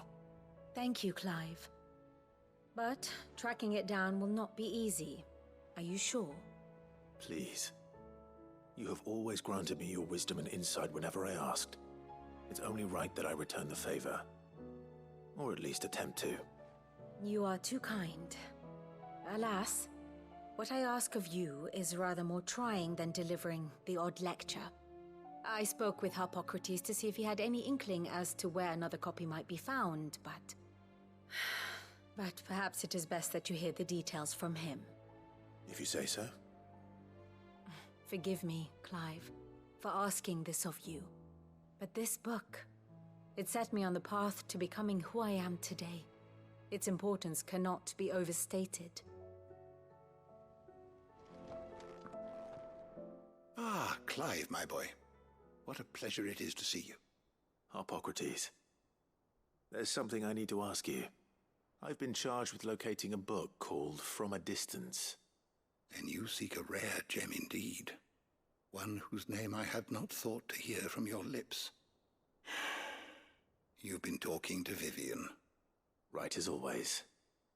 But she didn't seem keen to tell me very much.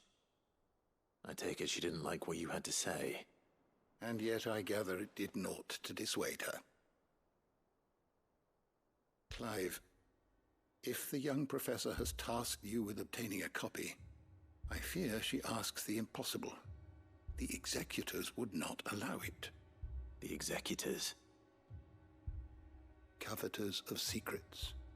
A clandestine organization committed to the collection and intenebration of forbidden texts and technologies. One such text being the tome Vivian seeks, chronicling as it does the true history of the enslavement of bearers. A tale which could overturn the established order were it ever to become widely known. Or, so rumor has it. I've never actually read the thing, or even set eyes on it for that matter. How is it that I haven't heard of this organization? Why, secrecy is the executor's watchword. They lurk in the shadows, emerging only to seize that which must be seized, be it books, inventions, or people, before disappearing again, leaving nary a trace. Which would explain why Vivian's copy was snatched from her grasp not long after she found it. By the hand of the executors, yes. But what drives them? Self-interest or ideology? Fine question. Sadly, all that is known of the executors can be recounted in a single breath. You may just as soon ask me of their origins, numbers, or the identities of their leaders. Any answer I give would be pure speculation. Then my hunt was doomed from the first. What was Vivian expecting? That I'd pluck it from thin air? Not from thin air, no. From ash. Rumors of the executors are rife among the scholars of Storm, but rather less so across the strait. I have a friend. Well, I had a friend in the village of Garnik, a collector of rare tomes, upon which subject we would oft correspond. Alas, I have heard naught from him since the skies fell dark. And no doubt he too has turned.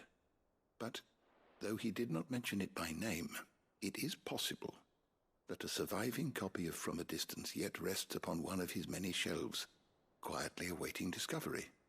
If you were, by some chance, able to save even a single book from the poor man's library, I know his soul would rest easier. Very well.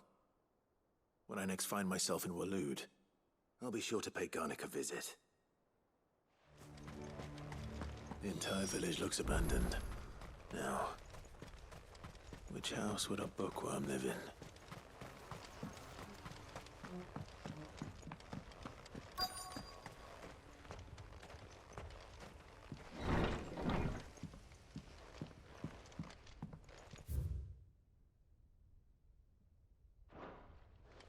This is a Royal Army logbook.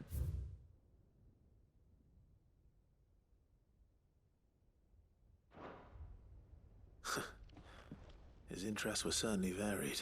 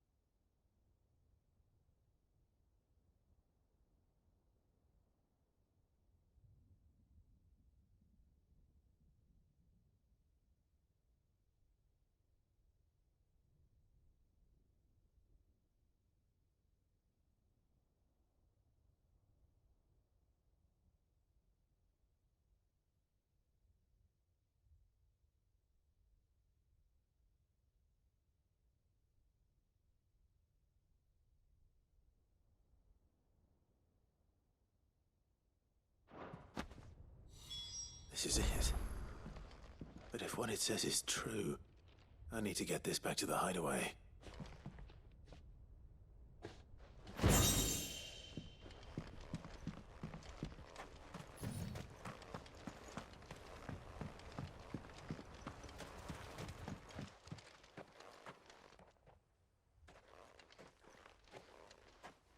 Leaving so soon, stranger? We've been watching you. From a distance, so to speak. Subtle. I know who you are. Then we need not waste time on introductions. Hand me the book. Leave it in our care and return to your life. Your care? Do you mean to burn it, or bury it? That is not my decision to make. But by one means or another, its contents shall be removed from the common record. Then I'll have to politely refuse. I won't let you erase our history. Then we find ourselves at an impasse. Very well. The book can just as easily be pried from your dead hand.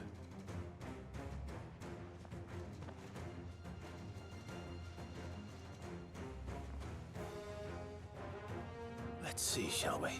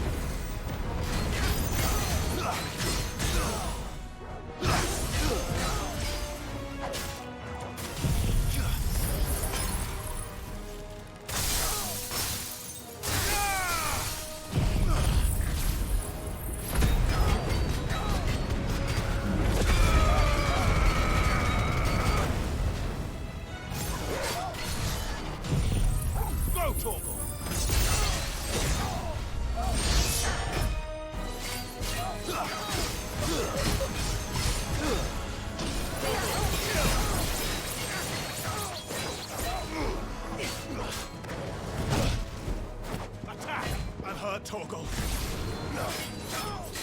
Nice try.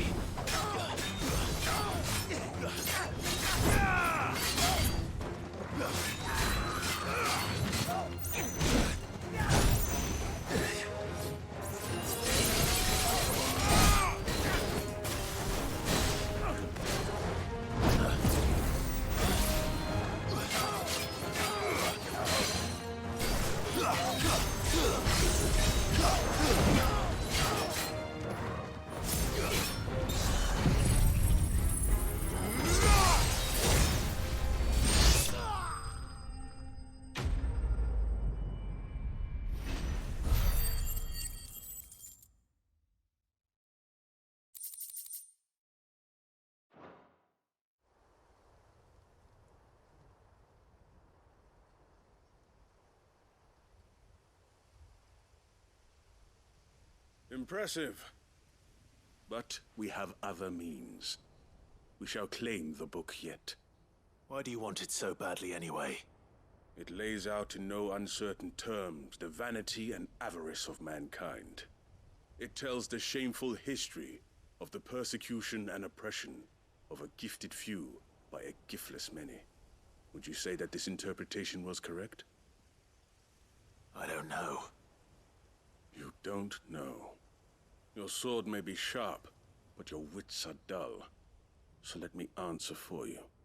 There is no correct interpretation of history. That a series of events took place may be proved beyond a doubt. But there can be no single, immutable explanation as to why they came to pass. It is a question of numbers and of belief. If enough people believe that a set of events occurred for a reason, that belief becomes the truth. So you're trying to control the truth? We are trying to protect people from themselves, from knowledge that would bring them naught but pain. That is all. You may keep the book, for now. The world is small. We shall meet again. Until then. Wait! Damn it.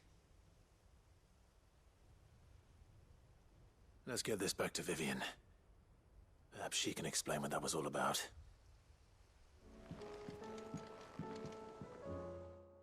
Vivian. I found it. The book you lost.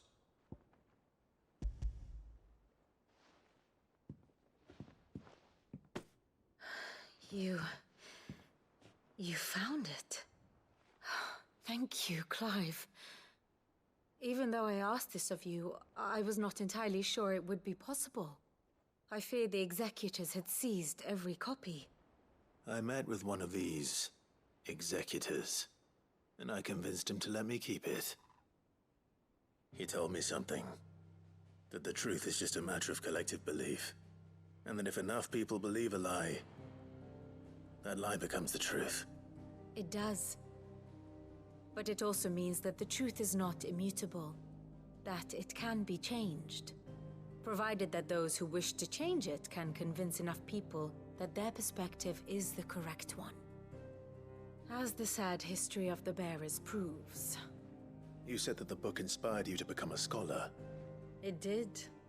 Or its author, rather. She was a heretic, you see. A firebrand and a dissenter. A gallows stood ready for her in every corner of the realm.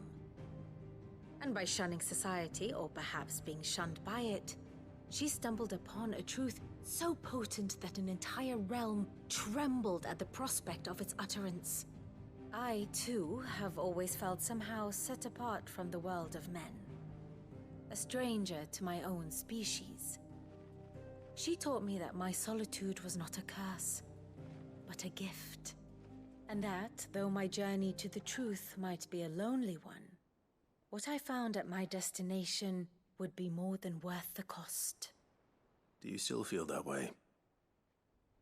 That you're not one of us? Honestly, I'm not entirely sure anymore. Since coming to the Hideaway, I find my thinking somewhat clouded. Perhaps the result of studying mankind from a rather closer perspective than I had intended. But the more I study, the more I find value in this perspective.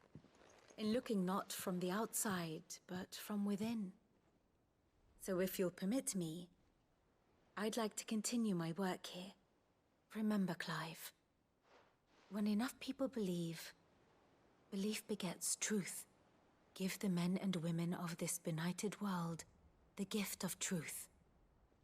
Make them believe in you, as I do. I'll try, Vivian.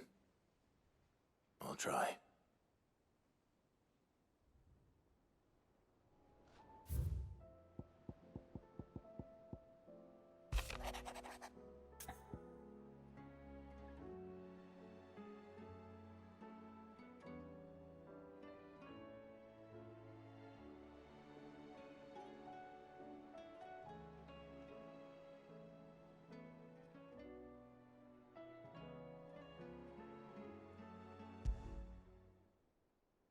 There's no way of knowing if Doris will confide in me, but I can speak to her at least.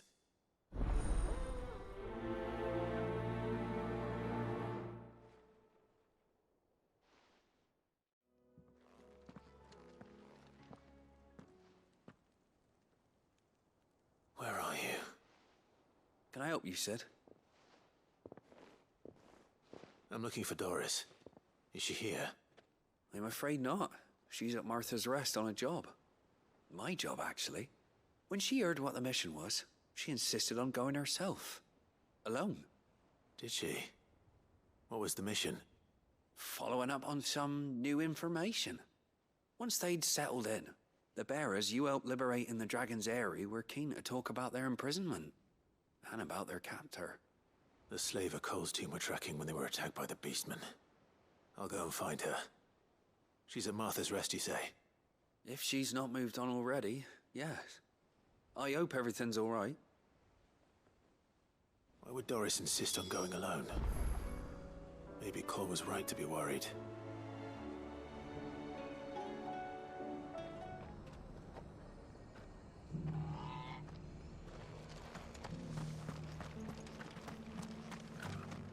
I'm all for making this town a welcoming place.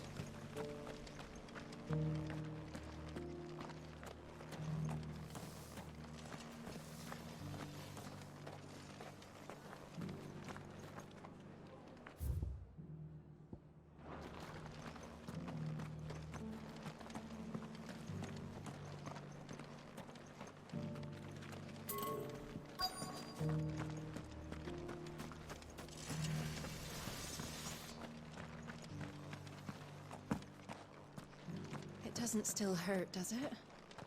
Oh, 1,000 the cash. It's been a pleasure, Doris. Just like old times. I'll give your offer some thought, my lady. How goes the investigation? Sid, what brings you to Martha's Rest? You. I heard you were out here on your own, tracking our slaver. I trust you're being careful. Of course. And it had to be me. The bearers from the Dragon's Eyrie confirmed a long-held suspicion of mine that the slaver we've been tracking is an old acquaintance. She's no fool. If we'd come in force, she would have spotted us straight away, and then vanished without a trace. That was her just now, wasn't it? So, was it a fruitful reunion? I'd say so. She tried to recruit me. Seems her time in Rosaria is coming to an end. She's abducted bearers from across the region and is looking to smuggle them back into Sanbreque. After her brush with those beastmen on the road to Northreach, she hired herself an Imperial escort, which she wants me to join. She's dangerous, Sid, but I think I can stop her. Then I'm going with you. I'll take care of the escort. You can see the bearers to safety. Where are they? The Baum Archers, soon to break camp. You go on ahead. I'll follow once I've sent word back to the Hideaway.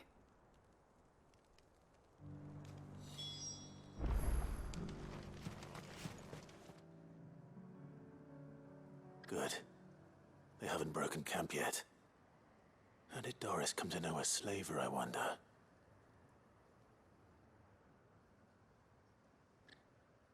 We've waited long enough. She's not coming. Ready the bearers. We're leaving. Back to civilization, is it, Mom? With all haste, lest any of you lackwits start talking like these feckless bumpkins. I presume your men are ready. We've suffered too many delays as it is. Any more, and I'll be docking your pay. Yes, Mom. Oh, but before you go, it appears we have company. Kill him. You're welcome to try.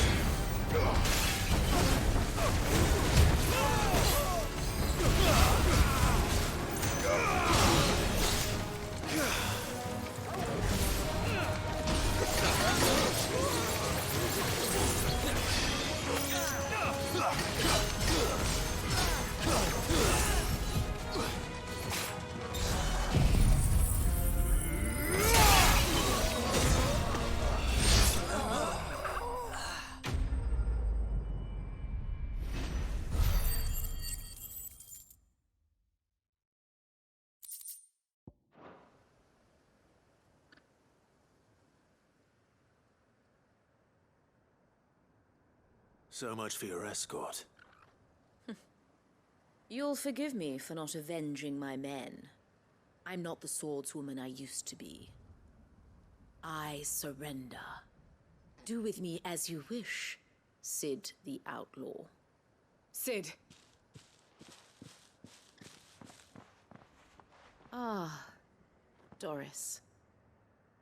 I take it you're not here to rescue me from our brooding renegade? You know, I always wondered where you'd vanished to. But casting your lot with this criminal of all people. Better fighting for a cause than killing for coin. I'm sorry, Cid. I should have told you sooner. This woman, my former master, once trained bearer children to be weapons in service of the highest bidder. She raised me like a daughter, and I did terrible things to earn her favor. It wasn't all terrible, surely.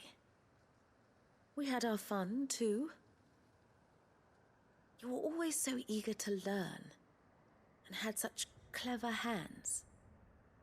All my other children took either to the blade or to the books. Always either or. But you proved yourself a master of both. That's why I kept you for my own. How about it, my little dagger? Care to swear that blade to me again? I never swore my blade to you, nor will I ever. I fight for a higher cause, to liberate the bearers of this world. Farewell, Master. Thank you for making me the weapon I am. You always were a righteous child. Perhaps that's the reason I loved you so.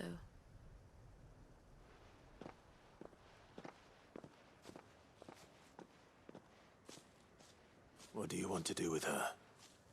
I am not the killer she wanted me to be. Not anymore. And she no longer has friends in high places. The Dame does, though. Her connections at the Imperial Court will see that justice is done. All right. If you're certain. I am.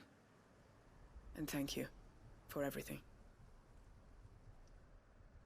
Now, I better let these bearers know that they're safe.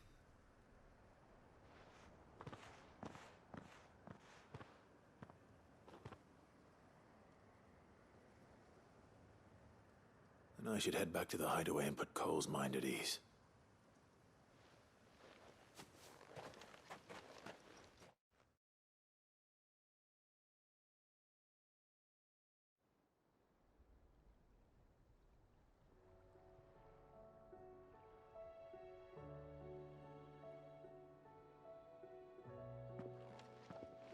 Welcome back, Cid.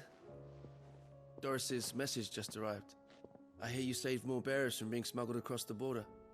With any luck, they'll be joining us in the Hideaway shortly. Oh, and your letter. You don't need to worry about Doris anymore. I'd been hoping as much. She mentioned one or two things in her report. So the slaver we'd been chasing all these months was her former master. Wish I'd known. She's been arrested, by the way, over in Sanbreque. Went quietly, or so we're told. And she won't be getting off lightly. The Empire may have no love for bearers, but it's none too fond of black market traders either. Can't have been easy for Doris. I'm sure it wasn't. But don't worry. She'll be all right. I hope so. Suppose you should know, eh? You had quite the past yourself before you came here, or so I understand. Anyway, thanks again, Cid. The Cursebreakers would be lost without Doris. And you, of course. Keep up the good work, Cole.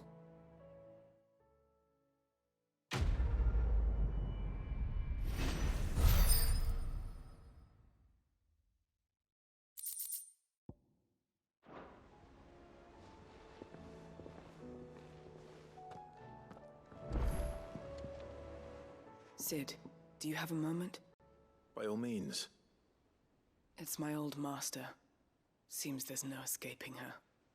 She found some way to send me a letter. And something else. Records from a Waluda prison. Seems they were keeping a lot of bearers there. How did she come by such a thing? Finding bearers always was her strong point. And it seems the cells of Balmung Dark are full of them. Foreign captives, the masterless. Bearers no one would miss. And even better for her, bearers with no one to look after them. When ether started lapping at the walls, the jailers fled. Leaving the bearers to be liberated by whoever happened to come along next. Sid, I'd like to believe that I've earned your trust by now. And while I'm well aware that you've forbidden Cursebreakers from traveling to Waloed, I can't let those bearers die in their cells. I'd rather risk shipwreck on the Shadow Coast than leave them to starve. We'll be needing the Enterprise if we're going to navigate the Narrow. Does that mean... I'm making an exception, but we travel together. And we stay no longer than we have to. Ash is an inhospitable place at the best of times. We save as many as we can, and we leave. Thank you, Sid. There was a name in the prison register. A name from my past. Chadwick. Another of my former master's protégés. A gifted soldier, and the closest thing I had to family. The thought of him held captive in that place. He must be very important to you. He was. Is. Then we find him. The entrance to the prison lies in the shadow of Ravenwit Walls, just beyond the portcullis. We should head there as quickly as we can. I only pray there are still bearers alive to save. As do I, Doris.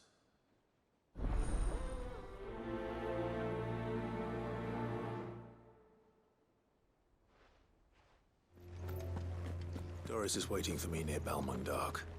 The longer she's out in the open, the more likely she is to be found by a Kashyyyk. I need to hurry.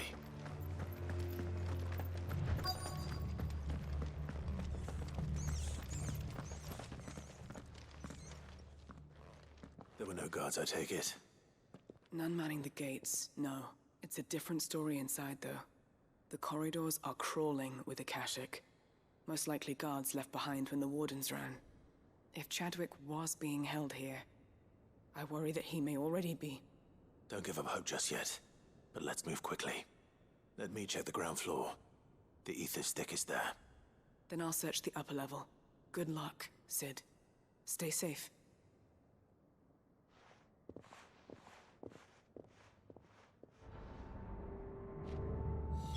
Just how bad are the floods inside the walls?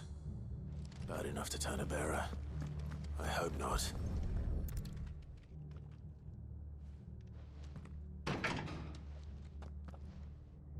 Locked up tight.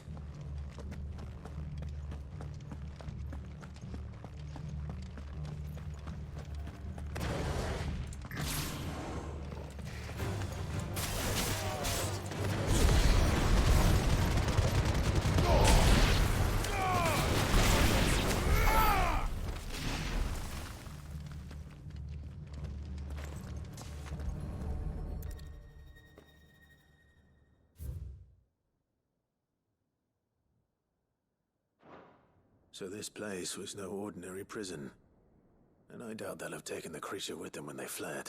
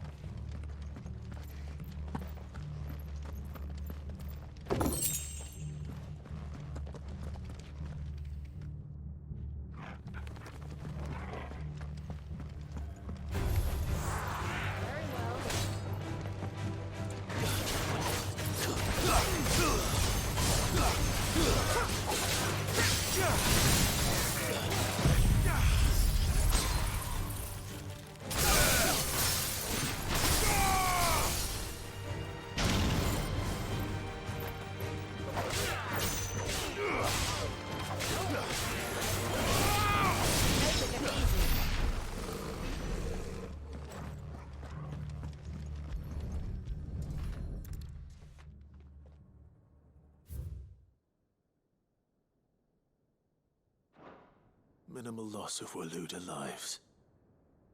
And what happens when they run out of bearers? Even the Imperials take better care of their branded than that.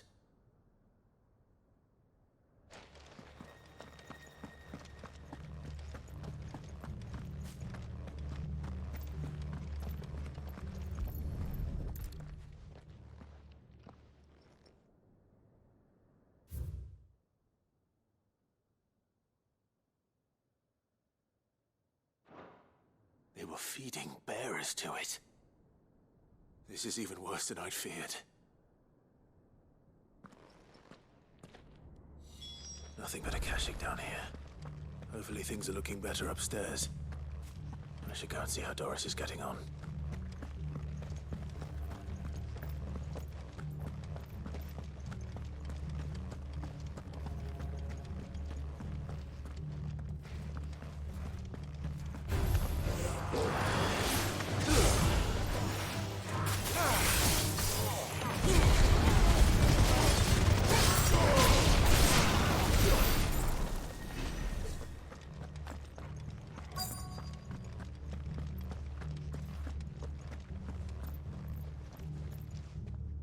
No lock downstairs.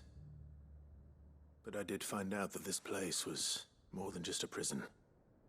Something far more sinister was happening here. I know. I've been reading some of these documents and... it can't be true, can it?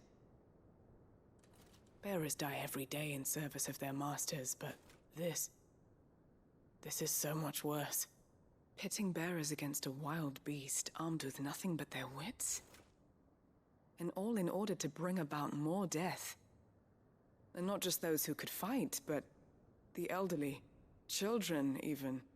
And those who wouldn't or couldn't were disposed of. Whatever that means. I'm afraid it means they were fed to the monstrosity they kept here. Then we're too late. And I was a fool to bring you here. Don't say that. Did you find anything else? A key. But it doesn't fit any of the locks on this floor. Perhaps it will fit one of the doors downstairs. There's a corridor I haven't searched yet. Finish up here, then come and find me when you're ready. All right. I'll be there in a moment.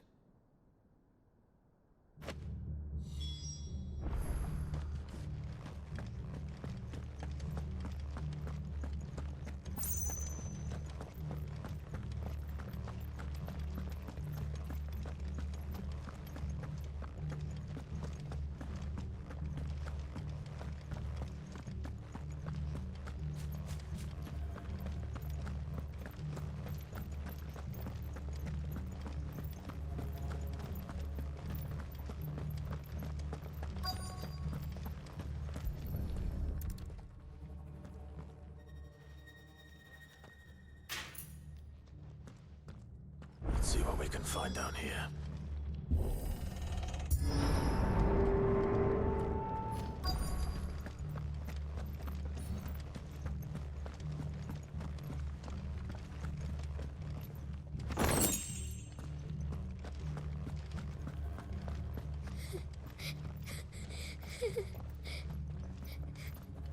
A survivor. She sounds close.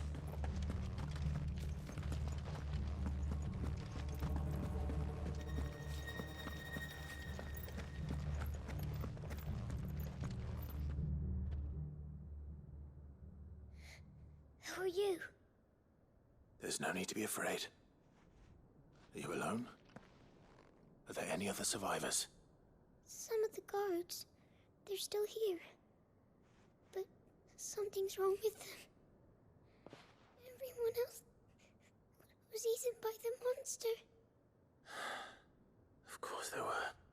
Thank the Founder. It was worth our coming. But I'd rather we didn't linger. Are you ready? Ready when you are. You poor thing. You must have been terrified. Did Chadwick send you? What? He fought the monster. Distracted it so I could run away. He must have sent you. He promised to free the others too. Where is he? He opened your cell, didn't he? He wouldn't be here otherwise. Chadwick.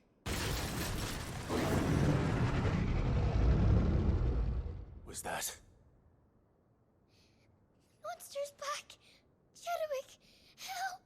We have to get out of here. Doris, keep the girl safe. All right. You put that bearer-eating bastard in the ground. It's out there waiting for me. I can't let it live. Not if it's got a taste for bearers.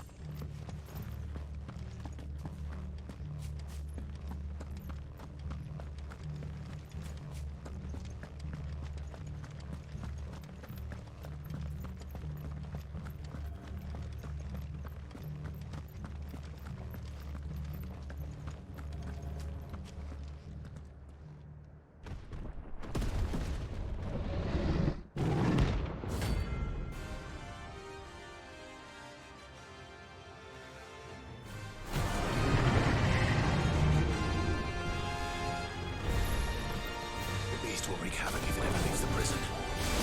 I can't let that happen.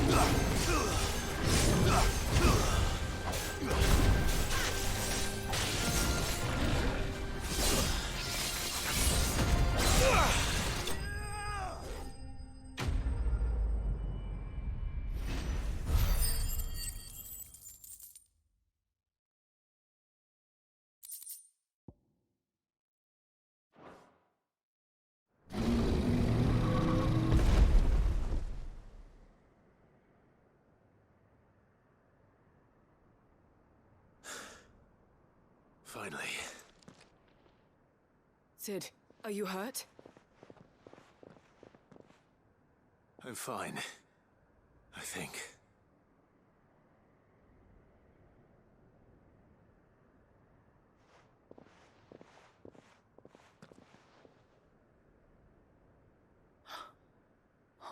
No. What is it? A diary. I gave it to Chadwick before we went our separate ways. He was here. Do you think that creature? I'm sure he fought bravely to the last. The girl is safe thanks to him. Chadwick. You fool. Come on. We have to get her back to the Hideaway. We don't want his sacrifice to have been in vain. No. Of course not. I'll see that she's looked after from now on. It's the least I can do.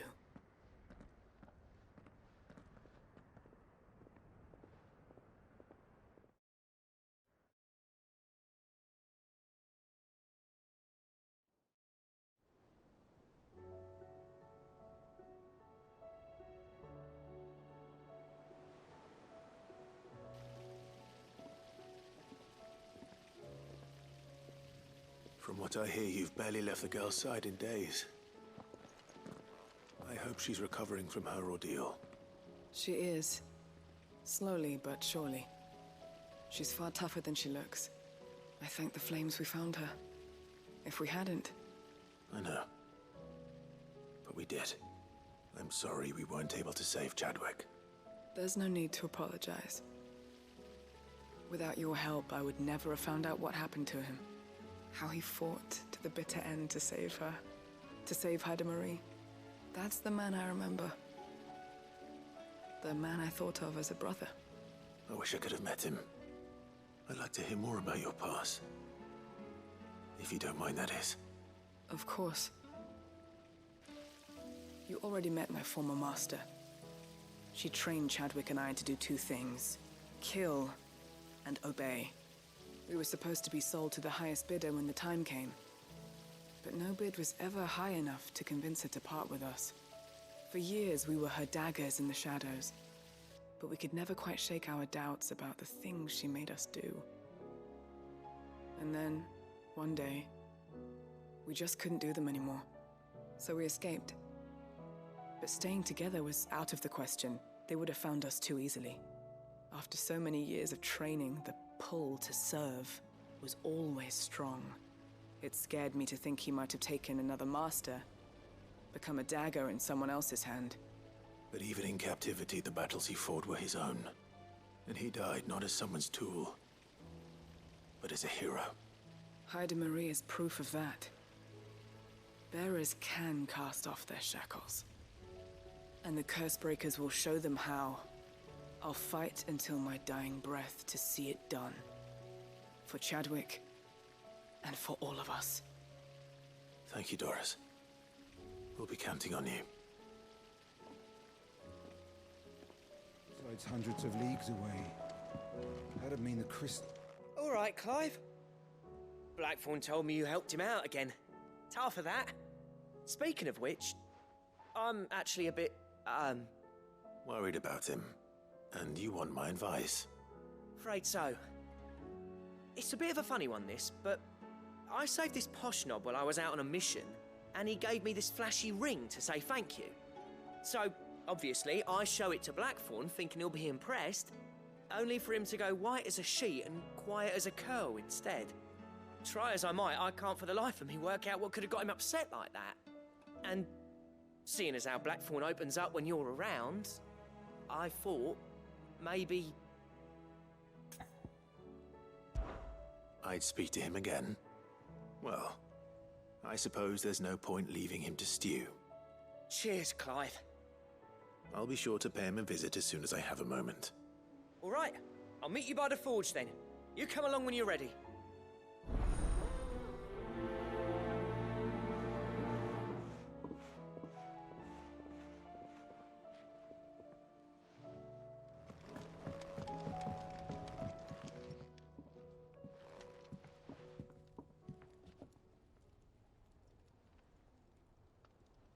Bloody hell, Clive. Not this again. Oh, ain't you got better things to do with your time? That remains to be seen. August tells me he showed you a ring, and that the sight of it clearly upset you. Would you mind telling us why? Come on, mate. Bottling it up ain't gonna help no one. If it weren't the ring, and it was something I said, then I'm sorry. It was the ring, right? It brought back some unhappy memories, that's all. Memories better left forgotten. Memories of what?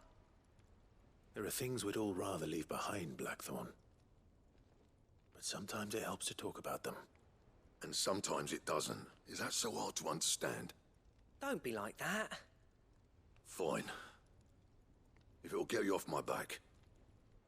That ring you flashed was the work of Zoltan. We apprenticed together, back in the day. You've never mentioned him before. Why would I? Ain't seen him in decades, and the last time I did, we almost came to blows. The ring brought it all back. I could tell it was one of his the moment I saw it. Bastard's improved, though. More than I thought possible. That thing's a work of art. So it was a nice ring. Worth a few gil, maybe. What's it matter to you? It matters because engraving metal's a nightmare, and I've got no bloody idea how he managed it. The fact is, I couldn't make anything even half that detailed. So what? You're an armorer, not a jeweler. I'm the Hideaway's master craftsman. I'm not stealing a living at some backwater village forge. My armor keeps you lot safe, and my swords keep you dangerous. As far as I'm concerned, every swing of my hammer's another blow struck in the name of our cause. So I put my heart and soul into my work. Because the Cursebreakers deserve better than second best. And I refuse to be shown up by the likes of Zoltan. Very well. Why don't we go and pay him a visit? Learn his secret. I doubt he'd be too happy to see me. Then just this once. Make peace with being second best. Swallow your pride, and focus all your energies on the task at hand. Keeping the Cursebreakers armed and armored. Provided you can do that, you'll hear no complaints from me. But if you can't, and it's going to distract you, we need to do something about it. What'd you say, Blackthorn? You know he's right. And it's not like you'll be going alone. All right. Magic. So, where do you reckon old what's-his-name is then? Zoltan, was it? In Dravozd, my old village. He won't have left. He's the chief. Dravozd, eh? That rings a bell. Not far from Tabor, right? Just north of the fields of Carava. Got that, Clive? Meet us at Dravozd as soon as you can, yeah? And I'll make sure Blackthorn don't get cold feet. Good luck with that. I'll see you there.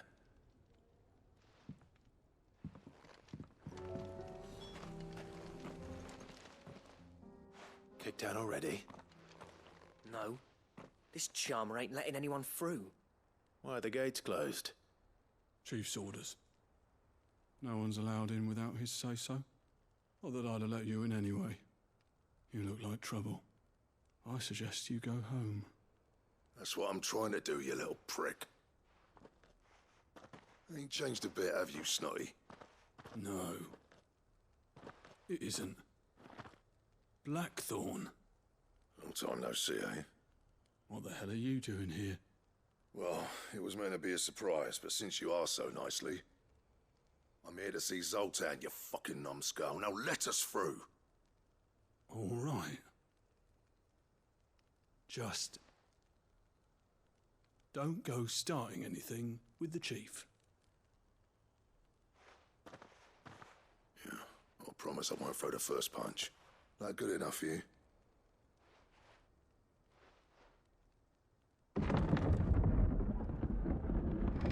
Go on then. Much obliged.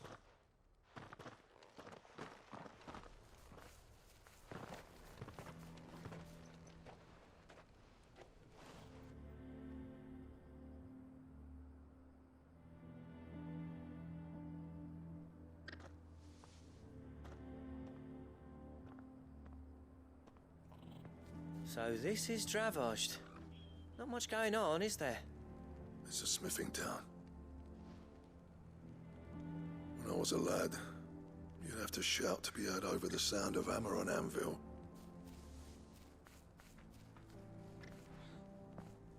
Clive, you're good with people. You speak to Zoltan. Hey, you ain't backing out now, are you? There's a river of bad blood between me and the chief. But if someone can build me a bridge, then I'll cross it. All right. I'll see what I can do. I appreciate it. He'll be near the forge on the hill. It was our master's. He'd have inherited it when I left. Forge on the hill. Good luck. You'll be needing it.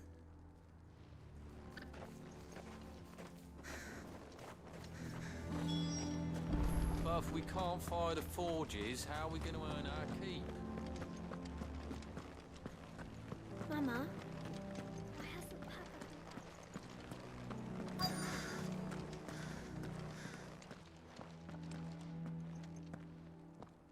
Hotter! Hotter, damn it! Those miserable flames wouldn't melt butter, let alone iron. Pardon the intrusion. I'm looking for the chief. That'd be me. It's a pleasure to meet you. I'll bet it is. Keep the gates closed, I tell him. Well done, Snotty. You're not welcome here. Get out. Before things turn nasty. Blackthorn's here. What did you say? He's traveled a long way to see you. Yes, has he? He's waiting. Down by the gates. Then I suggest you take him with you when you leave. Didn't you apprentice together? So what if we did? Fuck! We're getting nowhere! These bearers' flames are next to bloody useless! We're never going to be able to fire up the forges unless we can find some new crystals. I'm a busy man, as you can see, so do me a favor and piss off. Oh, and if you're struggling to find your way out, ask Blackthorn. That prick knows exactly where the exit is. He's not wanted here. And neither are you. All right. I'm going.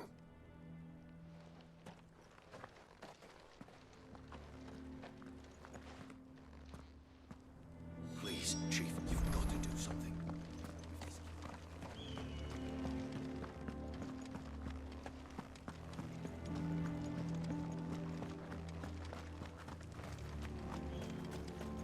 But if we can't fire the forges, how are we going to earn our... Let me guess. Zoltan told you to piss off. As a personal favor to him, yes.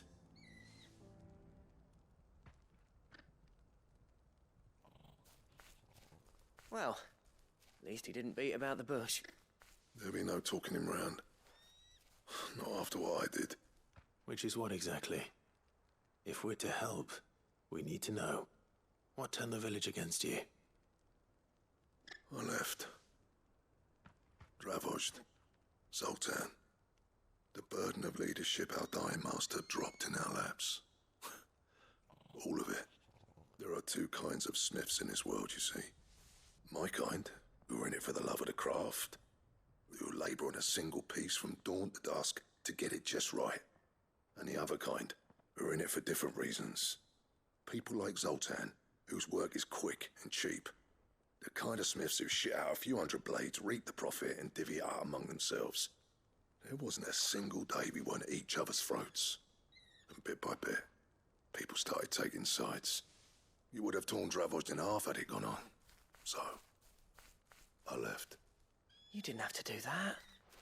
Zoltan's a better chief than I would have been. His way of doing things kept food on people's tables. Dravozd prospered without me and my lofty ideals getting in the road. Until the crystals run out at any rate. Without magic to fire the furnaces, this place is as good as dead. It depends on how you look at it, though. There's got to be other ways of making fire. We manage it in the Deadlands. Thanks to Sid's ingenuity, yeah. He saw all of this coming. Knew crystals were the problem, not the solution. And spent years coming up with ways of doing without. You know what I mean, though, right? Where there's a will, there's a way. What I'm trying to say is that it's not your fault. You couldn't have predicted this. It doesn't matter whose fault it is. I don't want to be the greatest smith alive just because I happen to be the last. Clive. Dravozd won't last long without its furnaces. So, do you think it's time we shared Sid's bellows with the world? The way I see it, it's your decision to make. Hold on, Blackthorn. Sid made those things for us. They give us an edge over the rest. And you'd be throwing it away. All right. Do it. This place was your home. I won't abandon it to its fate. Sid's creations were never meant to be hoarded. It was only ever a matter of time before we shared them. Let this be another step on the road to freeing Valisthea from the prison of the Crystal's blessing. Dravost will show the world that it's possible. Wouldn't you agree, August? When you put it that way, of course. It's like hearing Sid speak from beyond the grave. Thank you, Clive. Shall I go and fetch the plans, then? I know I'm off by heart. I'll be needing some help, though. Building a furnace isn't exactly a one-man job. Do us a favour and round up anyone strong enough to lug a brick or two with you, August. All right, then. And I've got a job for you too, Clive. Finding me some salamander skin. I need leather for the bellows and nothing else will withstand the heat. Luckily for us, salamanders feed out in the fields of Carava. Time for a spot of hunting, then.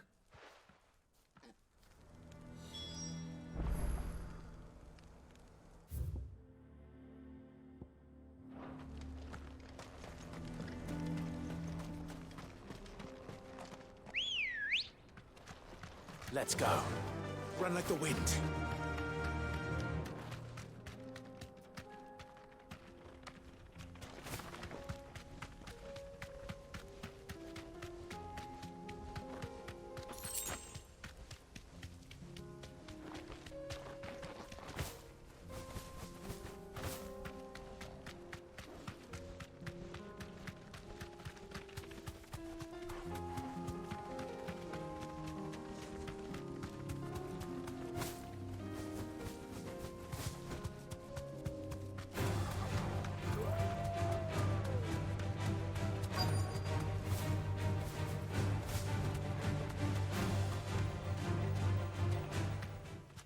Straight home now.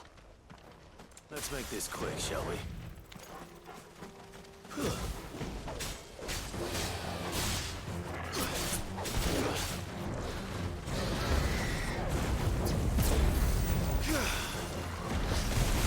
Let's try.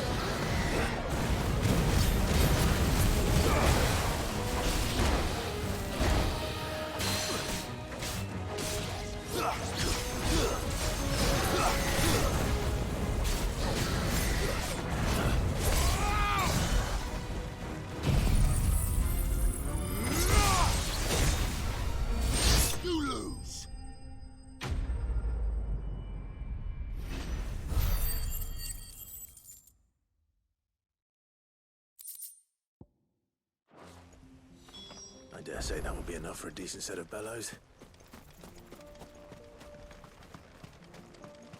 What's this all about, then? Don't know. So, any trouble finding the skin? Nothing I couldn't handle.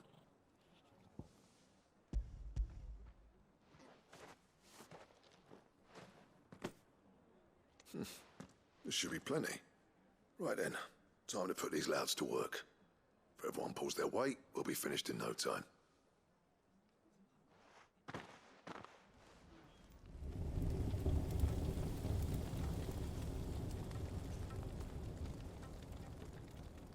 Well, I'll be damned. I honestly didn't think it'd work. But it's hot enough, all right, and without a single crystal in sight. You know what this means, don't you? I do, yeah. Dravost is saved.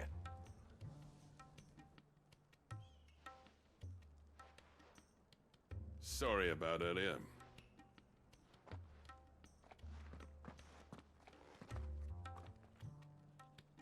I take back everything I said.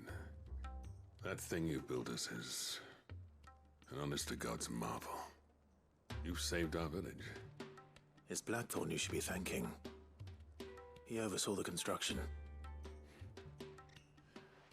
Give this to him, would you? What is it? Pet coal cinders. After he left, I spent years trying to eke the most out of our forges. That there is my answer. Chuck it in the fire, and your forge will burn hotter for longer, which will do wonders for your steel. Our secret for yours. Only fair. I've always envied Blackthorn. Since the day I became chief, I spent every spare moment trying to match up to the bastard. No amount of sleepless nights at the Anvil will ever bridge that gap, though. He's a genius. Plain and simple. The man Dravost needed. But he took all his talent and left. Gifted and free. Is it any wonder I hate his guts? The cinders would mean more coming from you. I need to forgive him first. And that's not gonna happen.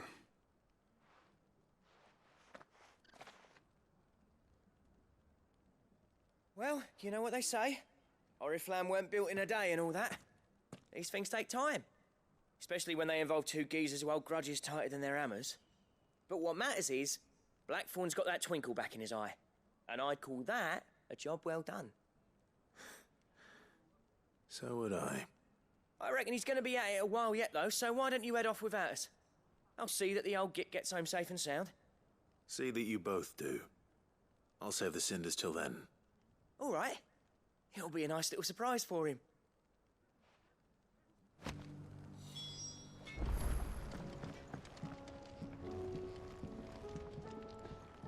Gentlemen, I see you both made it home in one piece. Yeah, well, we didn't want to outstay our welcome. The whole village turned out for a go on the bellows after you left. Everyone except Zoltan has. Didn't see hide nor hair of him. Oh, but that reminds me. I have something for you.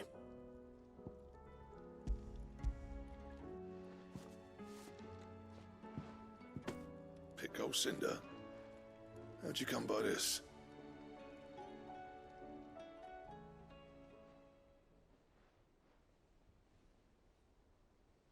And you're sure he wanted me to have it?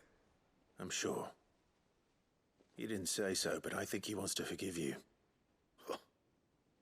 Imagine that. Yeah. You know I could never leave this place, don't you? Every time you put on mail, you and the Cursebreakers are trusting me with your lives. There's no greater honor for a smith than that. I'm not about to go crawling back to Zoltan for forgiveness, but I will make good use of his cinder. And if that helps save even a single life, then he'll have my gratitude. What was it you said he called me? Huh? A genius? And he spent sleepless night trying to copy me, did he? Sounds like I better get to work. I've got a reputation to uphold. It's good to see you back on form, Blackthorn. I don't know how you pair put up with me sometimes, but I'm grateful all the same. Now, where was I? Oh yeah, about to put Zoltan back in his place.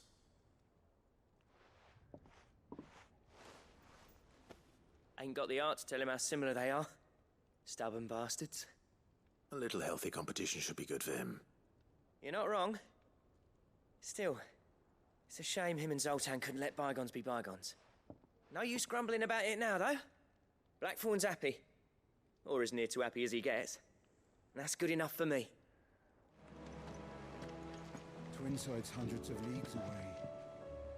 Heard the bad news then, did you? What bad news? About Dravost. Blackthorn's old haunt. With the forge and all that. Well, anyway, the mines just down the road from there are spewing out ether like no one's business. And the village? Safe from the flood for now, but they've got other problems. Akashic.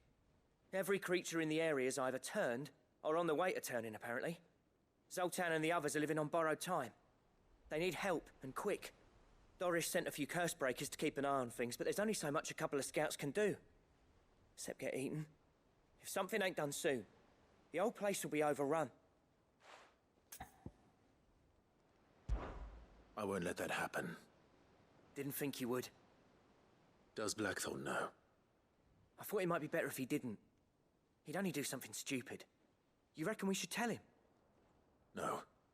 It's better this way. Yeah, well, I can't stand about knowing what's happening out there, so I'm off.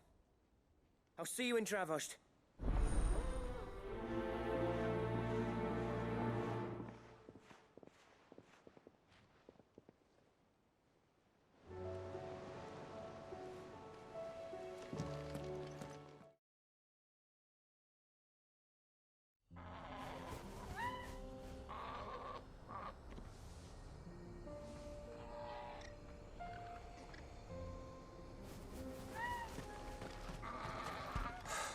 So Dravost is still standing. For now, at least. If you can swing a hammer, yes.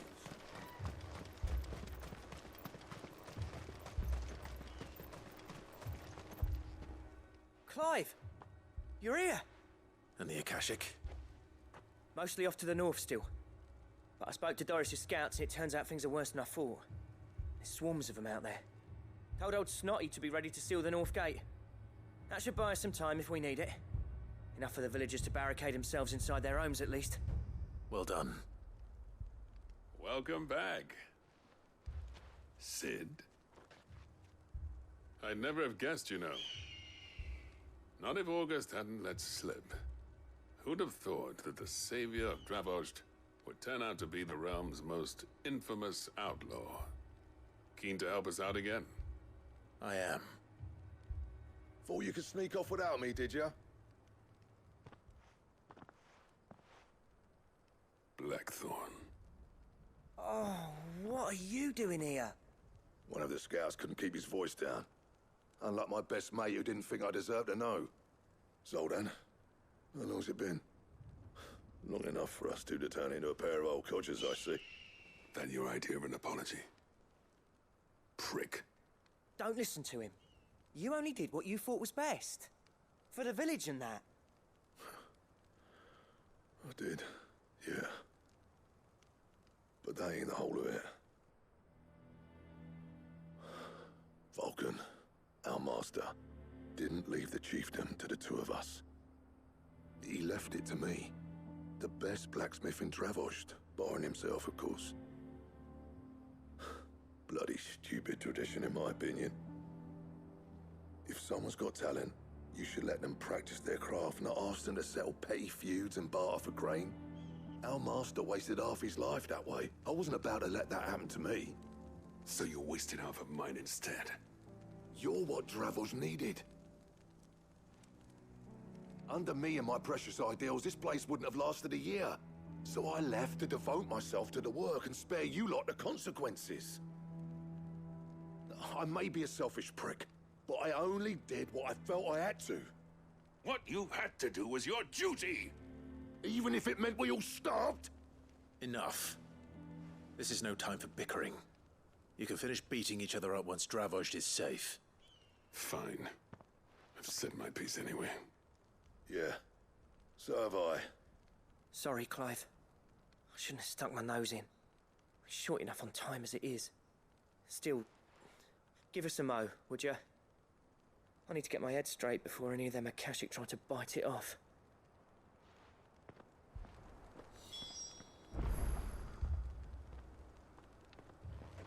You, ready for the off, then?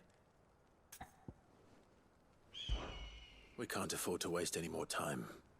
Right you are. Might be worth having one last word with the scouts, though. Don't want any nasty surprises, do we? Oh, and Blackthorn, you and Zoltan might be better off staying inside the... Akashic on the move. How close are they? Within sight of the walls, and there are more coming up from the mines. What was I saying about nasty surprises? They'll wash right over us if we stay out in the open. We're pulling back behind the gates. Good idea. Get yourselves inside, but keep your weapons handy. Understood.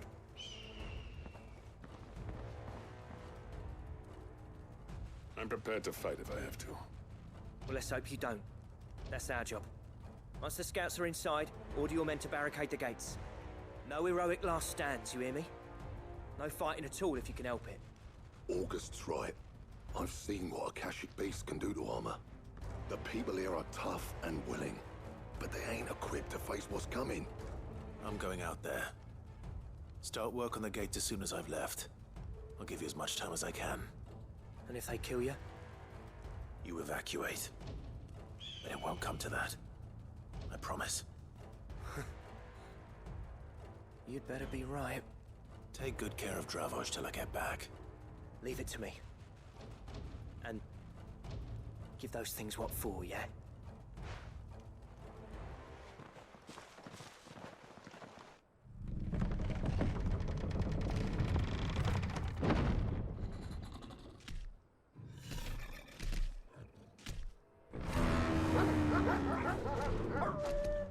All right.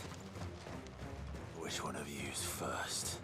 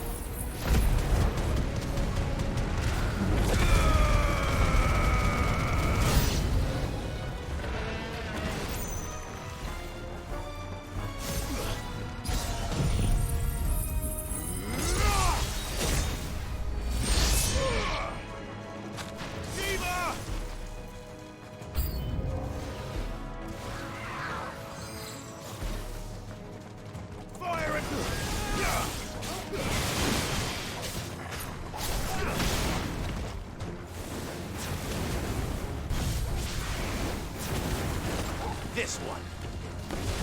Nice try.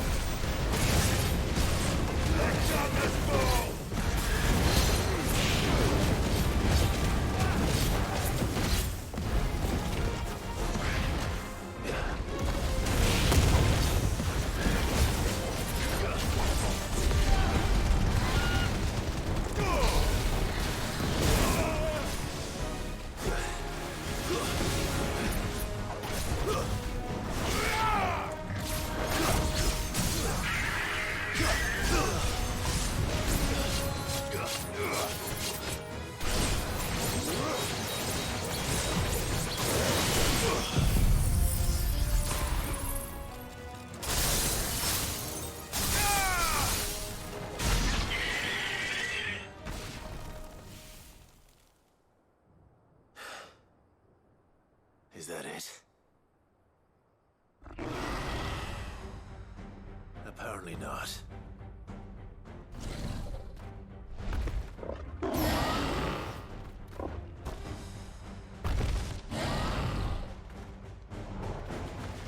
You're not getting past me.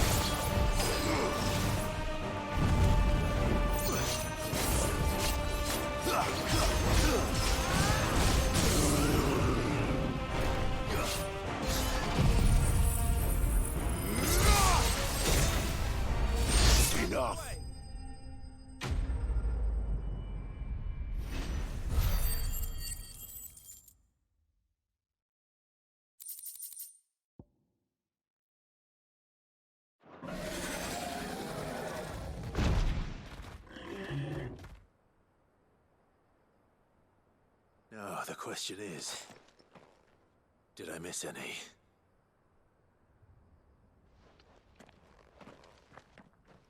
Man alive! You're still in one piece! I slew as many as I could. As many as I could, he says. The old bleeding lot, more like it. Well, almost. Only almost. Yeah, one or two did try to sneak over the wall. But we got the bastards, don't you worry. Good. Though you do know, more will come in time. In time, yeah. But we can think about them later. Let's get you back inside.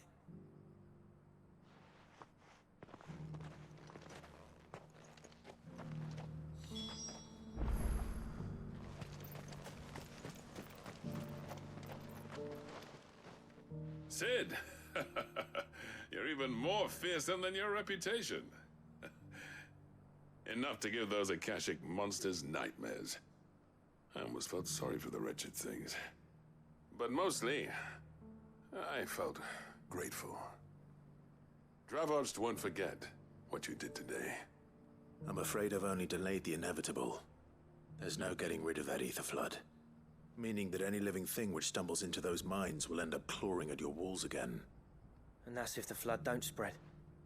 If it does, well, I hate to say it, but the village's days are numbered. That may be, but we're staying just the same. With ether floods springing up all over, it's no less safe than anywhere, and more importantly, it's our home. We'll fortify the gates to the north, and I'll see that they're guarded day and night. All right. Then we'll give you a hand shoring up those defenses. As for you, Blackthorn, that's twice you've turned up when Dravos needed you. So, thanks. I shouldn't have stayed away so long. And I shouldn't have left without talking it over with you first. Too bloody right you shouldn't. Though I doubt I'd have listened. I always envied you. How you made everything look so easy when, for me, it was anything but. You leaving gave me the perfect excuse to hate you. And from that day on, I never once stopped to wonder what it would have been like if you'd stayed. But what you said earlier, it was true. You'd have been the death of this place. Finally, something we can agree on. I hope you see the sense of it eventually. You kept this place alive. Alive, perhaps. Wealthy even, but Dravoged isn't what it once was. Our work used to be the pride of Dhalmekia. Now, we churn out the same rubbish day after day because it's easy and turns a profit. It's not about the craft anymore. I wouldn't send my sons to war wearing the shit most of our smiths are making. I've kept working, honing my skills, trying to lead by example, but no one sees the point. The average castle apprentice has as much passion for the craft as our current lot. Come back to us, Blackthorn. Remind Dravoged what a true master blacksmith looks like.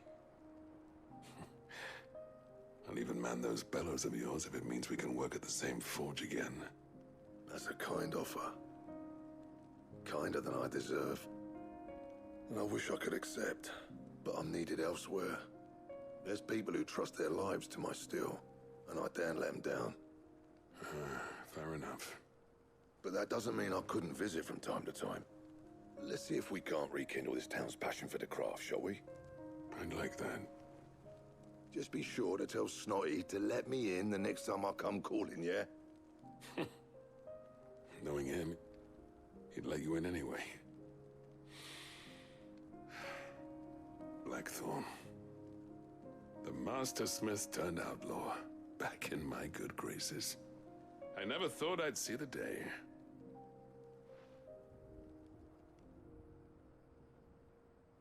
I'd say that went pretty well, wouldn't you? Even better than I'd hoped.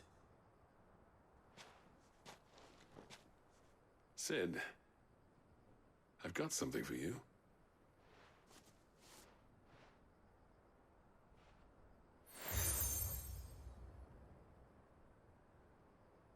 And this is? A token of our lasting gratitude. But I'm of a mind to make you a far grander gift. Designs for a certain sword have been passed down from chief to chief for generations. Now hold on, Zoltan. There's a reason no one's made that blade in centuries. There's not been a craftsman equal to the task. I'll admit your cinders make impressive steel, and I've learned to hone an edge Odin will be proud of. But the engravings on that thing are enough to make a jeweler cry. And they're not just for show, either. Have you forgotten what brought you back to Dravozd in the first place? A certain ring? I knew I'd never surpass you with a hammer and tongs. So I turned my hand to a different kind of metalwork. Between the two of us, I'd say we're the equal of any master craftsman ever to have graced a forge.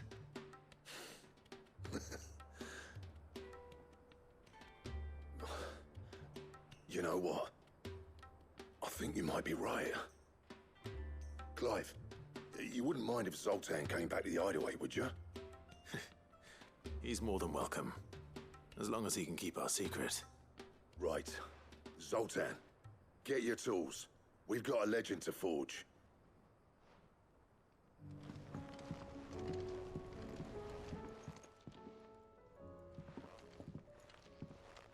Ah, the man himself. We were just about to make a start on that sword I promised you. It's funny, but none of this would have been possible without your help. You remember Camille? We'll be using his leatherwork for the grip. The steel, meanwhile, will be tempered in a fire, burning the cinders you charmed out of old Zoltan here. And that whetstone from the Outer Isles, that'll be what gives the blade its edge. And the final flourish will be my talented colleagues' engraving. A team effort led by the greatest blacksmith alive. Now, save that talk till the thing's finished, yeah? Right. I'm ready if you are. To the bellows it is, then.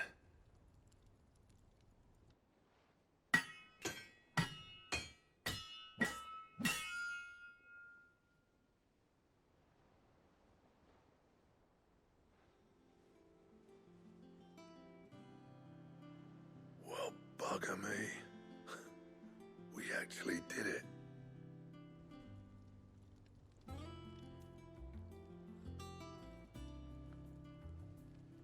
The sword to end all swords. Ragnarok. It's quite something. I trust you'll take good care of it. Thank you. Both of you. So, does this make you pair the greatest craftsmen alive, then? This? Nah. This was just following the footsteps of the greats of old. It'll take more than that to earn us our place in history. But we're up for the challenge. Here. A list of materials. Zoltan and I got talking on the long road back from Dravozd. We reckon with those items there, we could craft something even better than the Ragnarok. Something worthy of a legendary outlaw like yourself. That's a weapon I'd like to see. You leave this list with me. I was hoping you'd say that. One legend at a time, eh, lads? Before you start on the next, who fancies raising a cup to Friendship Reforged? Good idea. No more drinking to forget my past. It's about time I had something to celebrate. Then tap the kegs! Vulcan's boys are on their way!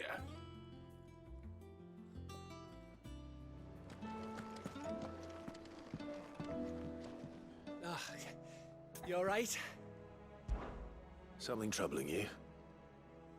No more than usual. It's just... Etta's baby will be coming soon, and I wanted to make something for it. I'm sure she'd like that. Back in the north, families would always make gifts when a bairn was on the way. Yeah, let the little tykes know they were welcome in their new homes, like. So, what's the problem? Well, the problem is that Etta's due any day now, and I don't know if I'll be ready in time. Is there anything I can do to help? You know, there just might be. All right then. What exactly are we making? A good luck charm. but not just any good luck charm. Not just any. No. One made from the feather of a silver chocobo. There's naught lucky in all the realm, or so we used to say back home anyway. Thing is, they're hard to come by. Had Otto and Karen check with their suppliers, but nothing. I'd try and track one down myself, only... Only the big day is fast approaching. And that's all you need, a feather. That or the bird whose arse it's attached to, aye. I was gonna start by asking around with traveling traders plying the northern borders. Well, there's no shortage of those passing through Martha's. I think I might make that my first port of call. I'll let you know if I find anything. You're a good friend, Clive. I won't forget this.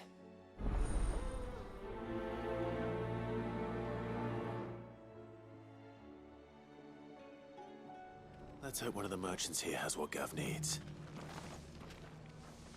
Excuse me. I'm looking for something. Oh, well, then I'm your man. A silver chocobo feather. Oh, or maybe not. Though you're not the first to mention the bird around here.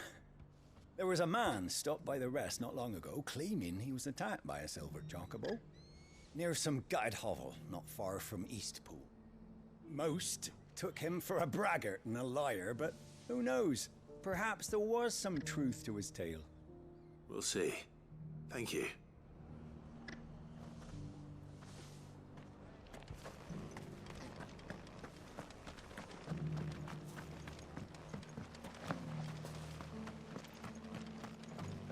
Just because the heavens have gone to wreck and ruin, it don't mean we have to.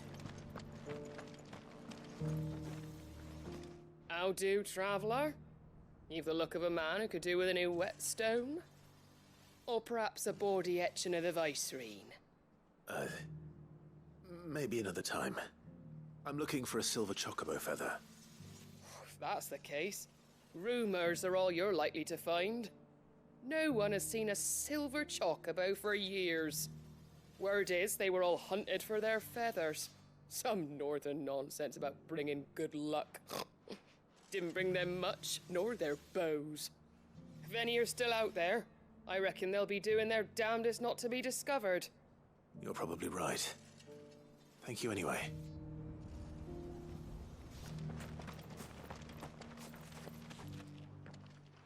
Can I help you with something? You wouldn't happen to sell silver chocobo feathers, would you? I deal in fruit, not fancies. But if it's fancies you're after, I suggest you try Rhiannon's ride. Was a silver chocobo seen there? Oh, yes. If you believe the ravings of a madman.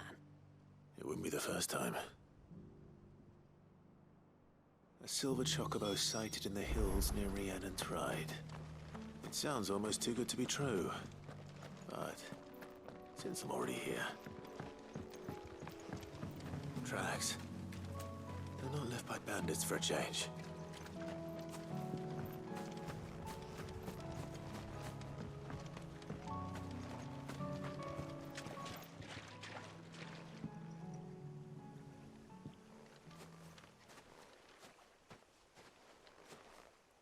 More tracks.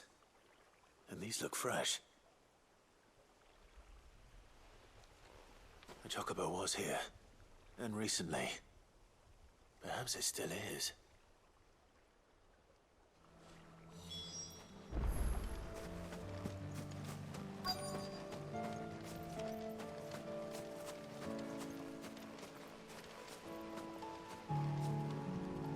I don't hear anything.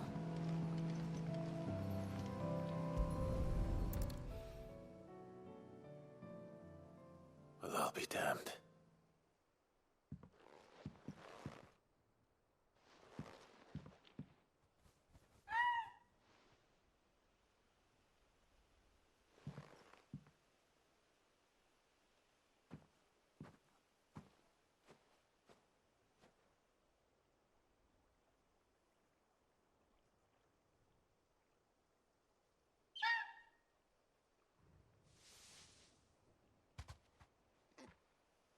It's all right. I'm not going to hurt you.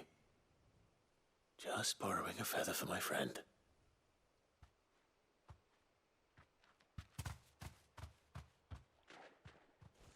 Thank you. Let's get this back to Gareth before they change their minds.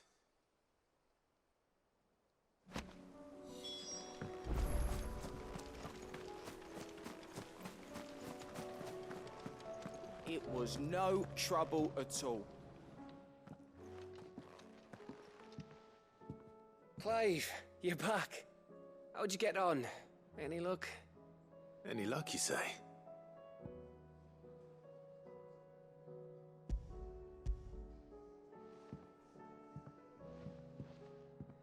Crystal's crack. Is this what I think it is? Where in the hell did you find it? It's a long story.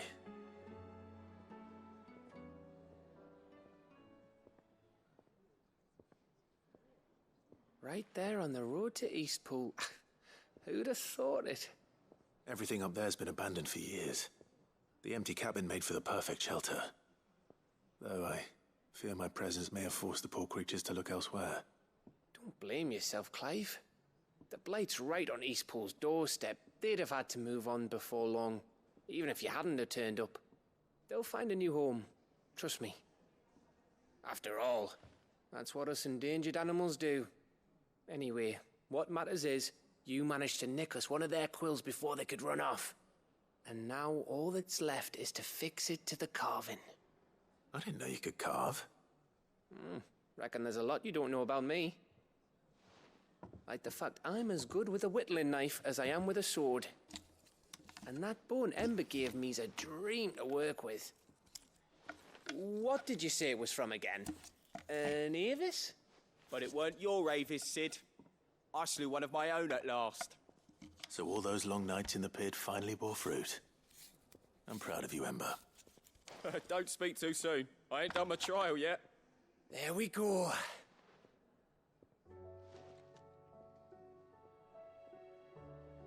What do you think? I think if you ever hang up your scouting cap, you'll be able to make an honest living. Oh, will I? I should go and see if Ed is awake. Give it my best. You can give it to yourself. Come on.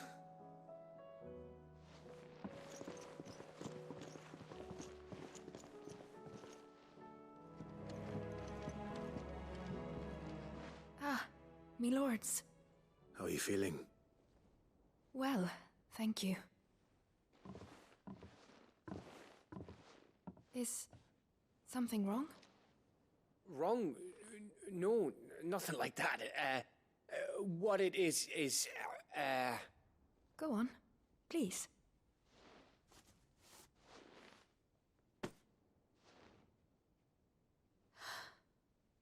It's beautiful. Did you make it? We did. Aye. It's from all of us here at the Hideaway. Your new family, like. It's a good luck charm. We may come up north when a band's on the way. I mean a baby. To let him know that they're part of the family too. Oh, I hope you like it. I don't know what to say. I thank you, my lords, for everything. If there's anything you need, just let us know. I will. Clive, fancy a swift off? I'm thirsty. I could be convinced.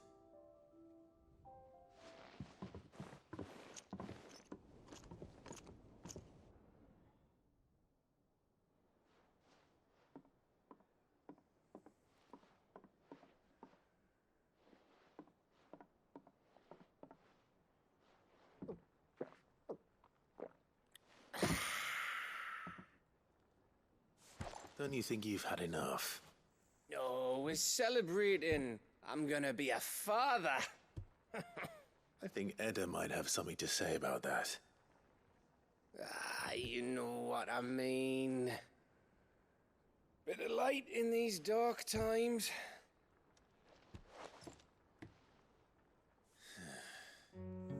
Wasn't long after me 10th name day. My mum told us she was with child again. I was over the fucking moon. was looking forward to having a little one to lord it over, what with me being the runt of the litter. Thought I'd finally have a chance to prove to the world that I could be a big brother. Imperials came the day she went into labour. Had myself a baby sister. And then I didn't. Me whole family gone in a blink, while I hid in the cellar like the spineless little arsehole I was. Great brother I turned out to be.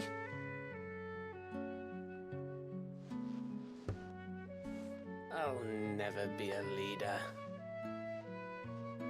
And I'll never be a hero. I'm just a daft little dog who comes running when his master calls. I'll never be like you, or Sid, or Jill, or even Torgal. Have you finished? Maybe.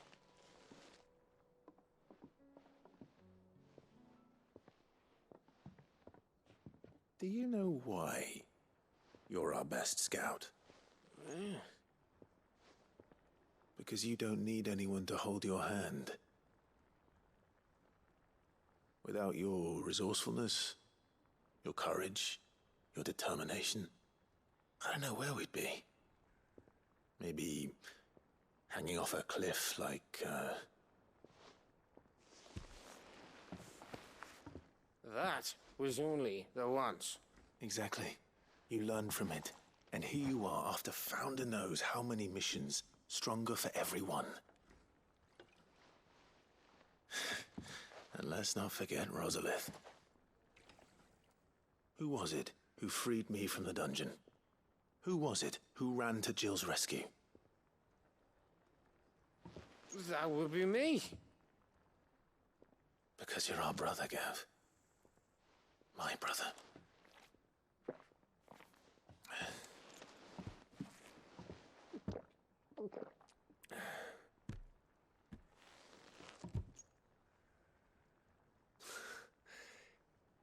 Your brother.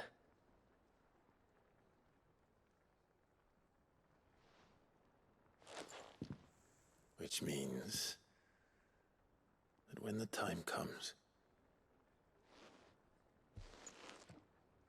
I get your room. And your sword.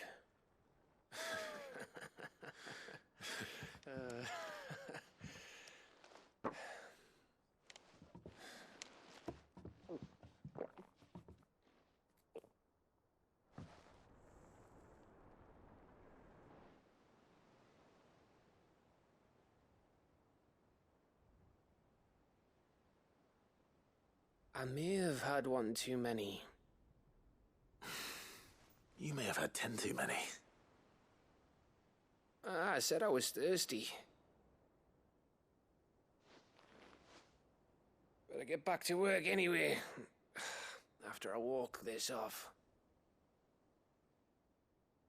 Clive? What is it? Thanks for, you know.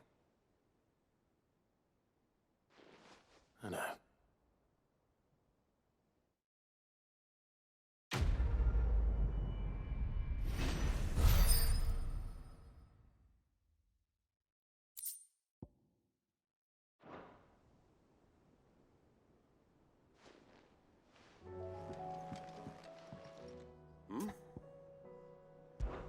Clive, my boy! Rutherford informs me that we owe you our thanks. Hadn't intended for you to get involved, but such are the times we live in, huh? I would have done the same for anyone else. You're far too modest, Clive. You'd make a terrible nobleman. But tell me, is the realm truly in as dire a state as Rutherford suggests? From what little I saw, you were right to be worried. I suppose I should have expected the worst. But I was rather hoping the great and good of the realm might have things a little more under control. Alas, it seems that firm leadership is in short supply these days, and without it, the people are bound to lose their way. We must move quickly. But where do we start? True, the challenges that face us are many, but in my estimation, there are two key areas to be addressed before any other. The realm's armies and her larders. As you've seen firsthand, it's every man and woman for themselves out there. Certain cities have banded together to try and maintain some semblance of order, yes, but such cases are few and far between. And yet, the only remedy for the chaos that faces us is unity. A unity that transcends even the borders laid down by our ancestors. In short, if Storm does not stand together, she will fall apart. But how would one even begin to unite the realm? The armies, my boy. As I told you already, we begin by restoring order among the ranks of those sworn to maintain it. Sadly, I doubt I could convince even the lowliest gaggle of privates to dig a latrine together. But I do know someone the High Commanders have been known to listen to on occasion. Field Marshal Eugen Havel. I thought he was retired. He was, until an Akashic army tore through Randalar and killed most of the rank and file. There is no man alive more capable. Literally. And as luck would have it, I've already spoken with him on the matter. Of course you have. And he's agreed to help. On one condition. That he first speaks with you personally. Havel has always been a man of frustratingly rigid principle, and he has certain qualms about clasping arms with, well, with an outlaw. I extolled your many virtues as best I could, of course, but the old goat was adamant that he be allowed to appraise you in person. You don't mind, do you, my boy? Of course not. As long as chaos reigns, we will never build a better world. I'll do whatever it takes. And if the Field Marshal wishes to speak with me in person, then so be it. That's the spirit. I'll leave for Randalar at once. Would you send a Stolas? Of course. Rutherford is already in the Dhalmekian capital. I'll have him tell Havel to expect you forthwith. Excellent. Thank you, Uncle. No, thank you, Clive.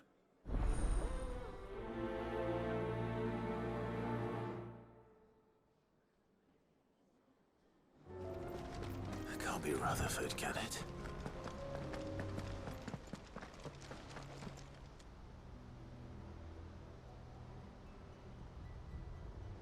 Turncoats and cowards, the lot of you!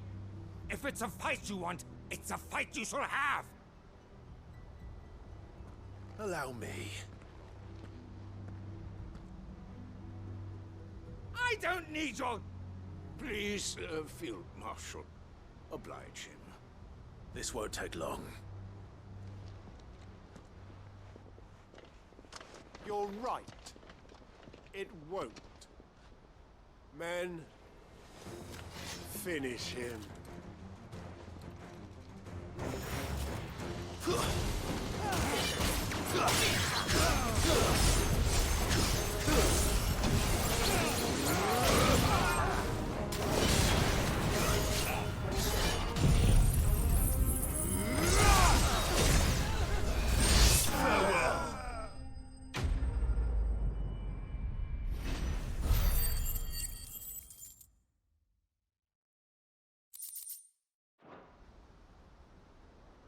A little longer than I'd have liked.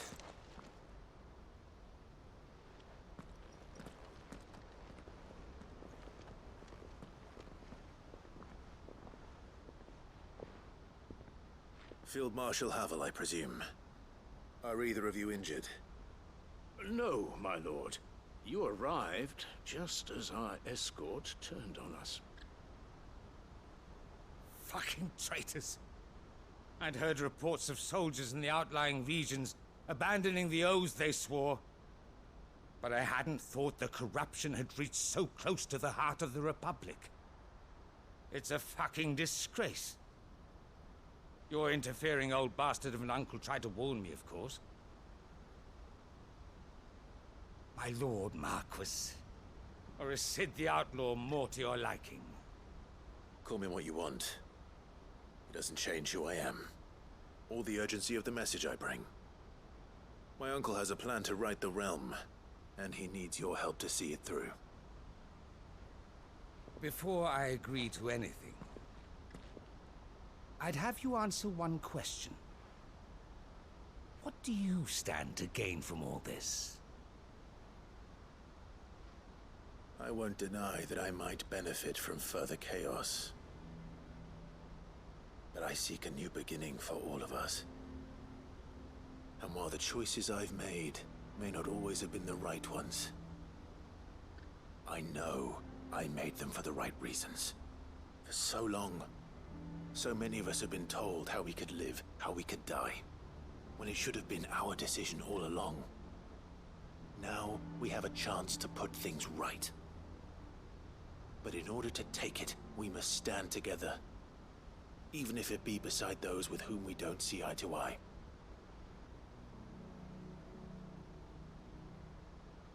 Certainly not the words I expected from an outlaw. But perhaps your uncle was right. You are no ordinary outlaw. I'll never hear the end of this. All right. I'll start by ordering my most trusted guard to bring the Dhalmekian fringes under control. Next, I'll make contact with my counterparts in the Imperial Army and see if I can't convince them to try and restore order in their own territory. Thank you, Field Marshal.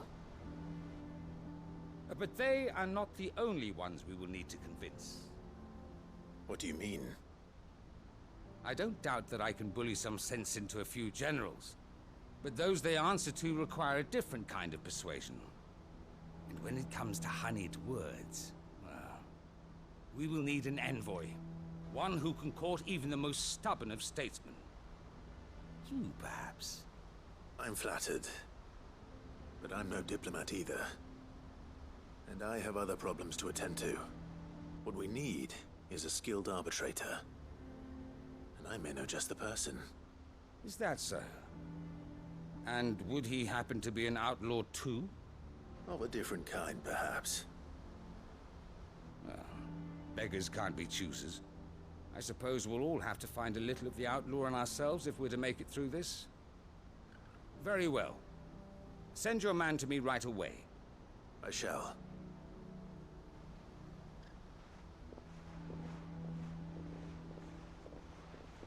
My Lord Marquis. Your Lord Uncle bade me escort the Field Marshal to his manor in Port Isolde. And I will see that my associate joins you there. Very good, my lord.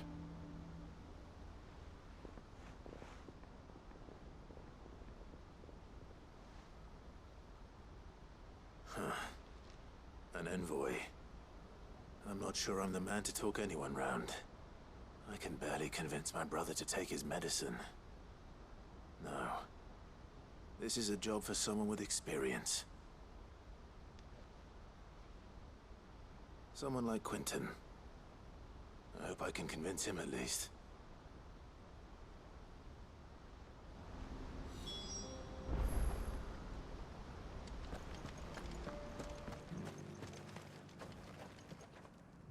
Quentin, I have a proposal for you. Do you now? Something tells me you'll be asking more of me than a cask of Gotand gold. Go on then. Propose.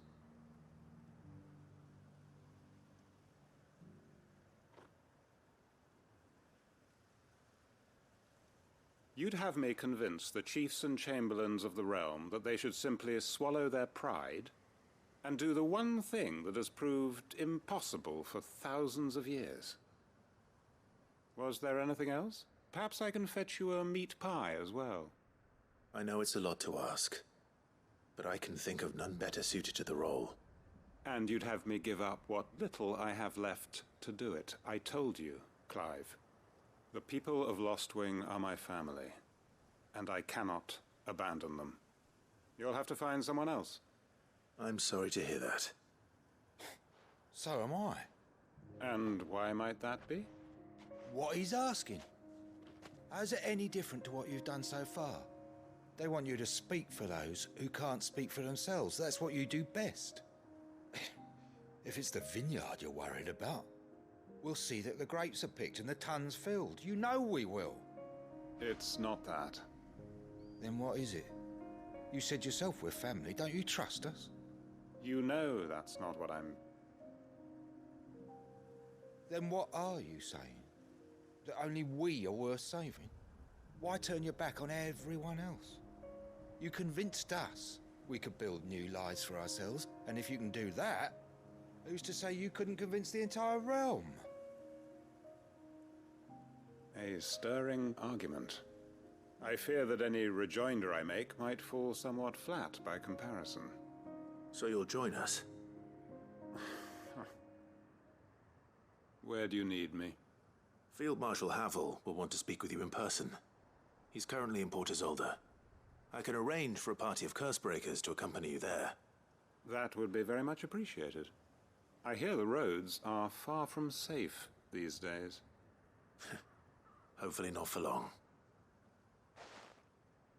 My uncle will want to know that his plan is taking shape.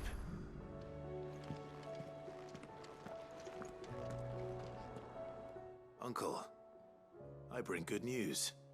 The Field Marshal has agreed to your plan. Ha! Of course he has. I didn't doubt you for a moment, dear boy. Rutherford is accompanying him back to your manor in Port Isolde as we speak. They will await your return there. As will one other. One other? Who, exactly? Lord Havel was concerned that even if he could get the realm's armies to agree to an accord, he might not be as successful in convincing those with political power. He asked if I might have a solution, and I suggested a certain Imperial Lord Magistrate turned Liberator. One of your co-conspirators? Master Quinton would probably call me one of his, but yes. Another outlaw, then. Just the thing we need to put these rotten politicos in their places. Good thinking, Clive. I'm glad you approve. The more the merrier, eh? Uncle, assuming Havel and Quinton can solve our problem with the armies, you still haven't mentioned how we might manage the grain shortages. Oh, don't you worry, my boy. The 7 high houses will be seeing to that. They have all agreed to make the most generous of donations. Oh, of course, it did take a little persuasion, but luckily I had some unexpected help. From who? Why, you, my boy. Rumor has it that you rescued the Lady Ariane's head steward Rockford from a horde of bloodthirsty bandits. It was more of a handful. Well, the old battle axe was so pleased. She had a shipload of talents delivered to my private docks by the next new moon. And when the other houses saw the parsimonious old crone's purse strings finally loosen, they as good as tripped over themselves in the rush to follow suit. I'm happy to hear it. Now, I must be getting back to the manor. Join us there at your earliest convenience, would you? Of course, Uncle.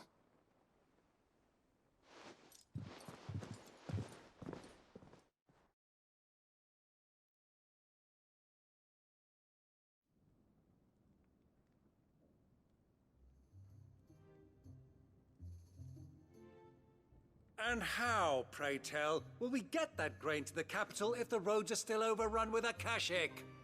You'll find another bloody road. I only have so many men, and I'm not about to send them headlong into an ether flood. That is, unless you'd have them turn as well. Well, I'd certainly eat less. Says the man with a belly bigger than a band of curls. My soldiers actually need their rations. Without any food to keep them going, they'll be dead even before you've sent them on your fool's errand. If I may, gentlemen, perhaps I might suggest an alternative approach. Though supply routes are indeed disrupted, there is no shortage of ships. Indeed, they bob away in every bay from here to Randalar, awaiting a safe haven. Allow them to make port and fill their bellies full of grain. And once those who crowd the cities are fed, ferry the displaced back to the countryside to work the fallow fields. Ah, but I'm sure that you wish to continue your discussion. Forgive the interruption. Two such firm friends as yourselves need no help from the likes of me. Rutherford spoke fondly of the great bond between you. Us? Friends? I can't stand the man! Clive, I'm beginning to question the quality of the company you keep. And what kind of company were you expecting him to keep? The man's a criminal! Criminal? How dare you? You are not fit to breathe the same air as this fine, upstanding young gentleman. Upstanding? He calls himself Sid the Bloody Outlaw! Once more onto the breach.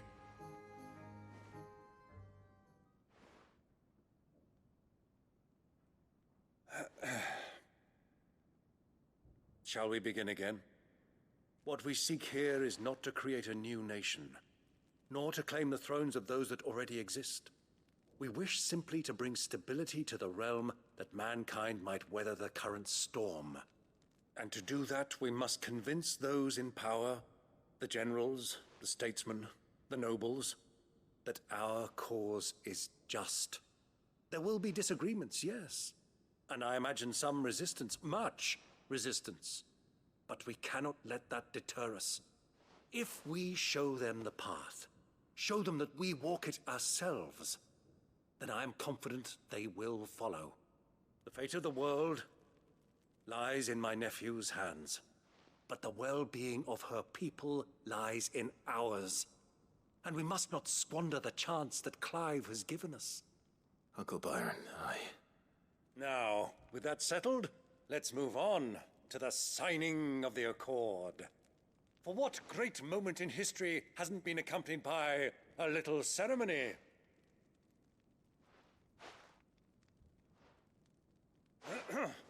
Citizens of Valisthea, I present to you the Triunity. Rutherford, my quill.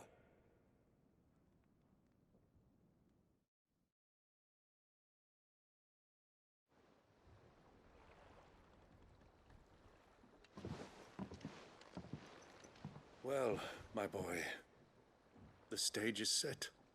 That it is. This is the role you were born for. Now I ask only that you trust in the talents of your supporting cast. We shall play our parts to the best of our abilities, that you might have the opportunity to shine. The realm needs its Sir Crandall. And there is no better Crandall than you, Clive. I want you to keep this signed accord as proof of our faith in you. I will. Thank you, Uncle.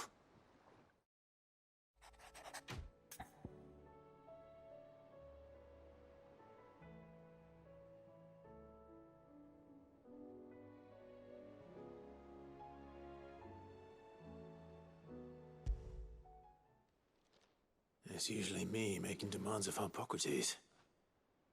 I wonder what this is about.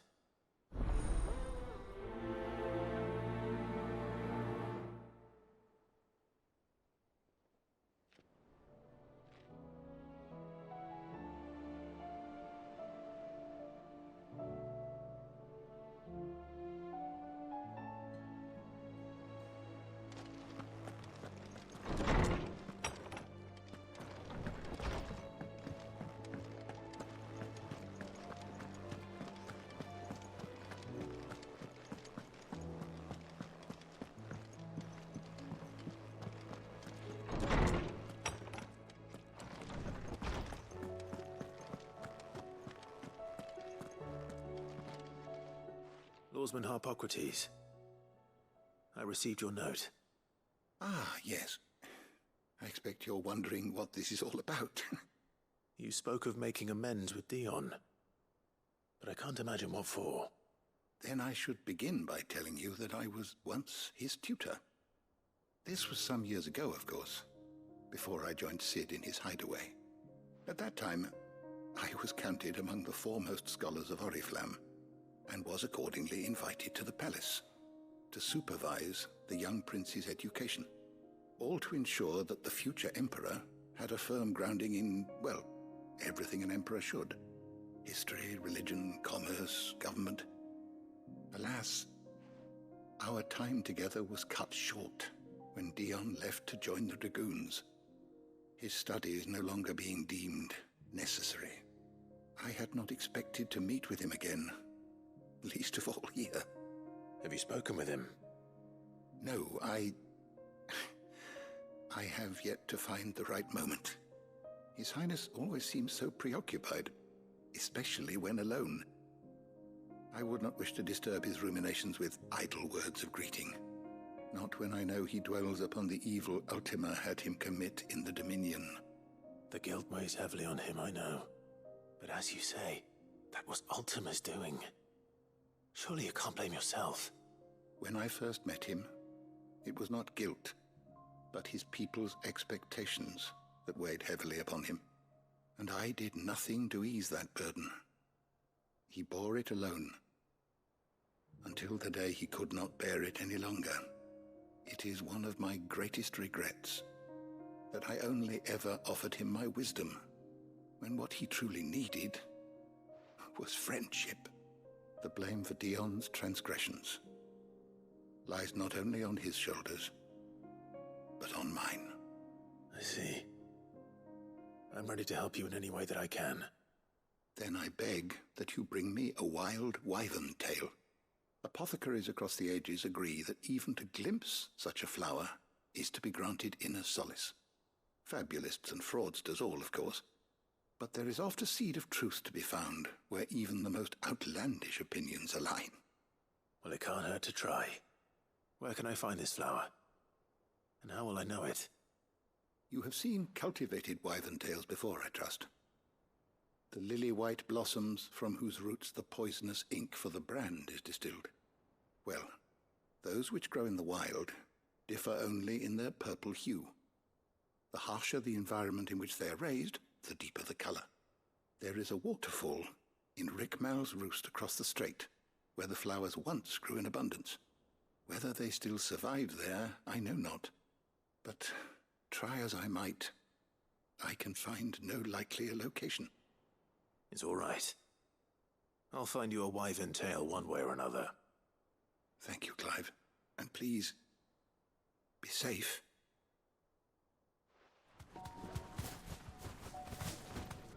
Purple flowers blooming next to a waterfall. Shouldn't be too hard to find.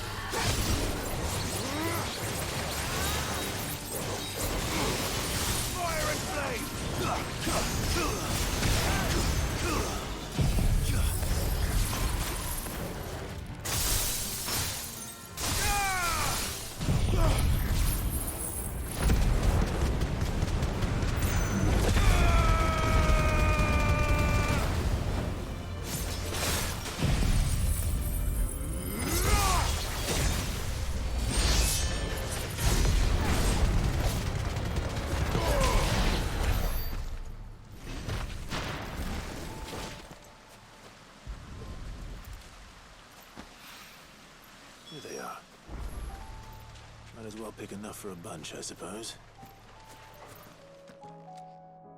Oarsman, I found the flowers you were looking for.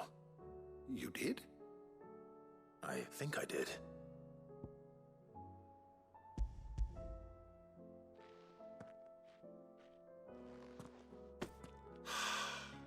You did indeed. My dear boy, thank you. You wanted to make Dion a gift of one, did you not? Shall I invite him to join us? Oh, I don't... It's no trouble. I'll go and fetch him.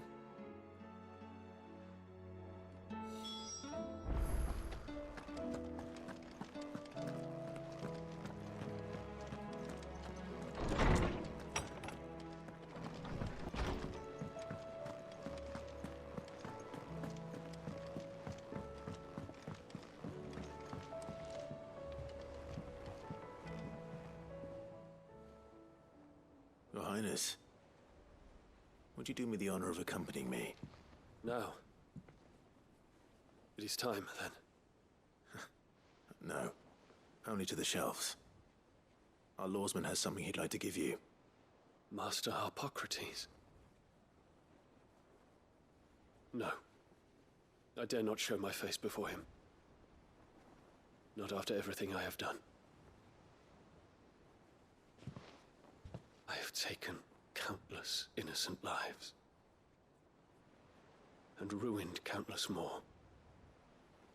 All because I was weak. I have sworn to atone for my crimes or die in the attempt. But were I to meet with him again, and see in his eyes what I have become, I fear that my resolve might falter. Then that is all the more reason to do it.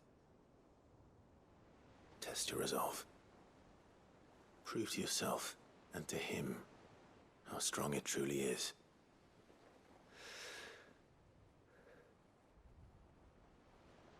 You are right. I must, at the very least, offer him my gratitude. Very well, then. Take me to him. Follow me.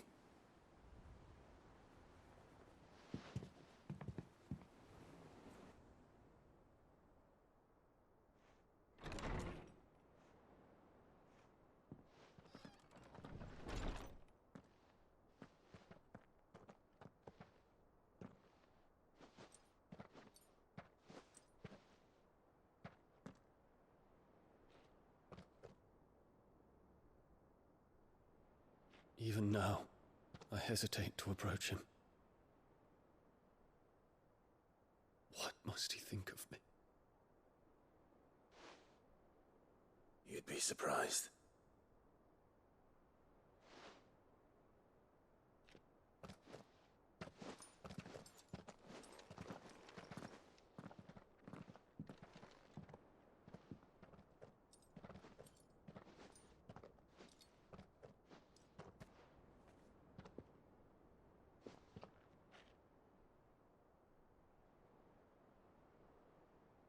Master Harpocrates, pray, accept my apologies for leaving your tutelage before my studies were complete. Your lessons opened my mind to a world quite unlike the one I had imagined from within the gilded confines of the palace. And I shall be forever grateful for the efforts you made to enlighten me. Lift up your head, Your Highness. The deeds of youth require no apology. That you took the time to visit me says much about the man you have become. Now, there is something I would like to show you.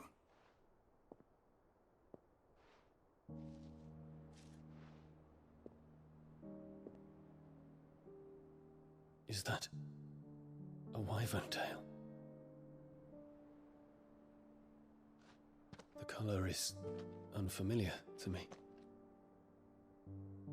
Because it is unique to those found in the wild. Something in the harsh environments in which they grow lends them this striking hue. Their roots are indistinguishable from those of their hothouse cousins, but once they bloom, the difference is immediately apparent. In this flower, I see you, Your Highness. Its roots were the roots of a wyvern tail, with all that implies. But they do not define it, just as yours do not define you. I want you to have it, that it might remind you of this truth.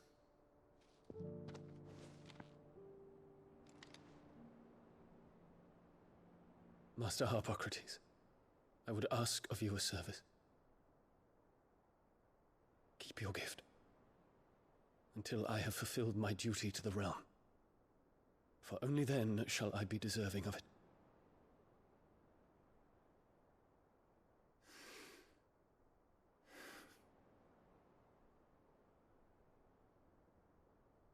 As you wish, Your Highness. I shall await your return.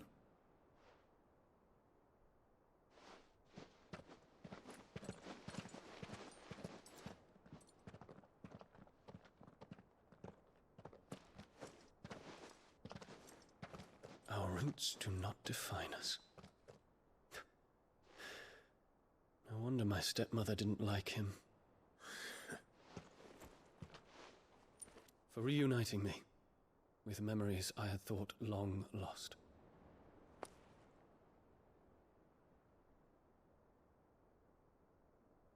I shall not forget this.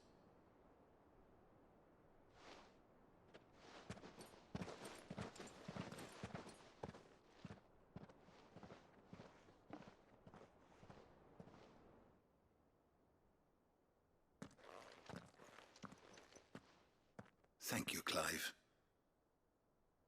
Were it not for you, I fear I might never have found the right moment to speak with him. Not to mention the wyvern tales. I shall plant their seeds, that I might not disappoint His Highness upon his return. I hope the soul in the Hideaway is to their liking. Why, these flowers bloomed in the bleak, black wastes of Waloed. I'm sure Nigel's yard will suit them to a T.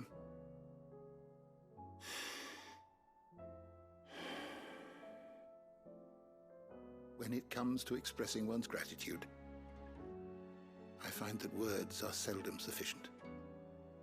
Here. What's this? A stolas quill. Or more precisely, my stolas quill. 'Tis said that an owl's feathers are steeped in the wishes it hears over its long lifetime. All those words just waiting to pour out onto the page. So consider this my wish for you. That one day you may put down your sword and pick up that pen. Well, when that day comes, I'll certainly have a lot to write about. Thank you, Harpocrates. It shall have pride of place in my chamber.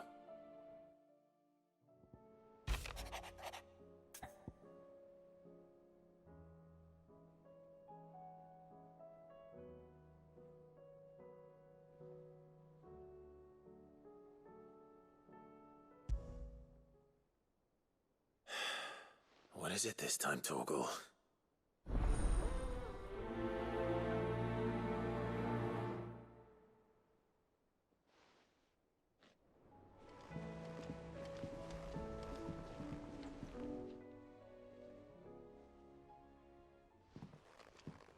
Pining for something, boy.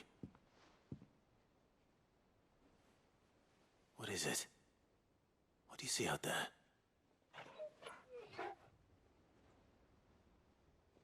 I never did ask where you got that anklet of yours. From Sid, that's why. On the day he brought him home. That long ago? And you're only thinking to ask this now?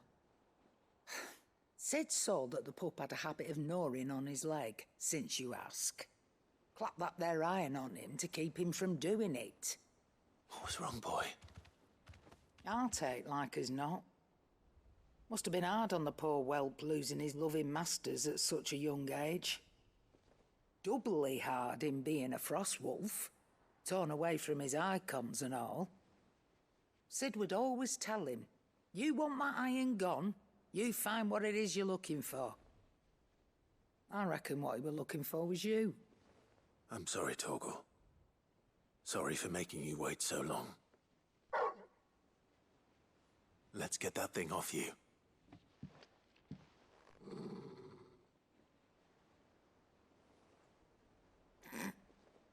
Doesn't sound like he wants it off.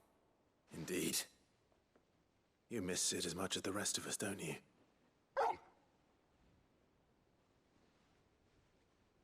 You want me to go with you somewhere?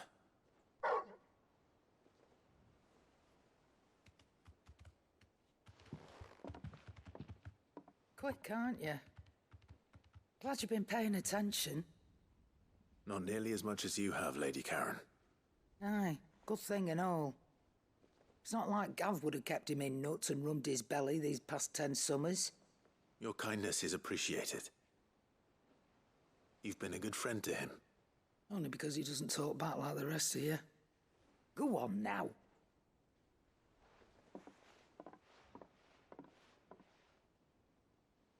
Where to then, Torgal?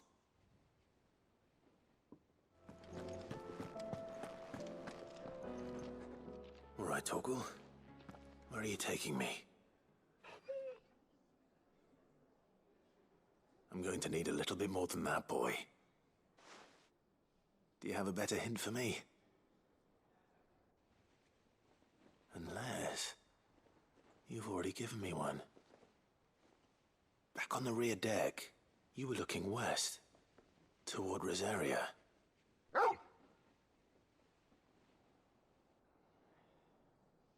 Why don't we try the rookery?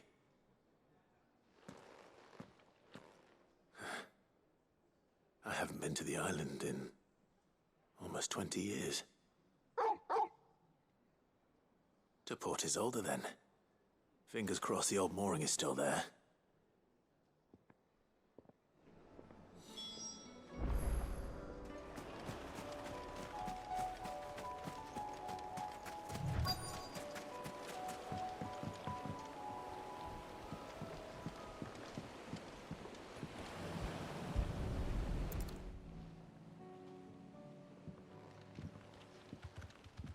It's still here. After all these years. A lot smaller than I remember. And you're a lot bigger. You might have to swim, boy.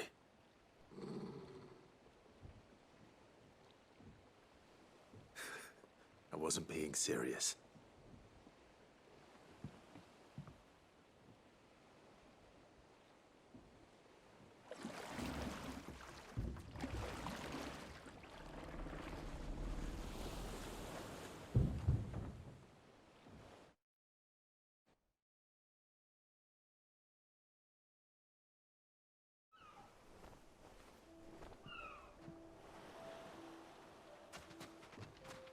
This place hasn't changed at all. The rookery's right through those trees. Come on. Race you there?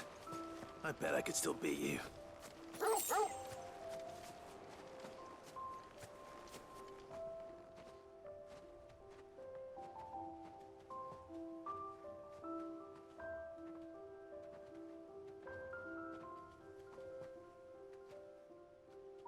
Here we are. This was our hideaway. Wasn't it, Torgal?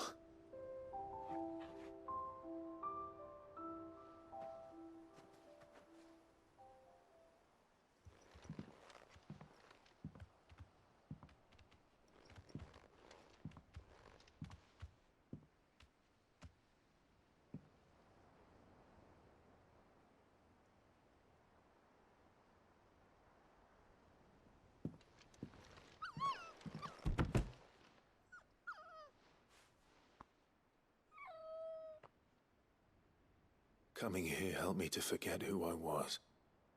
Or wasn't. Prince, shield. Son his mother could love. Had I been any one of those things? Perhaps.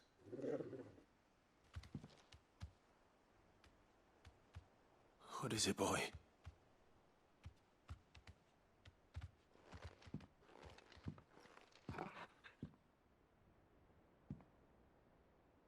This is all from the castle. And Phoenix Gate.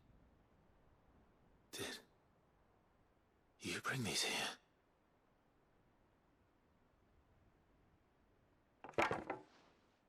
My sparring sword.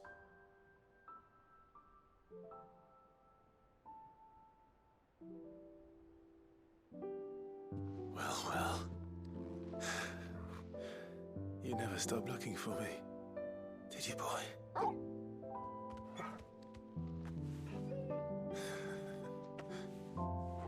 Thank you, Torgal, for never giving up, for never forgetting.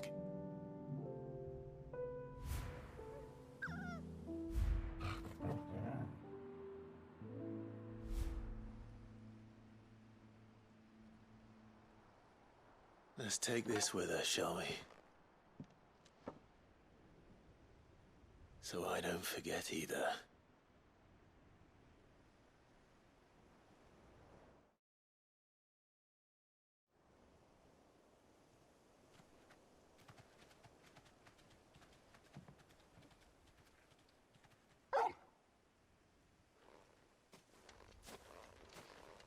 That's not the way back to the boat, Torgal. All right. I'm coming.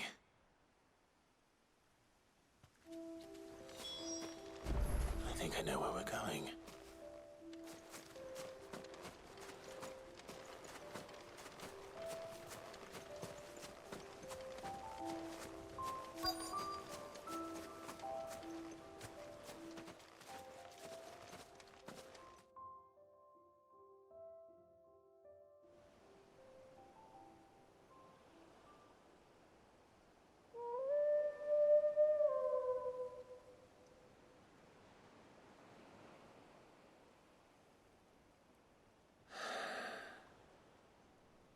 People always talk about the importance of putting the past behind you. But without it, we wouldn't be who we are today.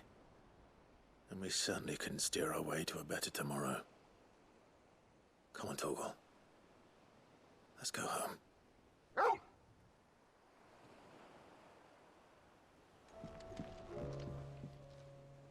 Ah, Clive. Joshua, what's wrong? And don't say nothing. It's not nothing. I've received word from Cyril.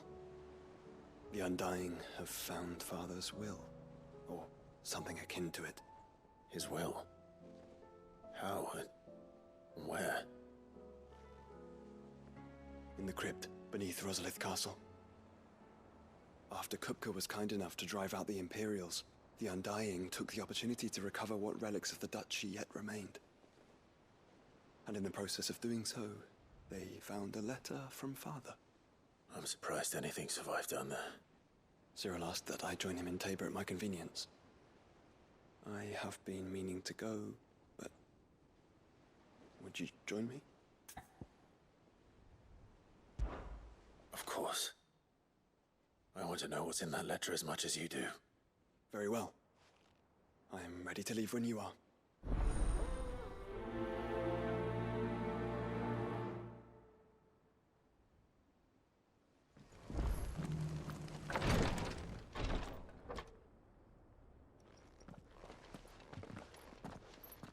Your Grace, my lord, I trust your journey was not overly onerous.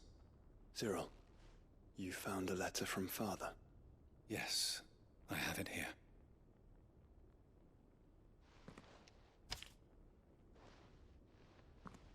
If you would do us the honor, my lord.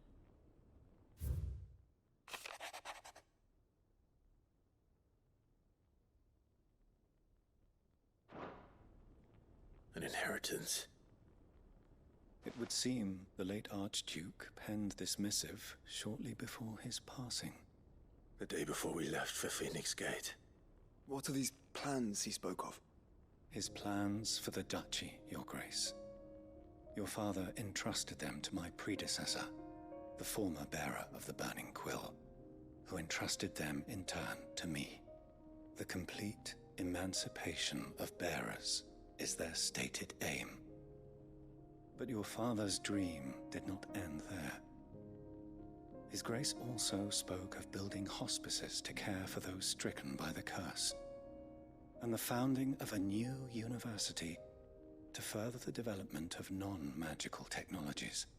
With the blight spreading ever more widely across the twins, Archduke Elwyn saw this as the only means of securing Rosaria's survival.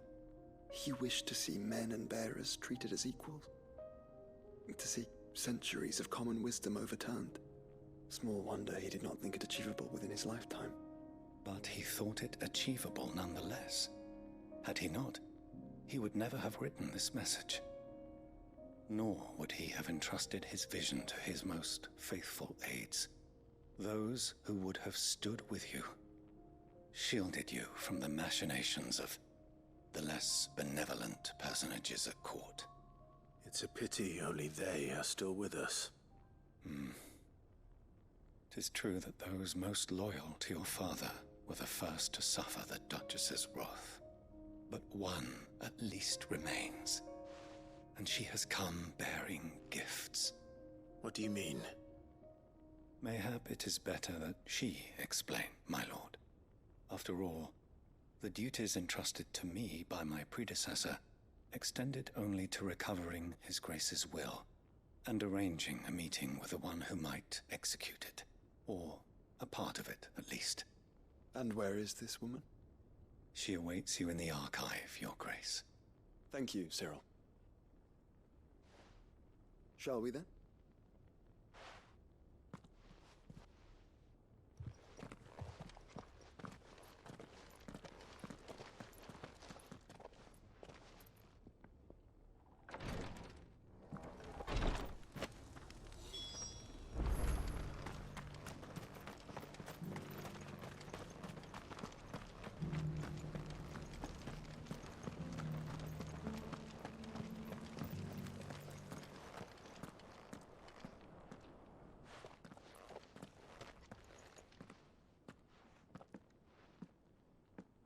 My lord, Your Grace. I hardly recognize you. I am Goditha, retainer of House Rosfield, loyal servant to the Phoenix and his shields. Your father, the Archduke Elwyn, entrusted me with the delivery of a gift. I only hope you can forgive my tardiness in bringing it to you. Lift up your head, Lady Goditha. You have our gratitude for your service to our house and to our father. I merely did my duty, as any proud Rosarian would. My lady, perhaps you could explain a little more. What exactly is the gift you bring? As I'm sure you know, it has long been the custom for the children of House Rosfield to be presented with certain keepsakes upon their coming of age. Indeed it has. Our father often spoke of the day when our turn would come. And had he lived to see it, he would have presented you with the treasures I bear. Matching armbands for you both. Alas, he did not live. Indeed, he was taken from us even before they could be completed. He had intended to claim the Heartstone with which each armband was to be finished himself, but it was not to be. And his gifts remain incomplete. I see. It saddens me to bring them before you, as they are. It was your father's wish that you be presented with the finished articles, not these works in progress. But with his grace long since gone, and the stone left unclaimed, I had little choice. You are grown men now, and his house is yours. And while I would not presume to insist upon your claiming the Heartstone in his stead, I know that nothing would have pleased him more than for you to do so. Thank you, Lady Goditha. What say you, Clive? What else? Of course, my lady. May our father's will be done. Oh, I am much obliged. Do you know where we might find this Heartstone, my lady? I do. Though it may be a matter of a good deal more than simply happening upon it. It is found in the bellies of elder griffins, you see. We do at least know where to find one. A certain specimen has made its nest in Titan's Wake, not far from here. A certain specimen? You are most perceptive, Your Grace. In answer to your unspoken question, yes. In fact, this is the very same beast your father meant to slay. I have been tracking its movements since you were but a boy. Were you to slay it in his stead, as men of House Rosfield, it would surely make your father proud. What say you, Joshua? What else?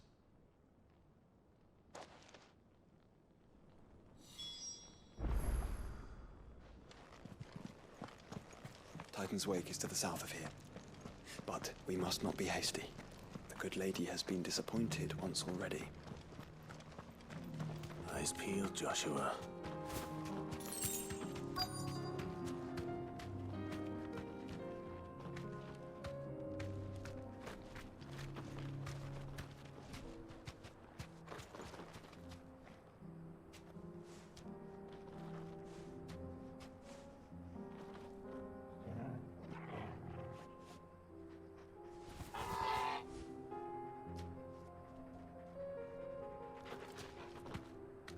Be safe. There it is. The House Rosfield.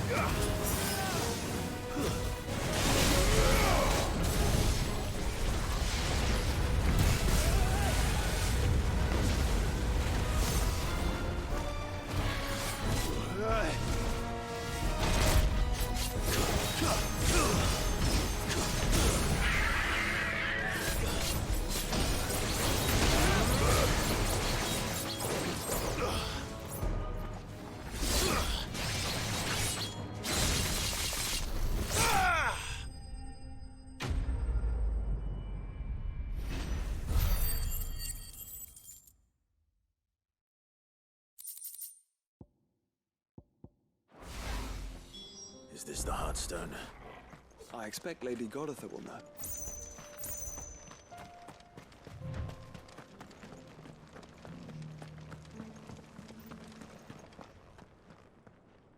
Oh, thank the Founder you were safe. The Griffin is slain then? And the Heartstone claimed.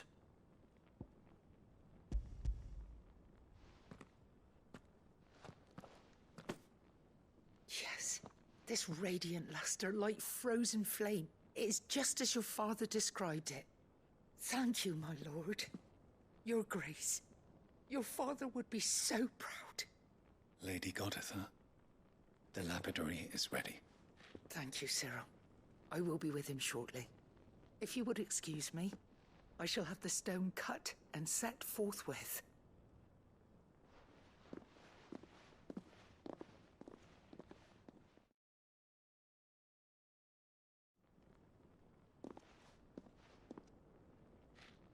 The armbands are complete. Pray, take them. They are yours, after all. Heartstone is harder and more enduring than garnet, or even ruby. It symbolizes unwavering will and devotion. And the graven vines encircling the stone represent the unbreakable bonds between you. It's a message. Father knew we had enemies both inside and outside the duchy. Enemies who would thwart his vision. Only with unwavering devotion would it ever be realized. And only if we stood together, as Phoenix and Shield, as brothers in arms. Only then might those enemies be overcome. Indeed. His Grace knew the enormity of the task he would entrust to you, his heirs. But this was more than just a message. It was a promise. That he would always be with you. Thank you, Lady Goditha, for remaining the steadfast custodian of our father's will. Forgive me, my lady, but there is something I don't quite understand. The Undying told me that after Father died, Mother claimed all of the ducal treasures for her own. Even if the armbands were incomplete, she would surely not have overlooked them. So, how were you able to keep them from her? Because I was the keeper of the vault. Though I was but a lowly servant, your father spoke to me of his intentions for the bands, of the deep love he had for both of you, and his hopes for your future. In the days before the disaster at Phoenix Gate, I discovered that the Duchess had ordered her jewelry be sent away from the castle. It was then that I knew she meant to betray us. I tried to warn your father, but it was too late. When word of the fire reached Rosalith, I knew my time was short. So I took up the armbands and I fled into the night. And thank the Founder you did. Yet my duty to your father was incomplete. Not knowing what else to do, I followed the Griffin, thinking I might claim the Heartstone on its passing. And so my pursuit continued, until Lord Cyril appeared before me. He informed me that his Grace's will had been recovered, and that his sons were alive and well. Lady Goditha, on behalf of my father and all the people of Rosaria, I thank you for your loyal service. As do I. Thank you, my lord. Your Grace, for coming back to us, for giving my service meaning.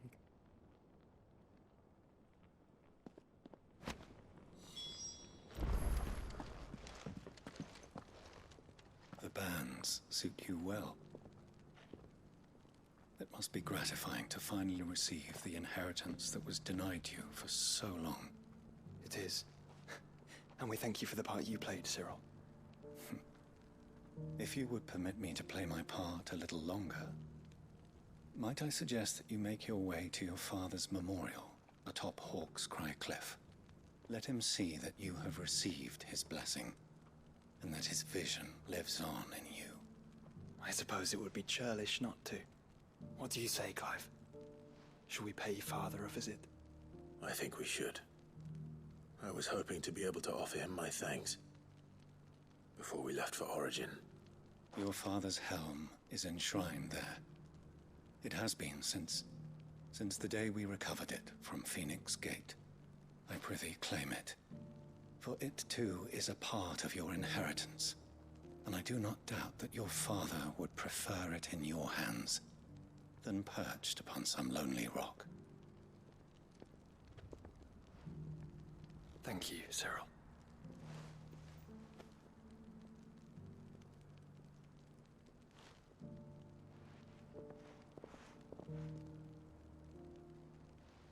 Come on, Clive. He's waiting. Unwavering will and an unbreakable bond. Do you really think we're strong enough? To save the world? Of course. We've overcome Father's political enemies. Of that I'm less certain. Especially knowing what we know now. What Mother was truly capable of. But perhaps these bands would have helped.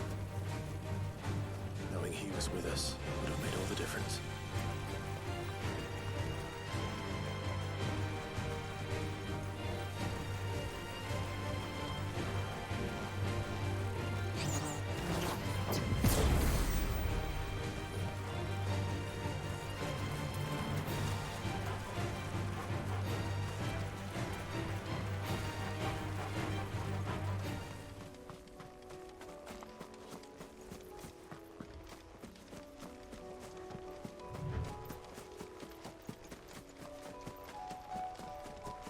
It's just back there.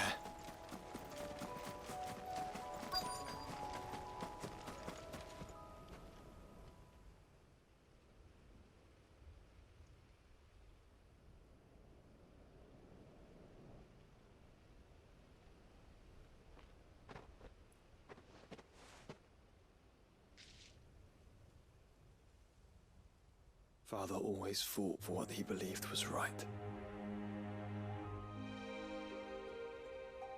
It wasn't until that night at Phoenix Gate that I realized I had never fought for anything. I always had someone else to do the fighting for me.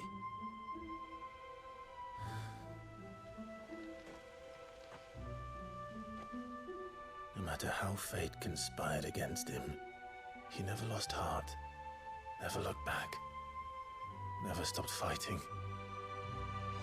To me, he was the greatest of men. And I've been trying to live up to his ideals ever since.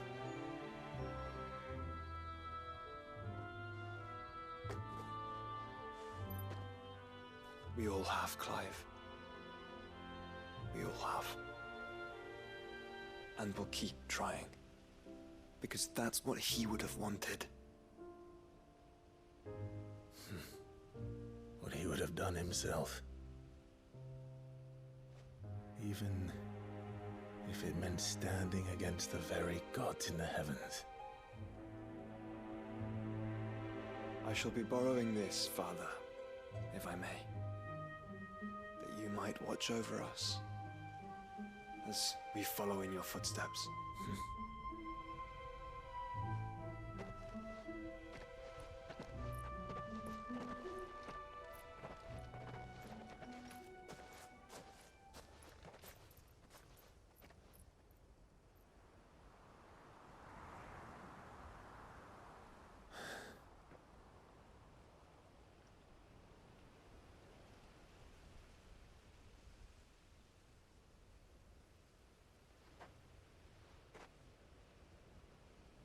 We won't lay you down.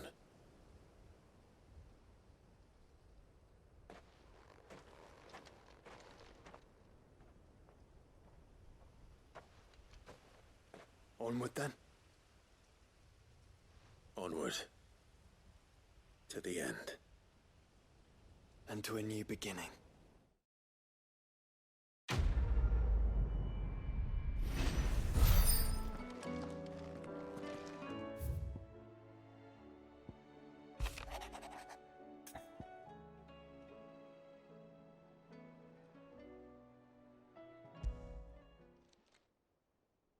If Joshua's worried about Jill, I should go and speak with him.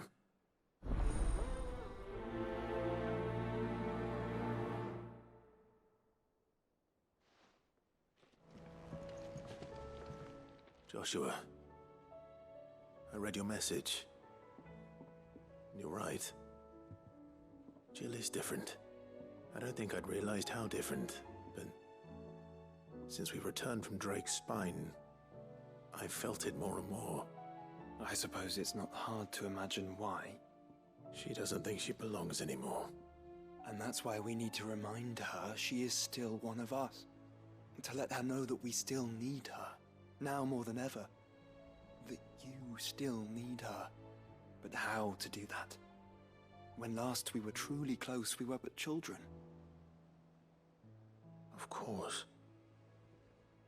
Do you remember the time we accompanied Father on his annual tour of the Duchy? And Jill and I broke from the procession to ride up Man's Hill. To see the snow daisies, I remember. It was the first time Father had allowed us to join him. And when he realized you were missing, he had the entire retinue down to the pot boys combing the countryside. In the rain. A thunderstorm forced us to take refuge in a grove of oaks before we'd even made it halfway there. It was the Lord Commander who finally found us, and needless to say, he was none too pleased. Then it seems you and Jill have unfinished business. What do you say? Man's Hill. It's not that far. Oh, true. Though I suspect it is also much changed. Little in southern Rosaria remains as it was when we were children. You're saying I should go and scout the area for bandits? I'm saying we should first go and see if there are actually still any snow daisies left. What would you do without me, Clive?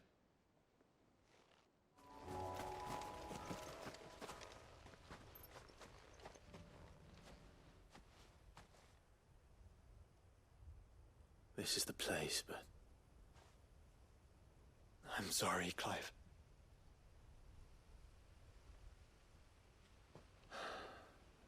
There's nowhere been spared. What do we do now?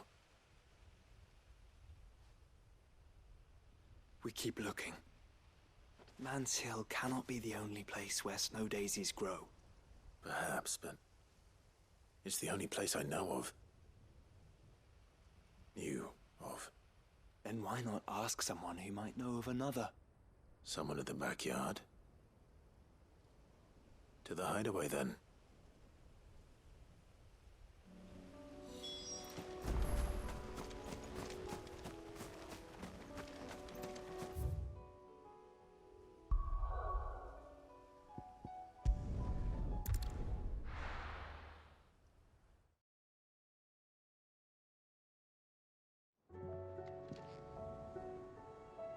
Let's hope one of the gardeners knows where to find snow daisies.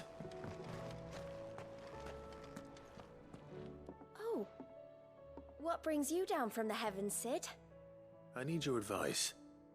Joshua and I are looking for a place where snow daisies grow. Preferably in abundance. Snow daisies. Then you'll want somewhere not too hot and not too cold. And where the winds are strong enough to carry the seeds. I reckon Man's Hill would be a good place to start. There in the Royal Meadows, perhaps? Both have similar climbs and the right elevation. If the Blight hasn't claimed them yet. Right. Thank you. Did you learn where we might find our flowers? The gardener here mentioned the Royal Meadows in Sanbreque. Ah, the fields beyond Northreach. Well, if that's the case, then Yote was right. I recalled that she kept the record of our travels, you see. So I asked her if she'd perhaps noted anywhere that snow daisies grew, and she mentioned Oilafeist Bay. Whose shores border the meadows. Off we go then.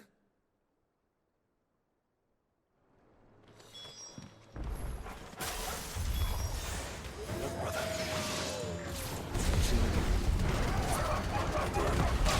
The flowers and our friends.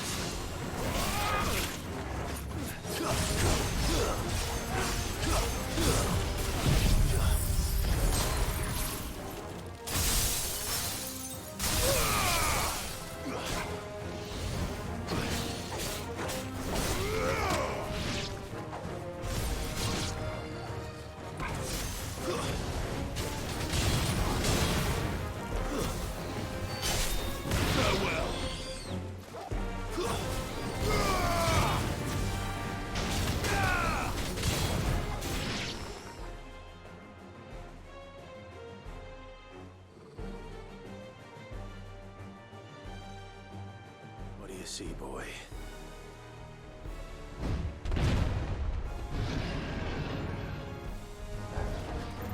Let's hope this is the last one. Only one way to find out.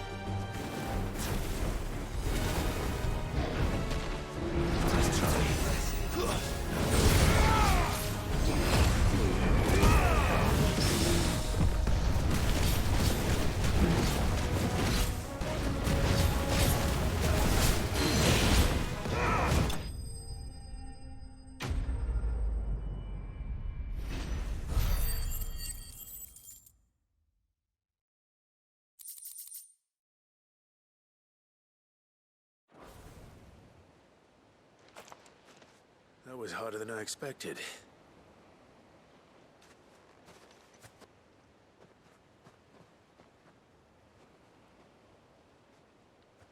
But found her. It was worth it. They're beautiful. Do you think Jill will like them? She'll love them. Come on. Let's go.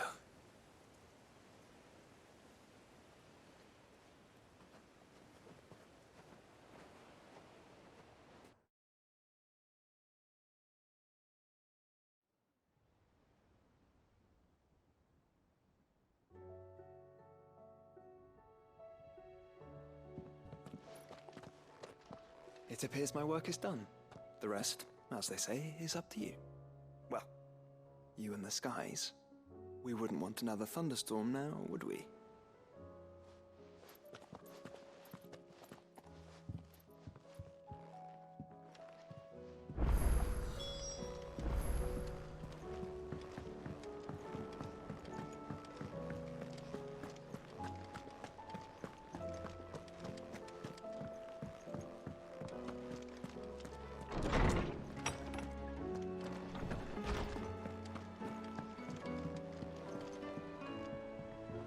Jill, there's something I'd like to show you. There is? And where might this something be? It's, not here. Now, I know this is sudden, but how would you fancy a trip to Oriflamme?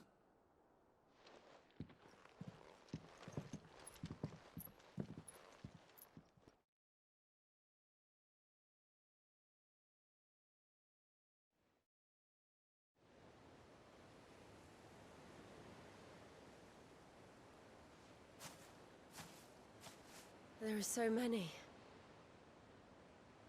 This is what you wanted to show me.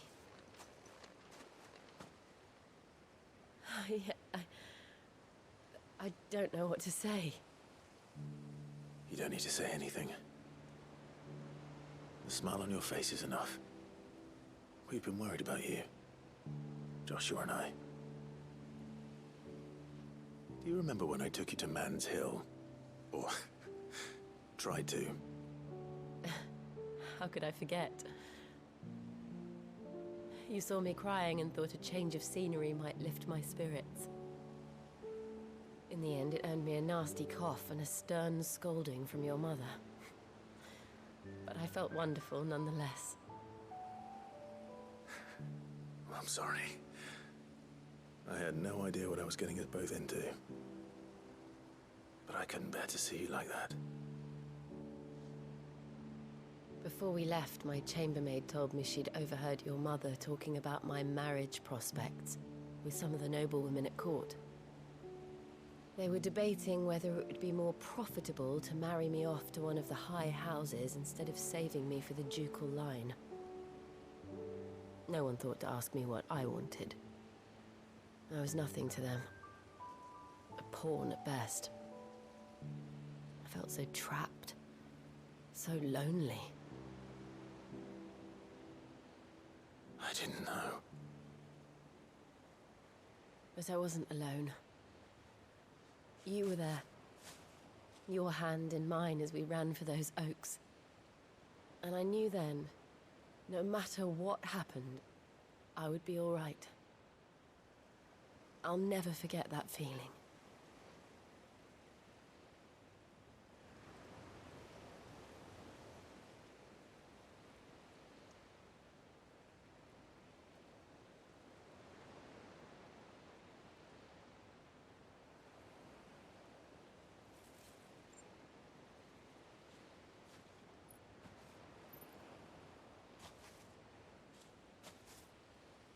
Before we broke camp, the morning after the storm, do you know what I did? No? What? I slipped away from my governess to climb the tor. And from there I saw a sea of petals, all reaching for the sun. And I realized that no matter how terrible the night, dawn would always come.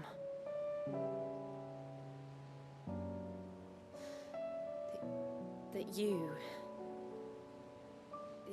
would always come for me. And you have. Again and again.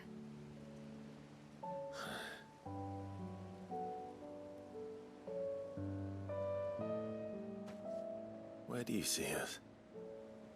When all this is over?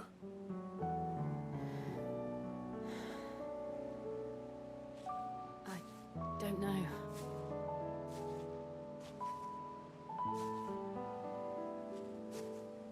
Not here, though. I think I've outgrown the twins.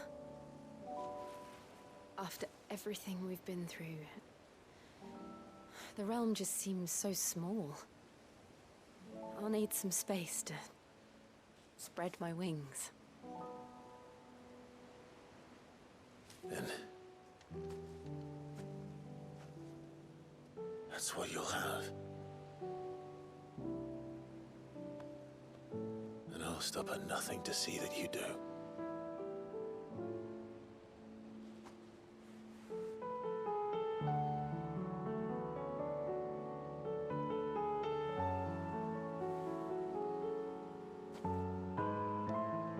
I never was much good at garlands, but it'll have to do. I'll treasure it forever. Thank you, Clive. For this, the flowers, for everything. It's exactly what I needed. You are my treasure.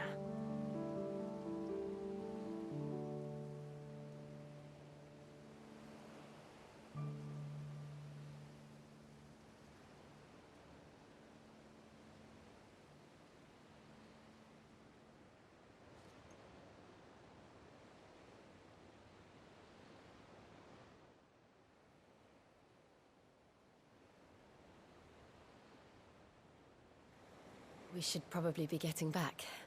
I expect the others are wondering where we are. You're right. There's still much to do. And we'll do it together.